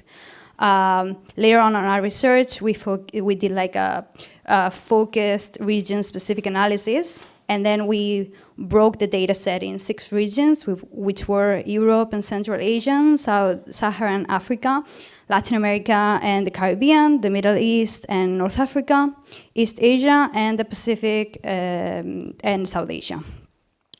And here we have our the regression equation that we use that I'm not going to explain, I'm just going to pass. As dependent variables, we included the most frequently used in the literature, which is CO2. And then we also included other, as methane emissions, nitrous oxide emissions, and PM 2.5 air pollution and other greenhouse gas emissions. And in terms of independent variable, in order to check this relationship between growth and environmental degradation, we included GDP per capita and its quadratic term, which allow us to calculate the turning point, and population density, primacy index, ores and metals, and final manufacturers. In the tables that I will show you, we only included GDP per capita and the quadratic term, because the other independent variables proved to be not statistically significant, so we kind of just took them out from the research. And then we perform a fixed effect model just to check, as I said, these turning points. This was our first result. Table 1 shows the results for all emissions. However, only CO2 emissions results follow the pattern of the environmental cost-net curves hypothesis, which it's a positive coefficient for GDP per capita and negative in its quadratic term, showing a statistical significance. And we calculated the turning point, which was determined at $13,233. These results were good results because they were also consistent with previous research done from other people. And then we saw that the methane and nitrous oxide emissions also seem to follow the hypothesis. However, the results lack a little bit like statistically significant, so we need to look at them with keen eyes, I guess. And on the contrary, which was very interesting, we found out that PM 2.5 pollution and greenhouse gas emissions show a U-shaped relationship with GDP per capita, which signifies that as the country income level rises, then pollutants actually become more serious, which is against the environmental Kuznets curve. However, also, in order to make sure that the original results were robust and to avoid any potential endogeneity, we rerun this regression with log and lag variables. I'm not going to show the table because I only have 10 minutes, so I need to go fast. However, we confirm the inverted U pattern for CO2, although it lost a little bit of statistical significance. And PM 2.5 turned out to also follow the inverted U pattern, contrary to this table, which shows that the relationship probably was spurious, so we cannot really look at these results. Then I would like to show you like graphically what I was talking about. We have the first one would be the one for PM 2.5, which we see like a U kind of linear relationship. And then the second one will be the CO2 linear relationship, which shows like the U inverting pattern that this theory talked about. Then, in order to look further into these results that we got, we conducted region-specific analysis, which would only focus on CO2 and PM 2.5. We saw that Latin America and the Caribbean region capture very well the environmental Kuznets curves with very strong significance levels and with a turning point of $23,900. South Asia also showed results very consistent with the environmental Kuznets curve with a turning point of $18,250. And South Asia was the one who was actually closer to the global turning point for CO2 that we saw before at 13,233. It is true that Middle East and North Africa region results are not as distinctive as other regions, but it still shows the U-inverted relationship with a turning point of 18,250. So, and these are the ones for CO2 emissions, and in South Asia, in the Latin America and the Caribbean, and in Middle East and Northeast Asia. I hope you say when I'm about to run out of time, please. Okay. And then we run the same regression with PM 2.5 air pollution particles, which only South Asia showed statistically significant results, which follow the U-inverted pattern. What was the kind of the opposite for other regions, where we could see like a U pattern in Europe and Central Asia specifically, and in Latin America and Caribbean, who were also showing statistically significant results. From these results, we kind of infer that PM 2.5 emissions have to be looked more into detail, and the further research need to be conducted to see why there is an inconsistency with this theory. Then we decided to focus on the Middle East and North Africa region, as is a region which is very dependent on energy, gas, and oil production, which is understandable, seeing that the region accounts for 57% of the world's oil reserves, as well as 41% of gas reserves. So gas and oil production has been identified as the main cause of CO2 and SO2 emissions in the region.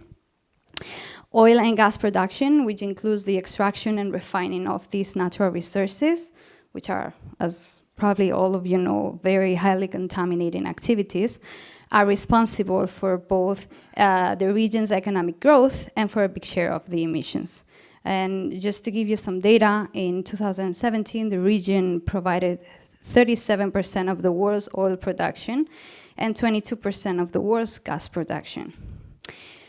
In this region, economic growth is followed by a great amount of energy consumption without a diversification of the energy sources, and this had a very negative impact on CO2 emissions. Therefore, in the second part of the research, we focused on the region, and we tried to determine the gap between actual CO2 emissions and their fitted values. And these allow us to identify which cases, the cases where actual pollution levels exceed the model's predicted value, which that help us to highlight the developing countries in the region that are to face more serious pollution problems in the near future. And we decided to focus on Middle East and North Africa region because academic debates have somehow neglected the potential risk of environment degradation in this region, which as I explained, is a very important region.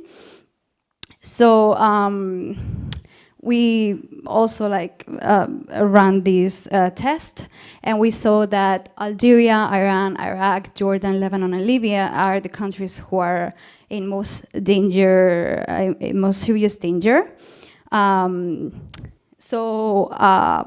We tried to provide some measures and some policy recommendations. We conclude that this country should consider implementing policies that are focused on energy efficiency and the development of environmental friendly technologies in the sector of energy production and natural resources extraction and refining to try to minimize the negative effects of economic growth on CO2 emissions. Pollution causes damages, specifically CO2 emissions, that are in nature irreversible, meaning that a reduction on environmental degradation means just not an increase in pollution, not a decrease on the already caused damage. We also find out that underpricing of energy products is a very severe issue in their region, and it's contributed to environmental degradation.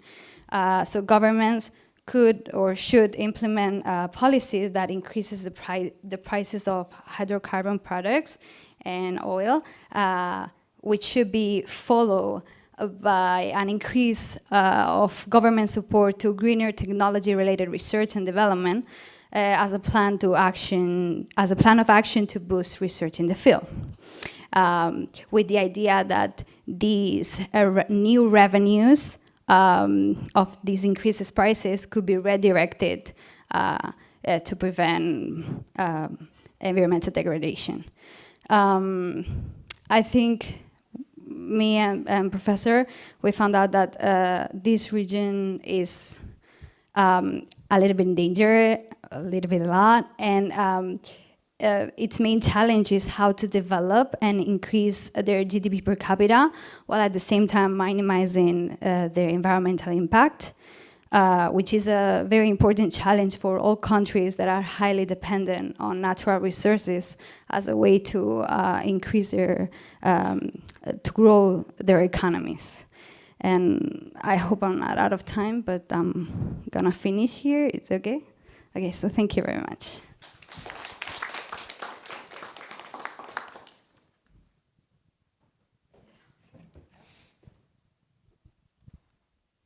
And next we'll have, thank you, Patricia, for your presentation around looking at the emissions in MENA and how its policies could, policies for lowering the emissions could have impact in Asia. And so now we'll turn to Felicia for her presentation.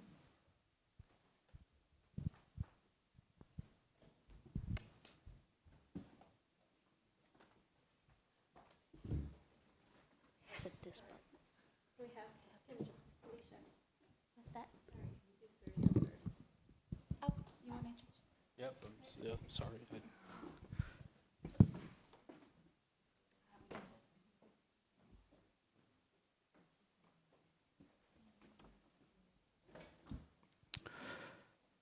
Hi everyone, good afternoon. It's Friday and I'm happy to see that you are here standing, so that's a good sign. This is today's game plan. After I'm done with this presentation, you will know a little bit about me. You will know what do I care for, and you will know about these 3 specific cases. I know it's probably a little bit egocentric to talk a little bit about myself when everyone has been talking about the research, but considering that we are in a student panel, I thought it would be a good idea just to give you some context of my research and why do I care about these specific topics. These are the 3 cases that I will be talking about. The main topic is justice. You can think about justice as environmental justice, ecological justice, social justice. And it's a matter of, for me, it's a matter of sufficiency. It's a matter of what's enough for everybody. But I do not know what's enough for everybody. So why don't we ask people? Why don't we ask the communities what's enough for them? I'm an environmental advocate. I study a PhD in the EMET interdisciplinary program in environmental resources at Stanford University. That's me in the picture. Well, I'm right in the middle, in the bottom. Here. This picture was taken 10 years ago in a binational meeting with the National Park Service from the USA and the National Commission for Natural Protected Areas of Mexico. You can see the Mexican flag in the back. It's actually, this meeting happened actually right in the border of Mexico and the USA. And I think this picture is important because it reflects a little bit about who I am. I'm a lawyer, but it's you don't get to see a lot of lawyers doing field work. Usually you think about a lawyer wearing a suit and a jacket in a law firm, just talking about how much money they are charging to their clients. So just having other types of lawyers that actually care about the people and advocacy, I think that's also important. Also, I think this picture is important because it shows a lot of people from two different countries. You have park rangers from Mexico, you have park rangers from the USA, you have lawyers, you have biologists, you have engineers. And in the end, what matters when you are tackling an environmental problem is not asking, what do you do? What's your field of research? What's your academic interest? You're just trying to solve a problem, and I think that's how life works. That's why I'm in an interdisciplinary program, because I think that's relevant. I care about co-production of knowledge. I think we have a lot of knowledge, but we don't know how to apply it. We don't know how to make sure that the communities benefit from that knowledge. It's always interesting to be in this type of conversations with all of you and know more about the research, your research. But for me, what matters is how can we make sure that we connect that knowledge into action? How can we make that knowledge actionable? How can we benefit the communities from that knowledge? I also think that we do not need a global theory of environmental justice, because justice is very different depending the country, your culture, your legal system. But I think we can have a global understanding of environmental justice. Finally, something that I really care about is a clean energy transition that is equitable and just. This means for me less emissions, but also less environmental and social damages. Going back to the structure of my conversation, these are the 3 cases that I will talk to you about. The first one is how to scale zero-emission vehicles in a responsible way. Here you can see to your left a tweet by President Joe Biden. He says, imagine a world where people pop the hood of their cars and they see stamped on the battery, made in America. Well, first of all, I think that President Biden has never seen a zero-emission vehicle, because when you open the hood of a car, there's nothing, because the batteries are usually in the middle and down the car. And then you can see this table where he talks about accelerating a solution, which is battery storage on the grid. As you might know, a lot of, or the basic material which these batteries are built is lithium. And most of this lithium so far comes from the global south. Chile has more or less 45% of proven reserves of lithium. In the Atacama region of Chile, you can see indigenous communities, Mapuches communities, that they are getting a lot of environmental and social damages in their communities for the benefit of the global north. So we are seeing a lot of damages in the global south, and we are seeing clean skies in the global north. Right now I'm living in California, so that's good for me. But I'm from Mexico, so that's at the same time bad for me, because a lot of the people I care for, they live in Mexico, and we also have a big lithium reserve in Mexico. So we have a lot of ambitious goals in the global north, but a lot of environmental damage in the global south. So we're talking about how to scale these solutions, and what I care for is scale these solutions, but in an equitable way. I think there's enough for everyone, but let's make sure that the profit also reaches the communities. Of course, that effort needs a lot of people to get involved, companies, governments, us as citizens. It's quite a challenge, but I'm glad that we are here and we're discussing this type of topics. The second one is wind farm build-out in the state of Oaxaca in Mexico. I give you the reference of the United States. I think that's pretty easy to follow, and well, this is Mexico. This map, you can see a little red dot over here. That's the state of Oaxaca in Mexico. And that dot is red because that's the most profitable place in the whole country to build wind farms. It's red because the wind blows approximately 15 meters per second.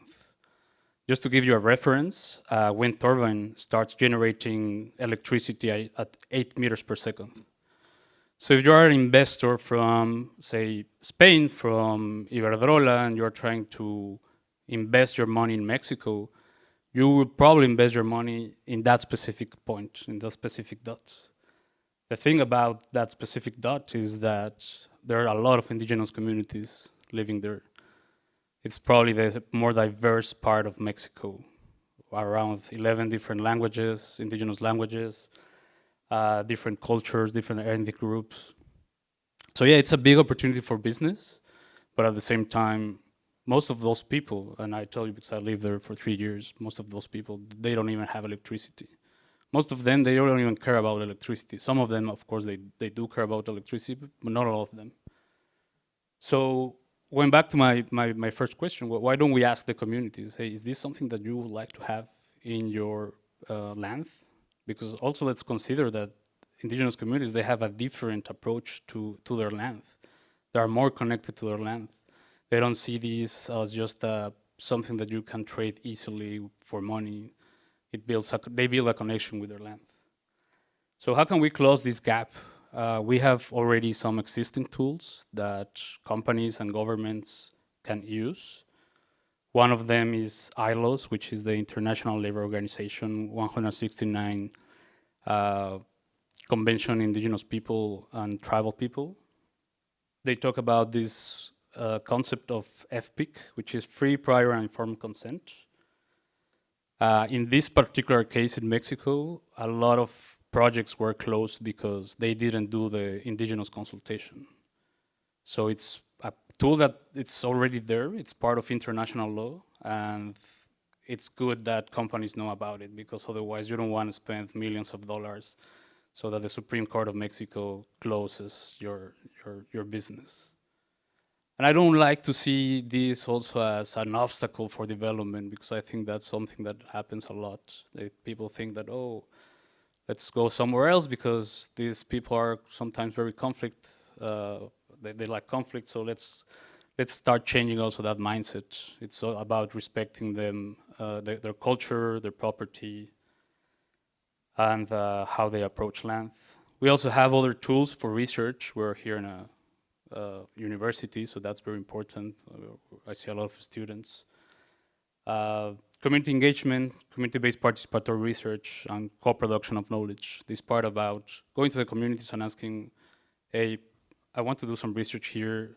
How can my research benefit your community? How can I make sure that I'm not only extracting knowledge, I want to help you, because probably I will be out of here after 2 months, but you will be here with the environmental damage and the social damage. So if my research can help you, then I will be more than happy.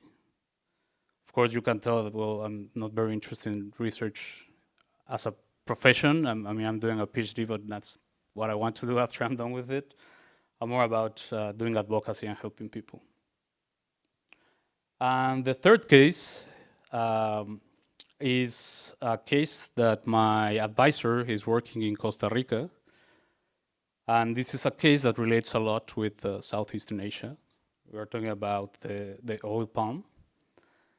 So this project, they are trying to test the impact of shifting from monoculture to polyculture.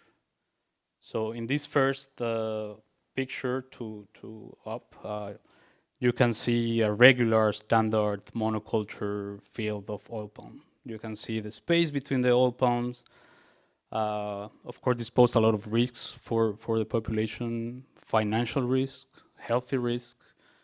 Financial risk because they are tied to this specific monoculture.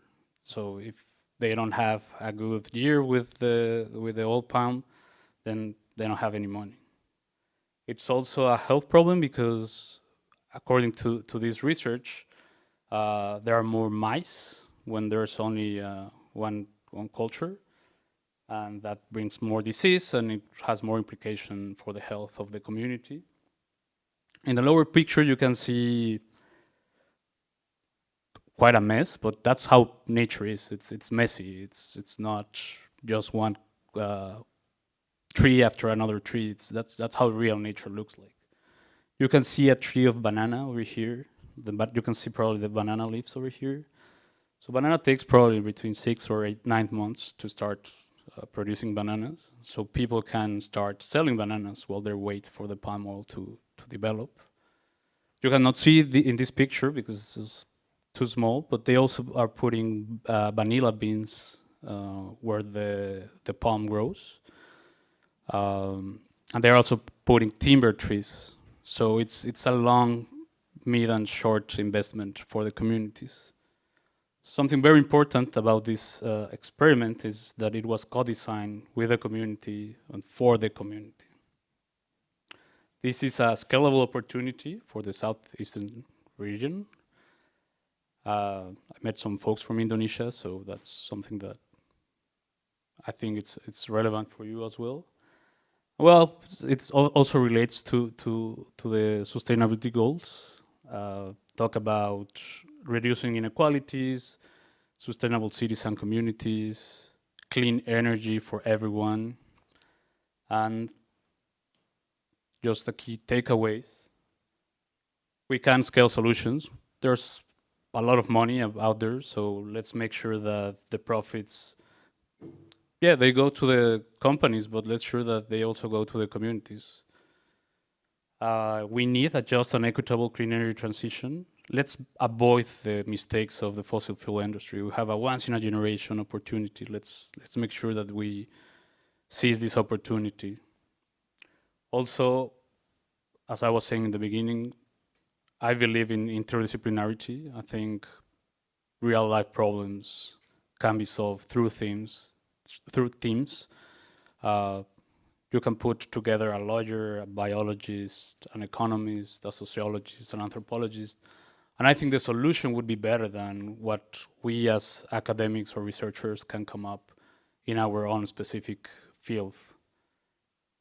Finally, I think that community engagement and co-production of knowledge is very relevant. As I was saying before, the communities need to connect that knowledge that we're producing with action. Often you see the papers, and I'm pretty sure everyone here has some trouble reading some papers that you say, well, I cannot even understand this, and I'm a third, fourth year, or I'm even a professor. So now just think about some communities that they don't even know the language where the paper was written. So I think we can also do that part and making sure that our commitment with the communities and with our academic research is there, and it's just there for them.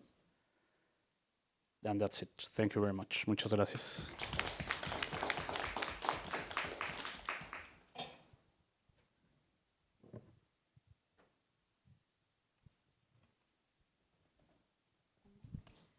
Yes, I think we'll now thank you, Sergio, for your 3 case studies on batteries, wind farms, and African palms, and how community and the co-production of knowledge is important to scaling those solutions. So now we'll turn to Felicia, who will now do her presentation.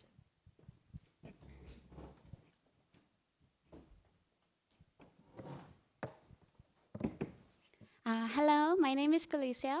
I'm going to talk to you today about startup policy and sustainable approaches to human capital. I think we saw in the previous presentation very good examples of how innovation can bring solutions to environmental problems. There are also many examples of innovation bringing solutions to social problems and to supporting economies in economic growth, but also job creation and other positive outcomes. So the backdrop for this talk on startup policies is innovation.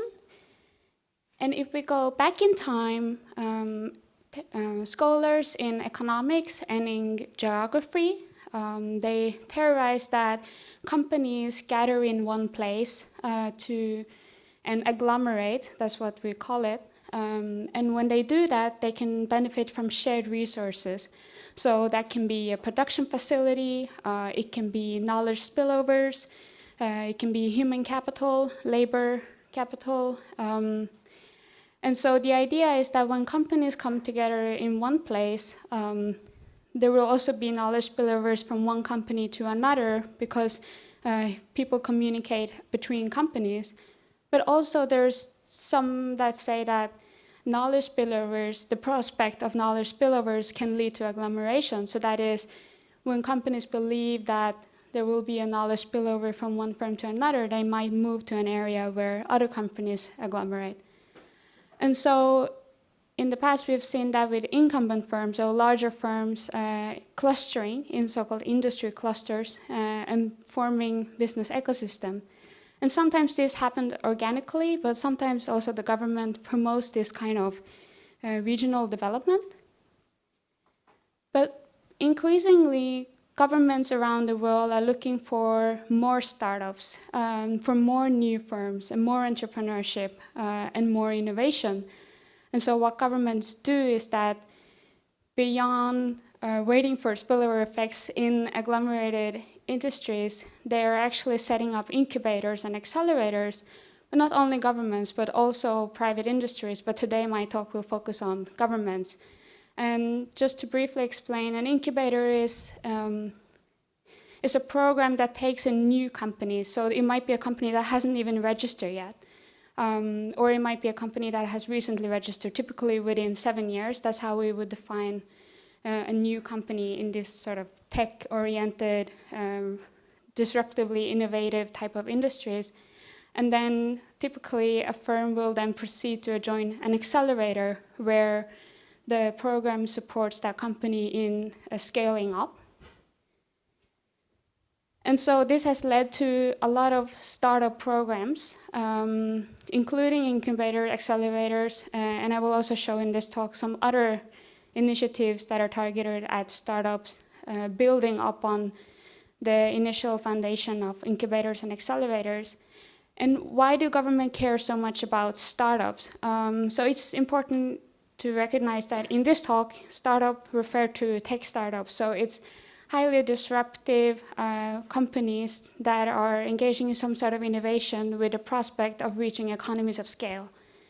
And so there's a expectation that maybe a government can find in the next unicorn through support in incubation and acceleration. But building a startup, it can require a lot of resources. First and foremost, it requires human capital. It requires the knowledge and the skills to build an innovative product, but also it might require financial capital. It might require the know-how of building a business and scaling it up. And governments have seen the potential of startups and also have seen successful outcomes of startups arising from incubators and accelerators. And so this has led increasingly more governments to combine startups policies with migration policies. So here I include an example from Canada. Why is Canada a great place to start a startup? So what governments are looking to do is to attract startups from abroad or to support startups that are in the local market in order to, first and foremost, attract innovation, also to attract talent. But third, also, the hope is that when a company settles in, for example, Canada, that the business registration will then be in Canada. So you can imagine a company like Facebook, it is now registered in the US. What if it had been registered in Seoul, in South Korea, for example? And so this is the incentive for combining startup policy with migration policies. And in my dissertation, I look at how the government facilitates this dynamic between startup policy and migration policies in two ways. So one is that the government facilitates migration through startup policies, and the other is that the government facilitates startups through migration policies.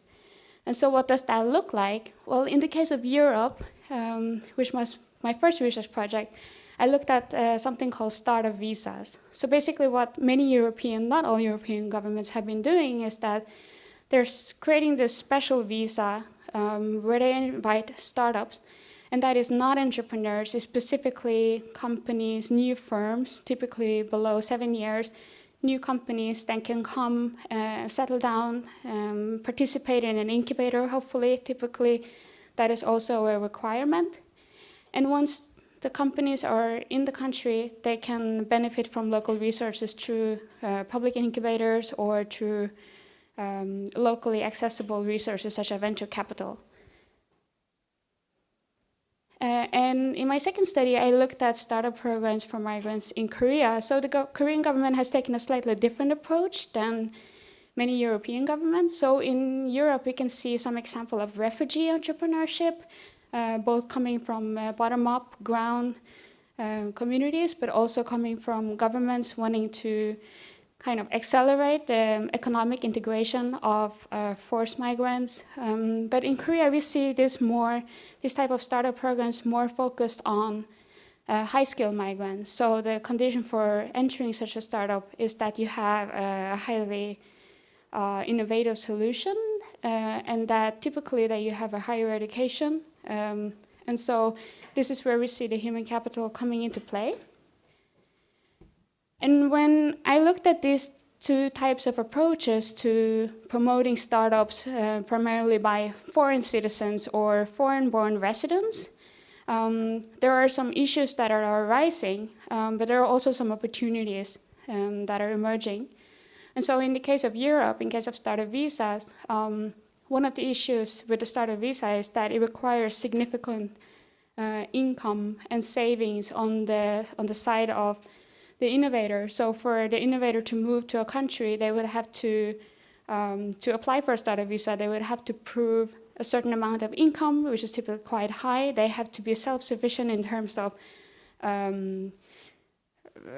healthcare, insurance, and so forth. And so what we're risking is two things. The first thing is that there's a risk of only selecting those with already high mobility and a higher socioeconomic standing. And also, then you might lose the potential of attracting people who are having highly innovative ideas, but does not have the same type of resources to move. And so that kind of adds to the skill mobility regime that we're already seeing, where the higher income, the higher education you have, the more mobility you have across borders. And so they are creating socioeconomic gaps in between borders. But also, secondly, what I found on the flip side with the startup visa is that once a migrant has arrived in the country and set up a startup and participate in that program, they're very much included in the broader ecosystem of startups. And so there's an integrative approach to migrants once they have gained that access. In contrast with the Korean startups, what I found is that the programs are specifically focused on migrants. So there's one program for migrants, and then there's another program for local startups, for Korean startups. And so that's a quite different approach to the European startup visa. On the one hand, it can have some positive effects in the sense that these programs specifically address some challenges that migrants might have as opposed to local startups. So that could be like navigating the business registration, learning Korean business language, and maybe navigating visas as well. And so that's the upside of having separate programs addressed at migrants. But then on the downside, what I found through ethnographic work is that many of the participants in these migrant startup programs, they then feel excluded from the broader startup system. And if we remember when I talked about agglomeration and knowledge spillovers, that's a huge issue because social networking and industry networking is a very significant aspect of incubators and accelerators and one of the reasons for doing it. And so what I saw in my research is that because startups are not finding that, foreign-born founder startups are not finding that in the migrant startup programs, what they would then do is to create separate communities that are trying to address these shortcomings in public programs. And so that is something to be improved over time. Because what we're then seeing is that you're looking to integrate migrants by providing them programs where they can operate their startups and facilitate the setup and acceleration of their startup. But at the same time, you're looking to integrate them, you're actually effectively disintegrating them by setting up separate programs. And then in the case of Europe, we also see that human capital citizenship becomes an issue when the mobility of startups is very closely linked to high levels of income and partly to skills in education. And so some of the solutions that we might want to consider, especially in government-funded public startup policy programs, is to facilitate more diversity in terms of cross-border movements of startups, and also to enhance inclusion in programs that are targeted at foreign residents within a country. And so I think some of these issues also link to the broader issues of entrepreneurship. So when the government set up startup policies, whether it is for migrants or it is for citizens in the country, there is oftentimes a risk of people who are in the startup falling outside of the social safety network that you will have through employment in a company.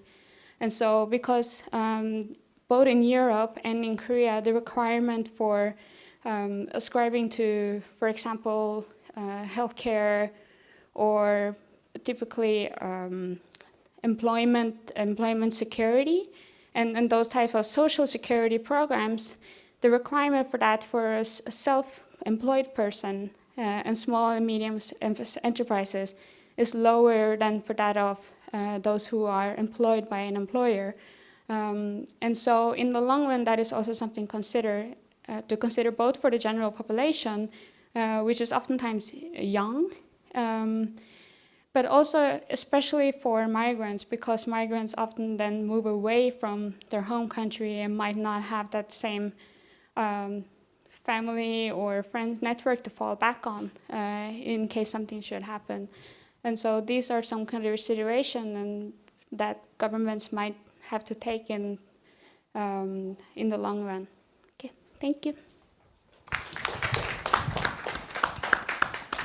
Thank you. Thank you, Felicia, for your presentation on startups and migration policies, which shows the need to facilitate diversity and enhance inclusion in order to scale up solutions.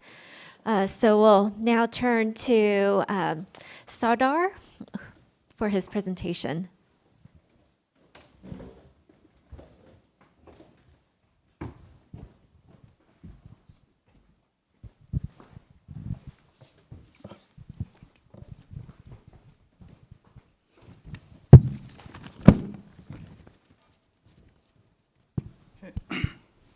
Good afternoon, everyone.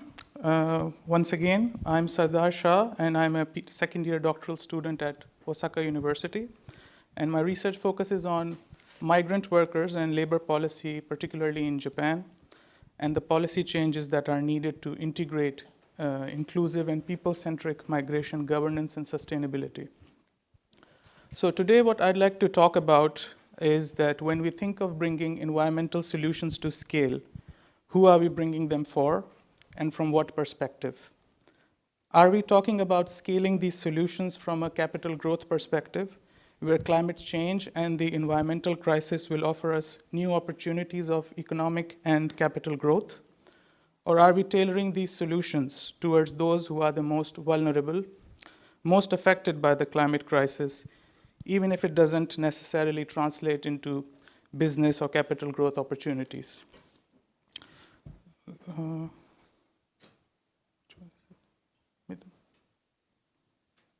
This one. Okay. Let's start by understanding the three angles of the current state of the environmental crisis we are in. The 2030 agenda is almost upon us, and regarding global warming, we are not on the pathway to achieve the ambition of 1.5 degrees. In fact, based on last year's NDCs, we are at around 2.7 degree global warming trajectory. And this year's NDC synthesis report says it is on average around 2.5 degrees.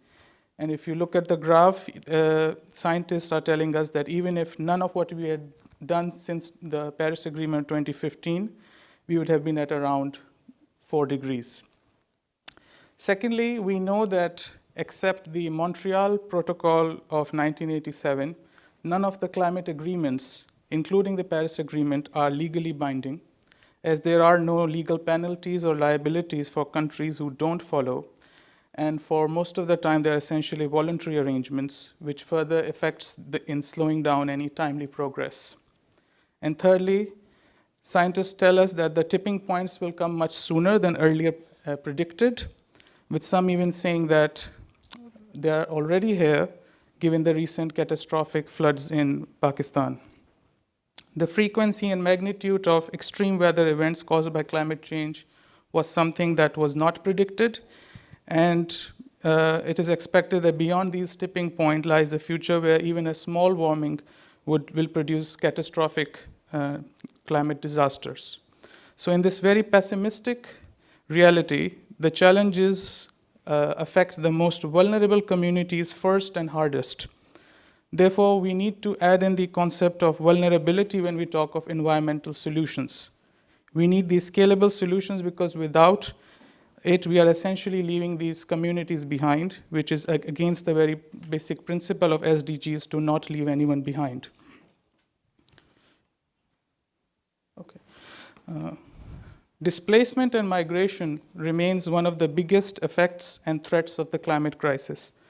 Last year's World Bank's Groundswell report tells us that by the year 2050, more than 216 million people could become climate migrants, mostly internally. The floods in Pakistan alone caused more than 33 million people to become climate migrants, which is more than the population of a lot of countries. And these migrant groups are the most vulnerable, who lack the resources to adapt to the changing climate around them.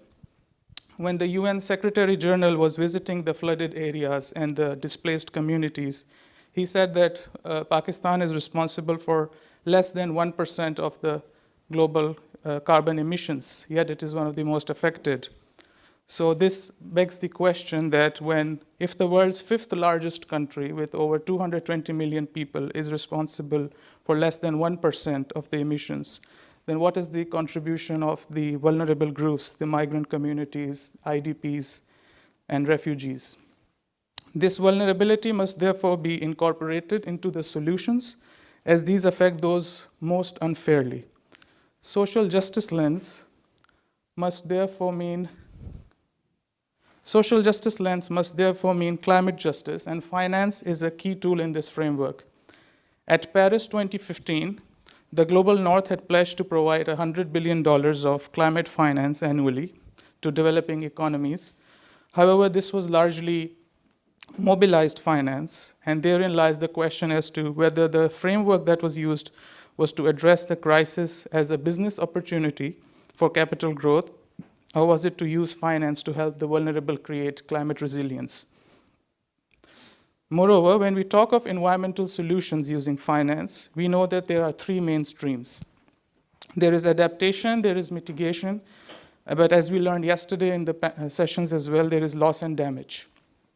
We have stressed on mitigation in our annual NDCs and followed by adaptation largely on a voluntary basis, but we have hardly achieved any progress on loss and damage. And so, if I'm not mistaken, as far, there has been just one country, I think Denmark, which has started a loss and damage funding this year, I believe, to increase the adaptive capacities of some countries.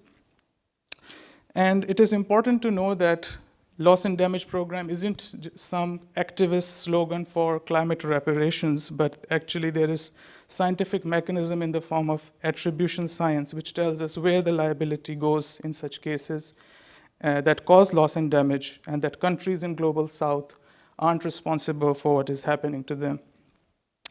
In the Pakistan floods, estimates tell us that climate change and global warming directly increase the monsoon rainfall intensity in the whole country up to 50%, and in my home province up to 75%. So climate change is shortening the return time for such extreme weather events, and that is where the crisis lies when such extreme events start becoming far more common and frequent. These extreme events, therefore, shouldn't be seen in an ahistorical manner, as the crisis is years in making and is a result of conscious human decisions. For climate migrants in 2020, the number of displacements was expected to be around 30 million, with more than 90% in the Southeast, South Asia, and the Pacific nations. So environmental migrants is a reality which is here now, and we need to scale solutions for this increasingly vulnerable group. We speak of environmental migrants, but also there is the term which is often controversial, which is climate refugees.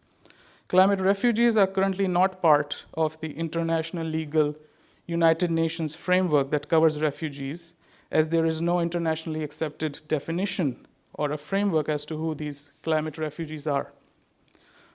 So, in order to scale the environmental solutions from social justice or business lens, we need to first take a step back and recognize that we need a framework that is internationally inclusive and comprehensive, and one that recognizes the reality of environmental migrants or climate refugees.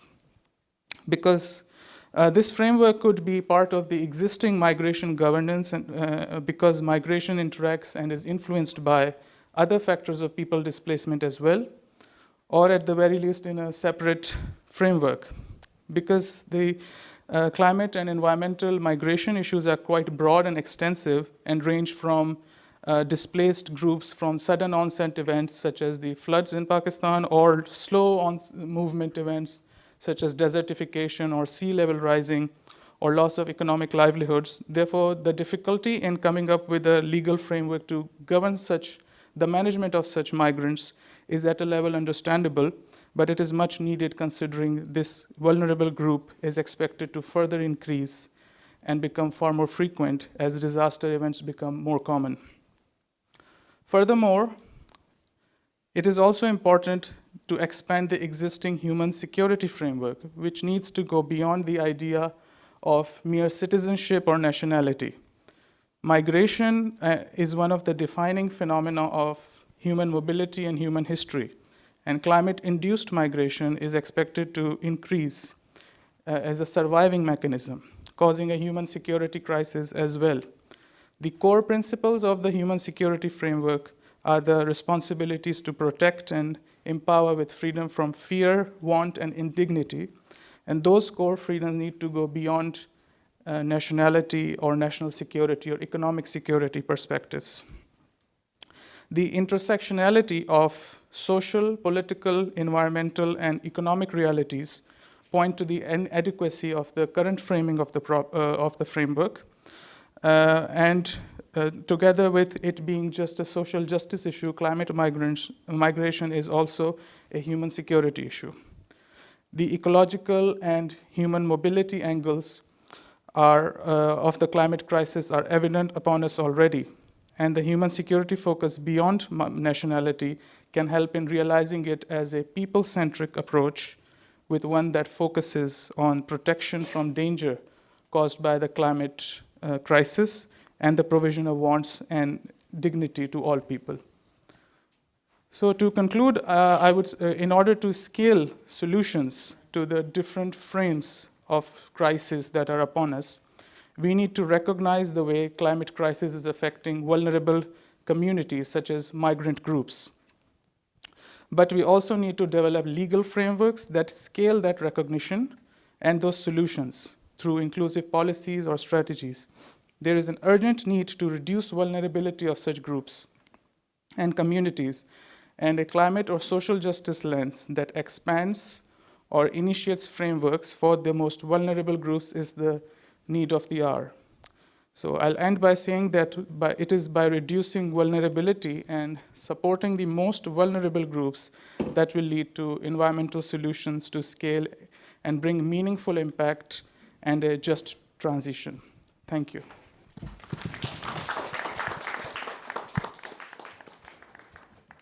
Great. Thank you, Sardar, for that, for your presentation on climate displacement and the importance of looking at vulnerability as an environmental issue and as a human security issue in order to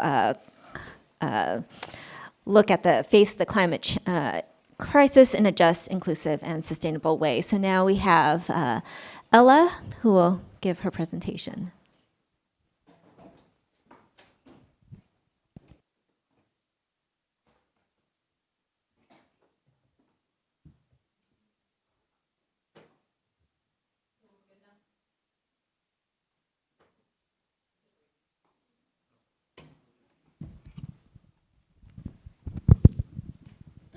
Hello, yeah. Magandang hapon sa inyong lahat. So, good afternoon.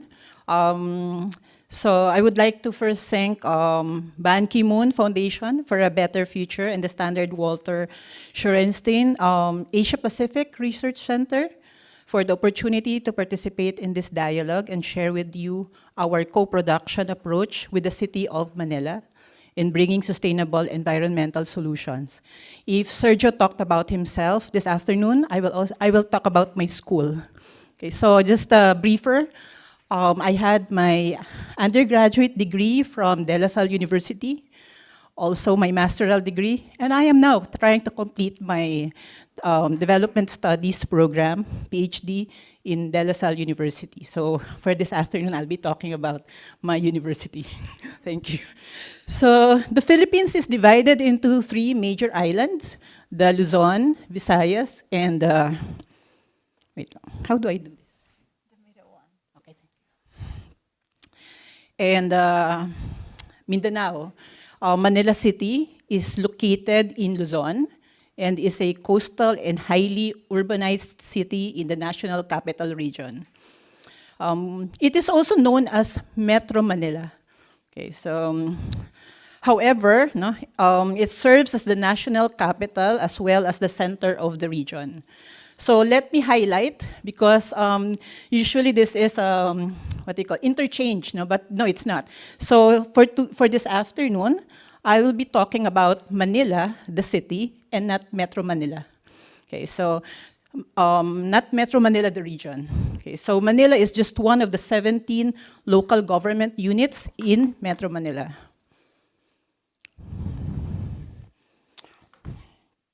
So what makes Manila special? It is the host of our university, De La Salle University, and it is making us it is a compelling reason as to why we as a university would like to contribute to the realization of SDG 2030.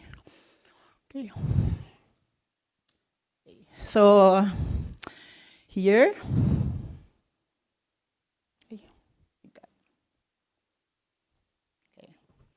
so for decades, Manila City has been battling with flood risk.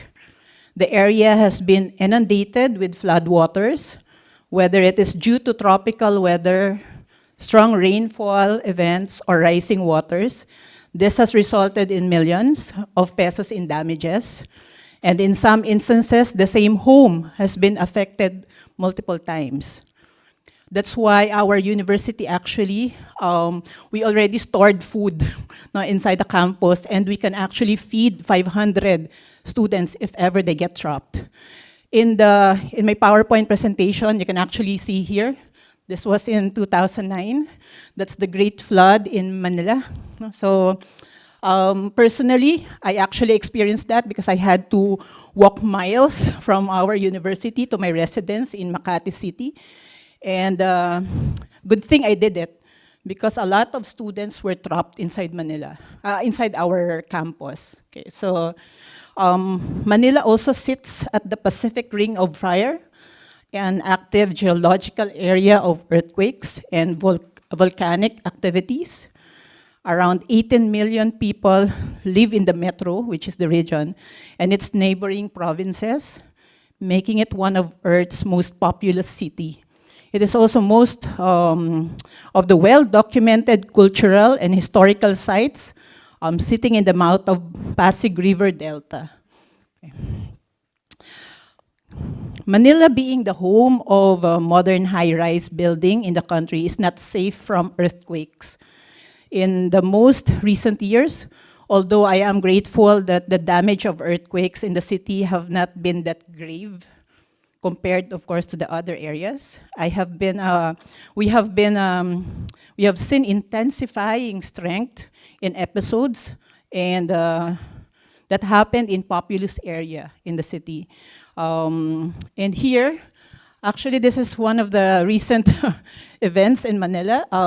This was just in 2019. I don't know if it's very clear in the monitor right now, but that's actually one of the highest buildings in Binondo City.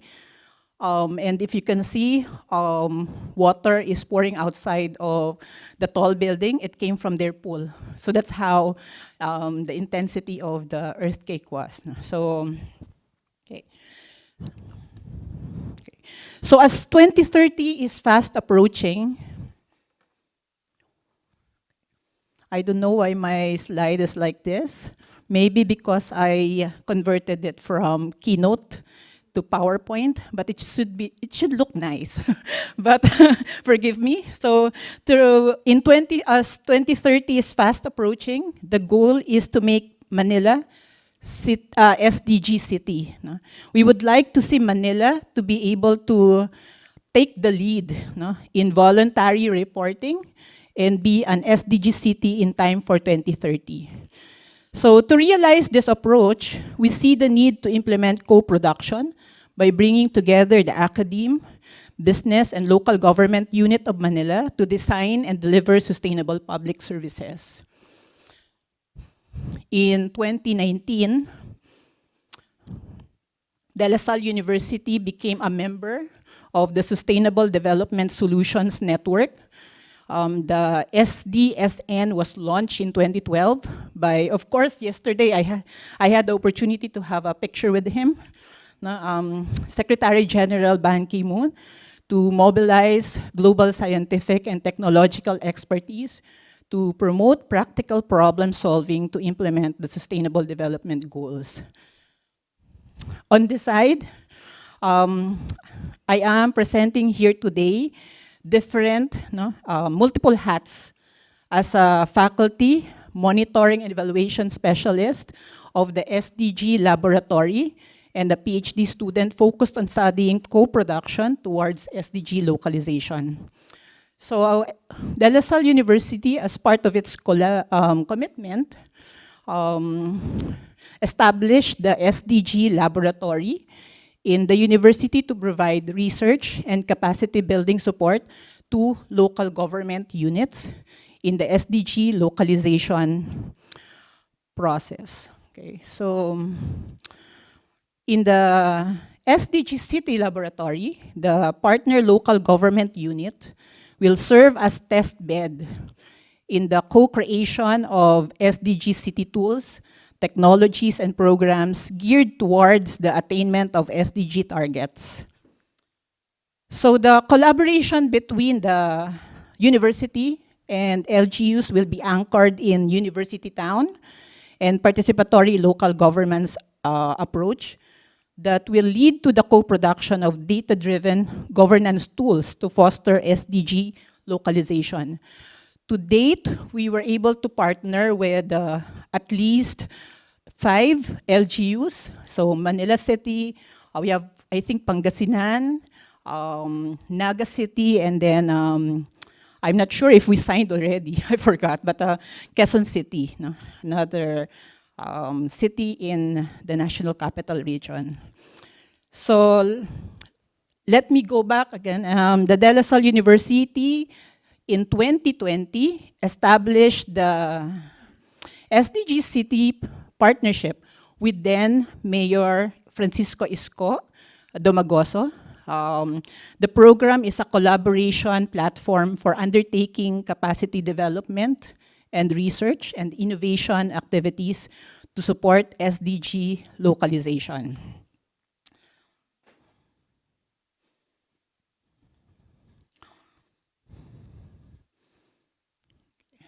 So that's our former mayor with our executive director. Okay, and so it has 6 major objectives. Number 1, to identify priority SDG projects through a series of co-creation workshops. Number 2, to pursue a whole-of-government approach through the improvement of interoperability of data governance processes within the LGU. Number 3, to mobilize the participation of higher education institutions in SDG localization. Number 4, to institutionalize open governance through the development of open data and participatory local governance mechanism. And number 5, to build a monitoring and evaluation system to track the effectiveness of priority SDG projects and assess the progress of SDG localization. And lastly, to develop a voluntary local review mechanism for SDG localization. So what have we done so far?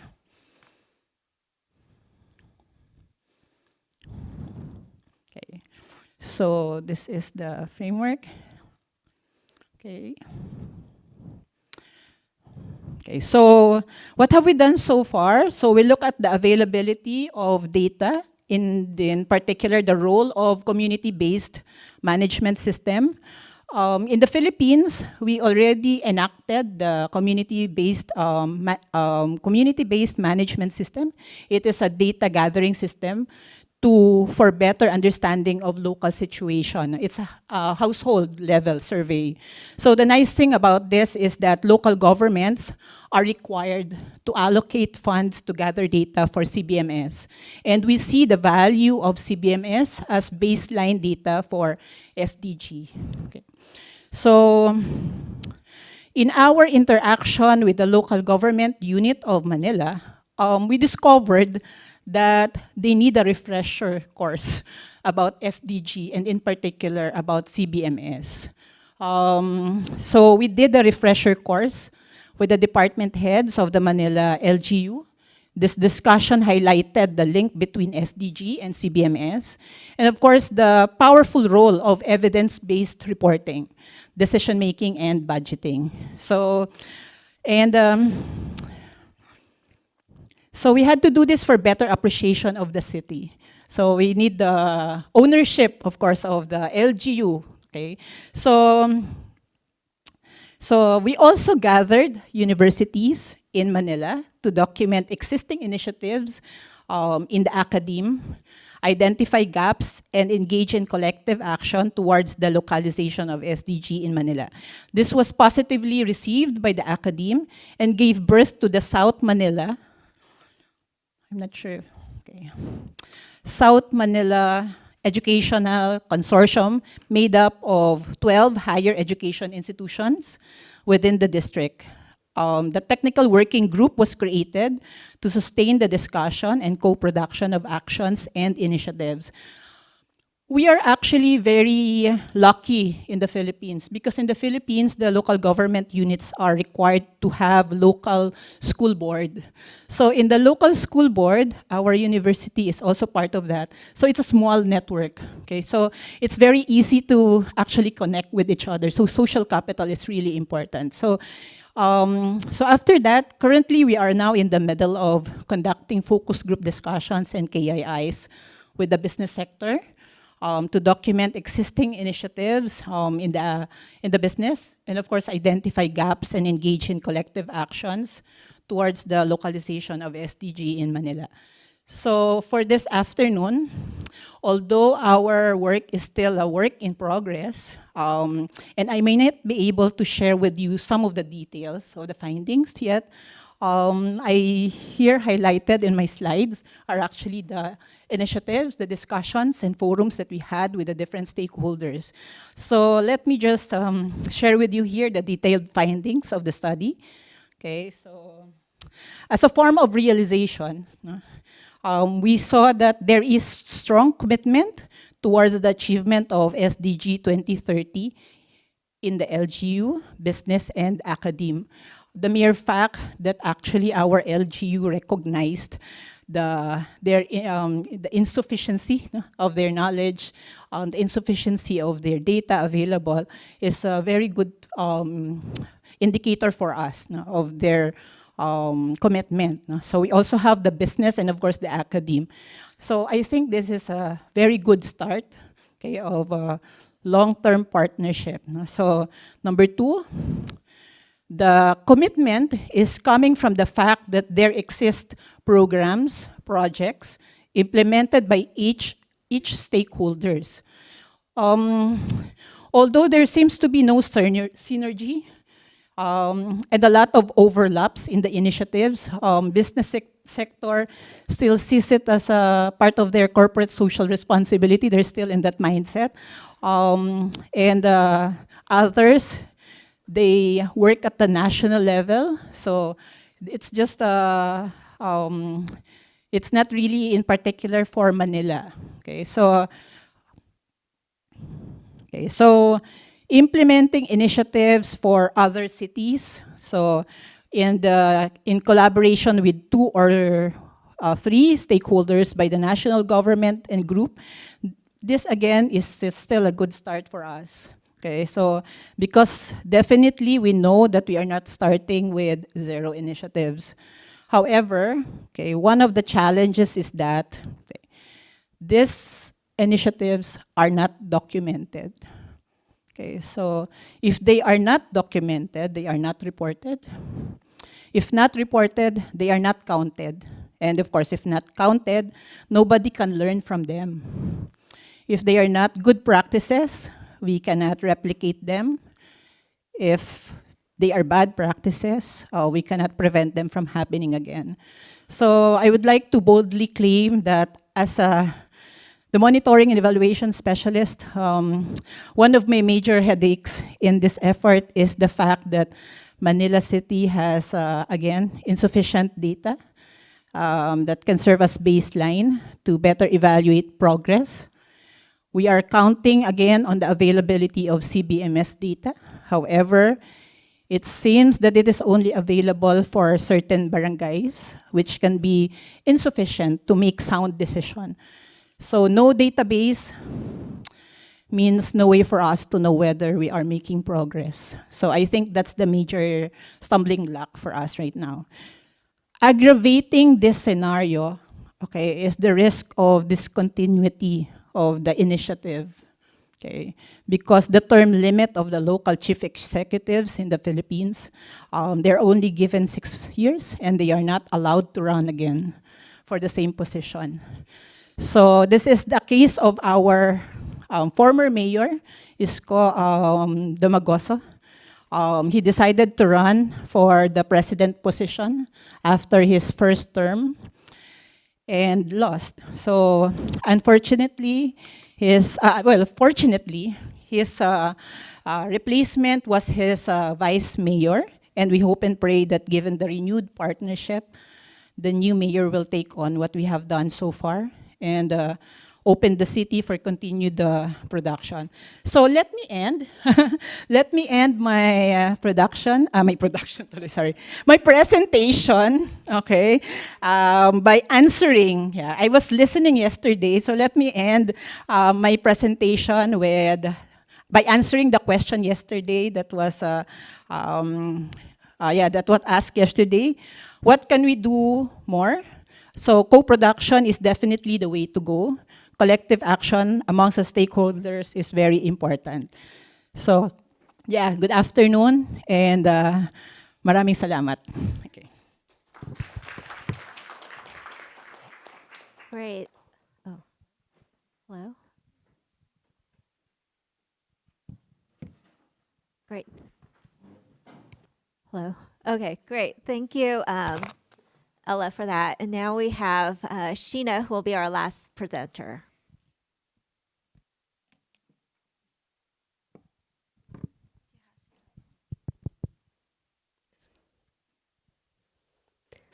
Hello, I am a climate activist from Japan. My name is Sheena. I am an undergraduate student at Keio University. I am currently on a mission to educate Japanese youth on the effect of climate change and to spread awarenesses in Japan. My focus has been specifically on students. I visit schools to talk with these students about how climate change will affect us and what we can do as a youth generations. I have visited more than 200 schools and given presentations to around 30,000 students so far. While this has been a great way for me to promote change where it's most important, it has also educated me on what the youth and our society actually needs to make a real change. I'm also founder of the sustainable cosmetics brand called Sheena Cosmetics. Today, I want to talk about 2 sides required to solve sustainability issues in a business environment. 1, consumer education. 2, company transparency. Firstly, consumer education. Consumers are everything to a business. In reality, it is those consumers' choices and spending habits that shape the way a business is run. We need those consumers to learn about how they can lower the impact of their consuming habits on the environment by choosing sustainable choices. Especially the younger generation, I believe they are key to changing the culture and the view of climate change. When I was in high school, I went to Green School Bali, a school in Indonesia, known as the most sustainable school in the world. This school was not only made out of bamboo, but also teaches its students how to become a green leaders of today. I learned the importance of taking actions and real issues that are affecting and will continue to affect us in the future. After I returned to Japan, I was shocked at how little action was being taken for the planet. No one seems to care what is happening outside of Japan. People shop every day, use single-use plastic for buying a single rice bowl, and take cars everywhere. I started to wonder, are they responsible for their own inaction in making sustainable choices? Or was there another reason they're failing to take action? The reason was very simple: education. There's a huge gap in climate education compared to the rest of the world in Japan. There's only 2 pages of textbook that actually talks about climate change and the solution. Obviously, this is not enough education for people to realize what we are really facing. This is a crucial problem, a critical problem. I decided to take a break from university and started to visit schools to fill that gap of education and teach what I know. Enthusiastically, some people started to take action in local levels in middle school, high school, and university. Such as one of group of 5th grade students who banned plastic straws used in their school lunch and created their own straw out of a Japanese plant called sasa. Sasa is from the same family as bamboo, and it has perfect holes in its branches to make it ideal to be used as straw. This could save having to use 140,000 plastic straws per year in just one school. Another example, another group of 10th grade students created a climate clock, which was placed in their school to show the urgency of the climate problem. I understand that we are at the tipping points of climate crisis, and urgent action is certainly required. But the smaller actions, the actions in which we can all take, can have the biggest impact. I want young people to understand this, as they have the power to make a change in the generations to come. Working on education will not give you the immediate results, but I believe it is the most effective way to solve any problem in society. Secondly, company transparency. When I was 15, I created a cosmetics product for my sister who had sensitive skin. What I learned from this experience was that the cosmetics industry was full of misleading labels and was hiding so much more harmful impact than what we thought to believe, such as animal testing, child labor, and deforestation, etc., as well as the label of natural, meaning essentially meaning nothing. No one wants to be part of the problem on purpose, but not understanding what can be behind the label might mean you're contributing to problems without actually knowing it. A lot of human and animal lives are sacrificed to support our overconsumption. One time, I went to Kalimantan, Indonesia, where there was a beautiful rainforest, which was home to many wild animals. However, When I got there, what I actually saw was something different from what I had expected. More than 30% of its forest was gone due to mostly palm oil plantations, which are used in foods, snacks, cosmetics products. I was heartbroken to find out 70% of world cosmetics and skincare products contain palm oil. That meant I was most likely part of the causing deforestation. Where do ingredients come from? How do they trade it? Who made it? These kind of thing has to be transparent from companies because consumers can only believe what's on the label. Companies are the only one can make sustainable choices for consumers. This is a big responsibility, but also can be opportunities to make big changes. As a conclusion, there are two sides to the issue: consumer education and company transparency. They're essential to bring environmental solutions through businesses. Change has to start at the same time from both sides. Every action starts from an understanding that we are all part of the problem by making unconscious daily choices. And after that, we can finally be a part of the solution. We can leave a positive or negative impact for the next generations depending on how we act from today. We need to stop thinking someone someday will solve the problem. It only starts from each and every one of us. Finally, I would like to say, I do what I do because our generation is the last hope to stop climate change. Thank you.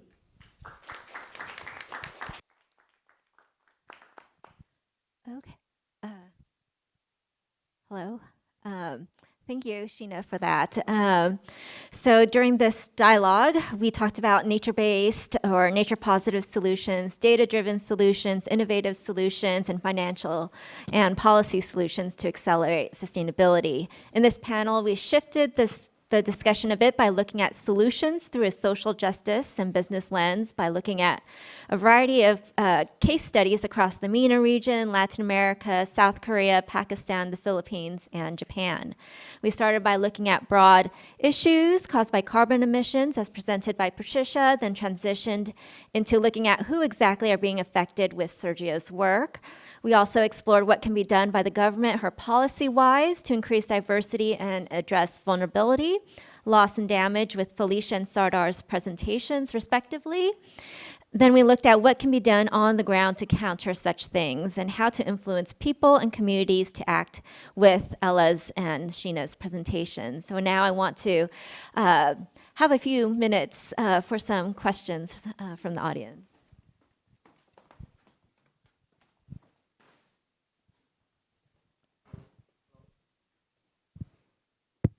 Hello, thank you so much. Okay, so the first question I want to ask Patricia. Okay, your research very interesting, and thank you for your presentation. Very nice, and you have doing some heterogeneity analysis of your regression, right, in different areas of the world. So I'm just curious about is there any?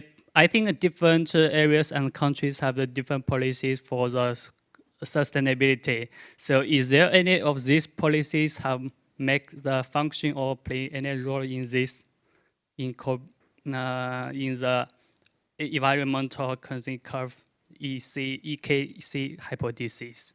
Thank you. Thank you. Yeah, sorry. Thank you for your question.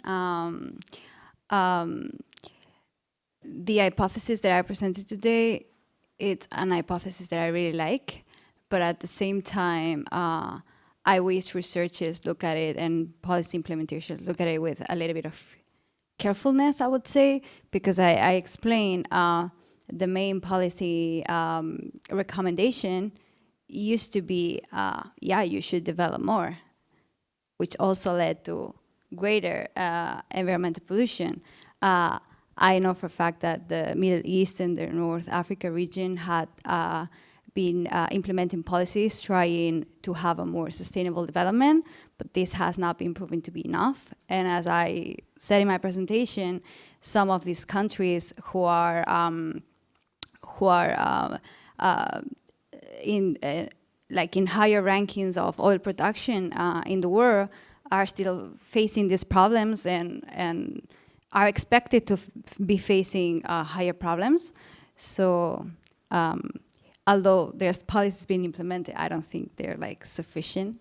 I can send you later if you want the actual paper so you can read more about it. Yeah, that's great. Okay. Thank you, thank you. You're welcome. And the second question, the last question. Okay, I want just my feeling for Sheena. Okay, thank you for your presentation. Very nice. And you mentioned about the one is a customer, another is a complete great transparency. So for that one, I'm doing a little about the firm level data of disclosure. Sometimes I think the government supervision is also very important in this area. Such as some firms in China that have greenwash is also a problem of this. Actually, luckily now from Stanford University, they booked the ticket of air flight. I can see that the carbon emission have disclosure. Okay, that's a great. I think is from the government and the public, they change a lot of this. So I think you have working in this area. You have done a great work in this area. Have give the customers some encouraging about this. Thank you so much.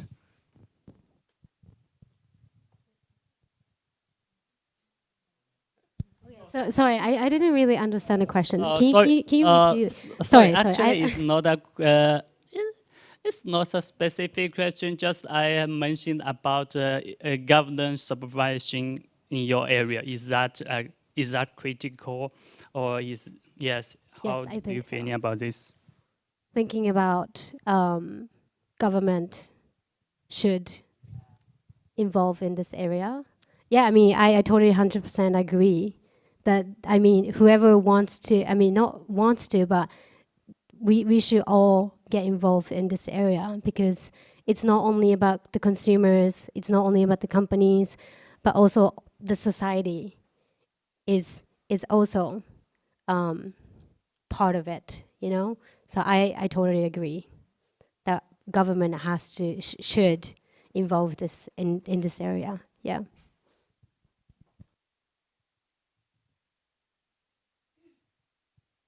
Hey, so I have a question for Sheena as well. Nice presentation. And while you were talking, I couldn't help but think about all the times I go to Starbucks and ask for my coffee with almond milk, and it's significantly more expensive than the regular milk. So you're talking about consumer decision and education, and I'm aware that, almond milk is more sustainable, also much better for animals as well. How do you look at it from the angle of the government subsidizing all these industries like the meat industry and the dairy industry, making it much more cheaper for us to buy those things than actually buy almond milk? How would you tackle the problem? Thank you so much for the question. I think that's the part when it comes, that's the part when policy would enter the room to lower the price. So they put money, they invest money to lower the price in the beginning, because it costs money to make anything in the beginning, you know? So I think policy, the government should support some parts in the beginning to help that business going. If they're doing something good for the environment, I think they should get more helped. But I understand that some consumers cannot choose more sustainable choices because of the money, you know. So I think for the people who has more choices on daily basis should choose sustainable choices. So I think it's starting that is the beginning. Yeah. I mean, there's so many things to say, but it's really hard to explain.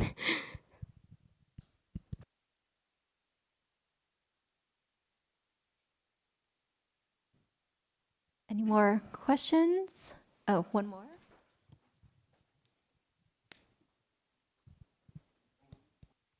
Thank you all. It's really interesting presentations and very informative. My question is for Patricia. I entered the room like late, so maybe you just maybe explained it, but I did not like see it. So you were talking about the MENA region, so North African and Middle East, and you showed the countries that produce oil and rely on oil production and exports, and so. I was wondering, there wasn't Gulf countries weren't there. Is it because you were just looking at the low-income or middle-income countries only? There you have it. I explained that. I explained that in my second slide, I think, or third slide. So in order to properly capture this U-inverted relationship, we had to only look at low middle income and high middle income countries. So a lot of like richer countries who are also very highly contributors to oil and gas are not included, of course, because they already kind of surpassed the turning point, kind of. So we wouldn't see this linear, this U-inverted as you saw in the graphs before. So yeah, that's why they're not there. They're important too, but because of how the equation worked, it was impossible to include them in this particular research. Great. Okay, I think we're almost out of time, right? But maybe I could just ask one last question for the panelists here. In terms of your work, and many of you are doing work on the ground with communities, what are your next steps in 1 or 2 words, just like the other day?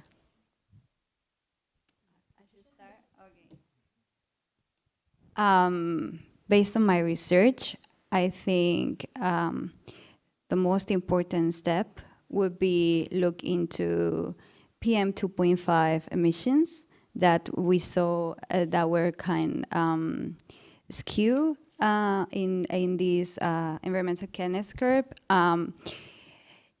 If the pattern that they show in my research is actually showing everywhere else, that means that more development would mean more emissions, more PM 2.5. We didn't include PM 10 because there was not enough data, but they also kind of show this same pattern, and it's worrisome because it kind of debunks this whole. So I would say that, yeah, I'm sorry, I'm gonna cut it short. Yeah, so I think in terms of practice, I think the next step would be to translate the research findings into policy solutions. And I think in terms of research, I think the next thing that I would want to look into is the implications of self-employment for migrants across different groups of socioeconomic startup. For me, it's actionable knowledge that puts equity at the center of policy design. And my next steps are going to Colombia to do some field work. I'm planning to go to Chile as well, and the Saltonsea in Southern California. Yes, for me, I think the next step would be to finish the thesis, and which would be that how do we analyze, how do we understand the intersectionality between migration and people-centric, human-centric policies and sustainability, and to come up with adaptation measures or proactive policies that can help these migrant communities before they have to move or after they have to move. So I think, yeah, working on the thesis would be the beginning. Yeah, I'm actually hitting two birds with one stone. I'm writing my paper, and at the same time, as a consultant, I am going to develop the monitoring and evaluation system for the city. And hopefully, we are trying to look at Iloilo City, which is where I was born. It's in Visayas, to replicate it there. So yeah, thank you. Actually, I have recently taken the next step, which is still educating students, but through making video contents that can be used for any schools, because visiting school by myself takes way too long for me to reach every single school in Japan. So I recently did crowdfunding to make this content video and successfully collected $50,000 in 3 days. So now I'm working on to make 100 videos to continue educate Japanese students. Yeah. Fantastic.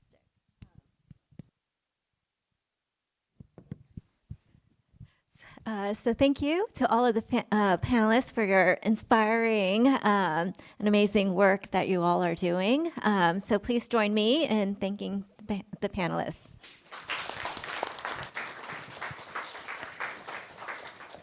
Let's wrap up all the session of the student panel today. Participants on the student panel, from now on, there will be a closing session, and the closing session will be held at the room number B412, where the expert panel is being proceeded. So participants on the student panel would appreciate it if you could move to the venue and attend the closing session. I'm Hye-Yun Seo, the announcer of today's event. Thank you.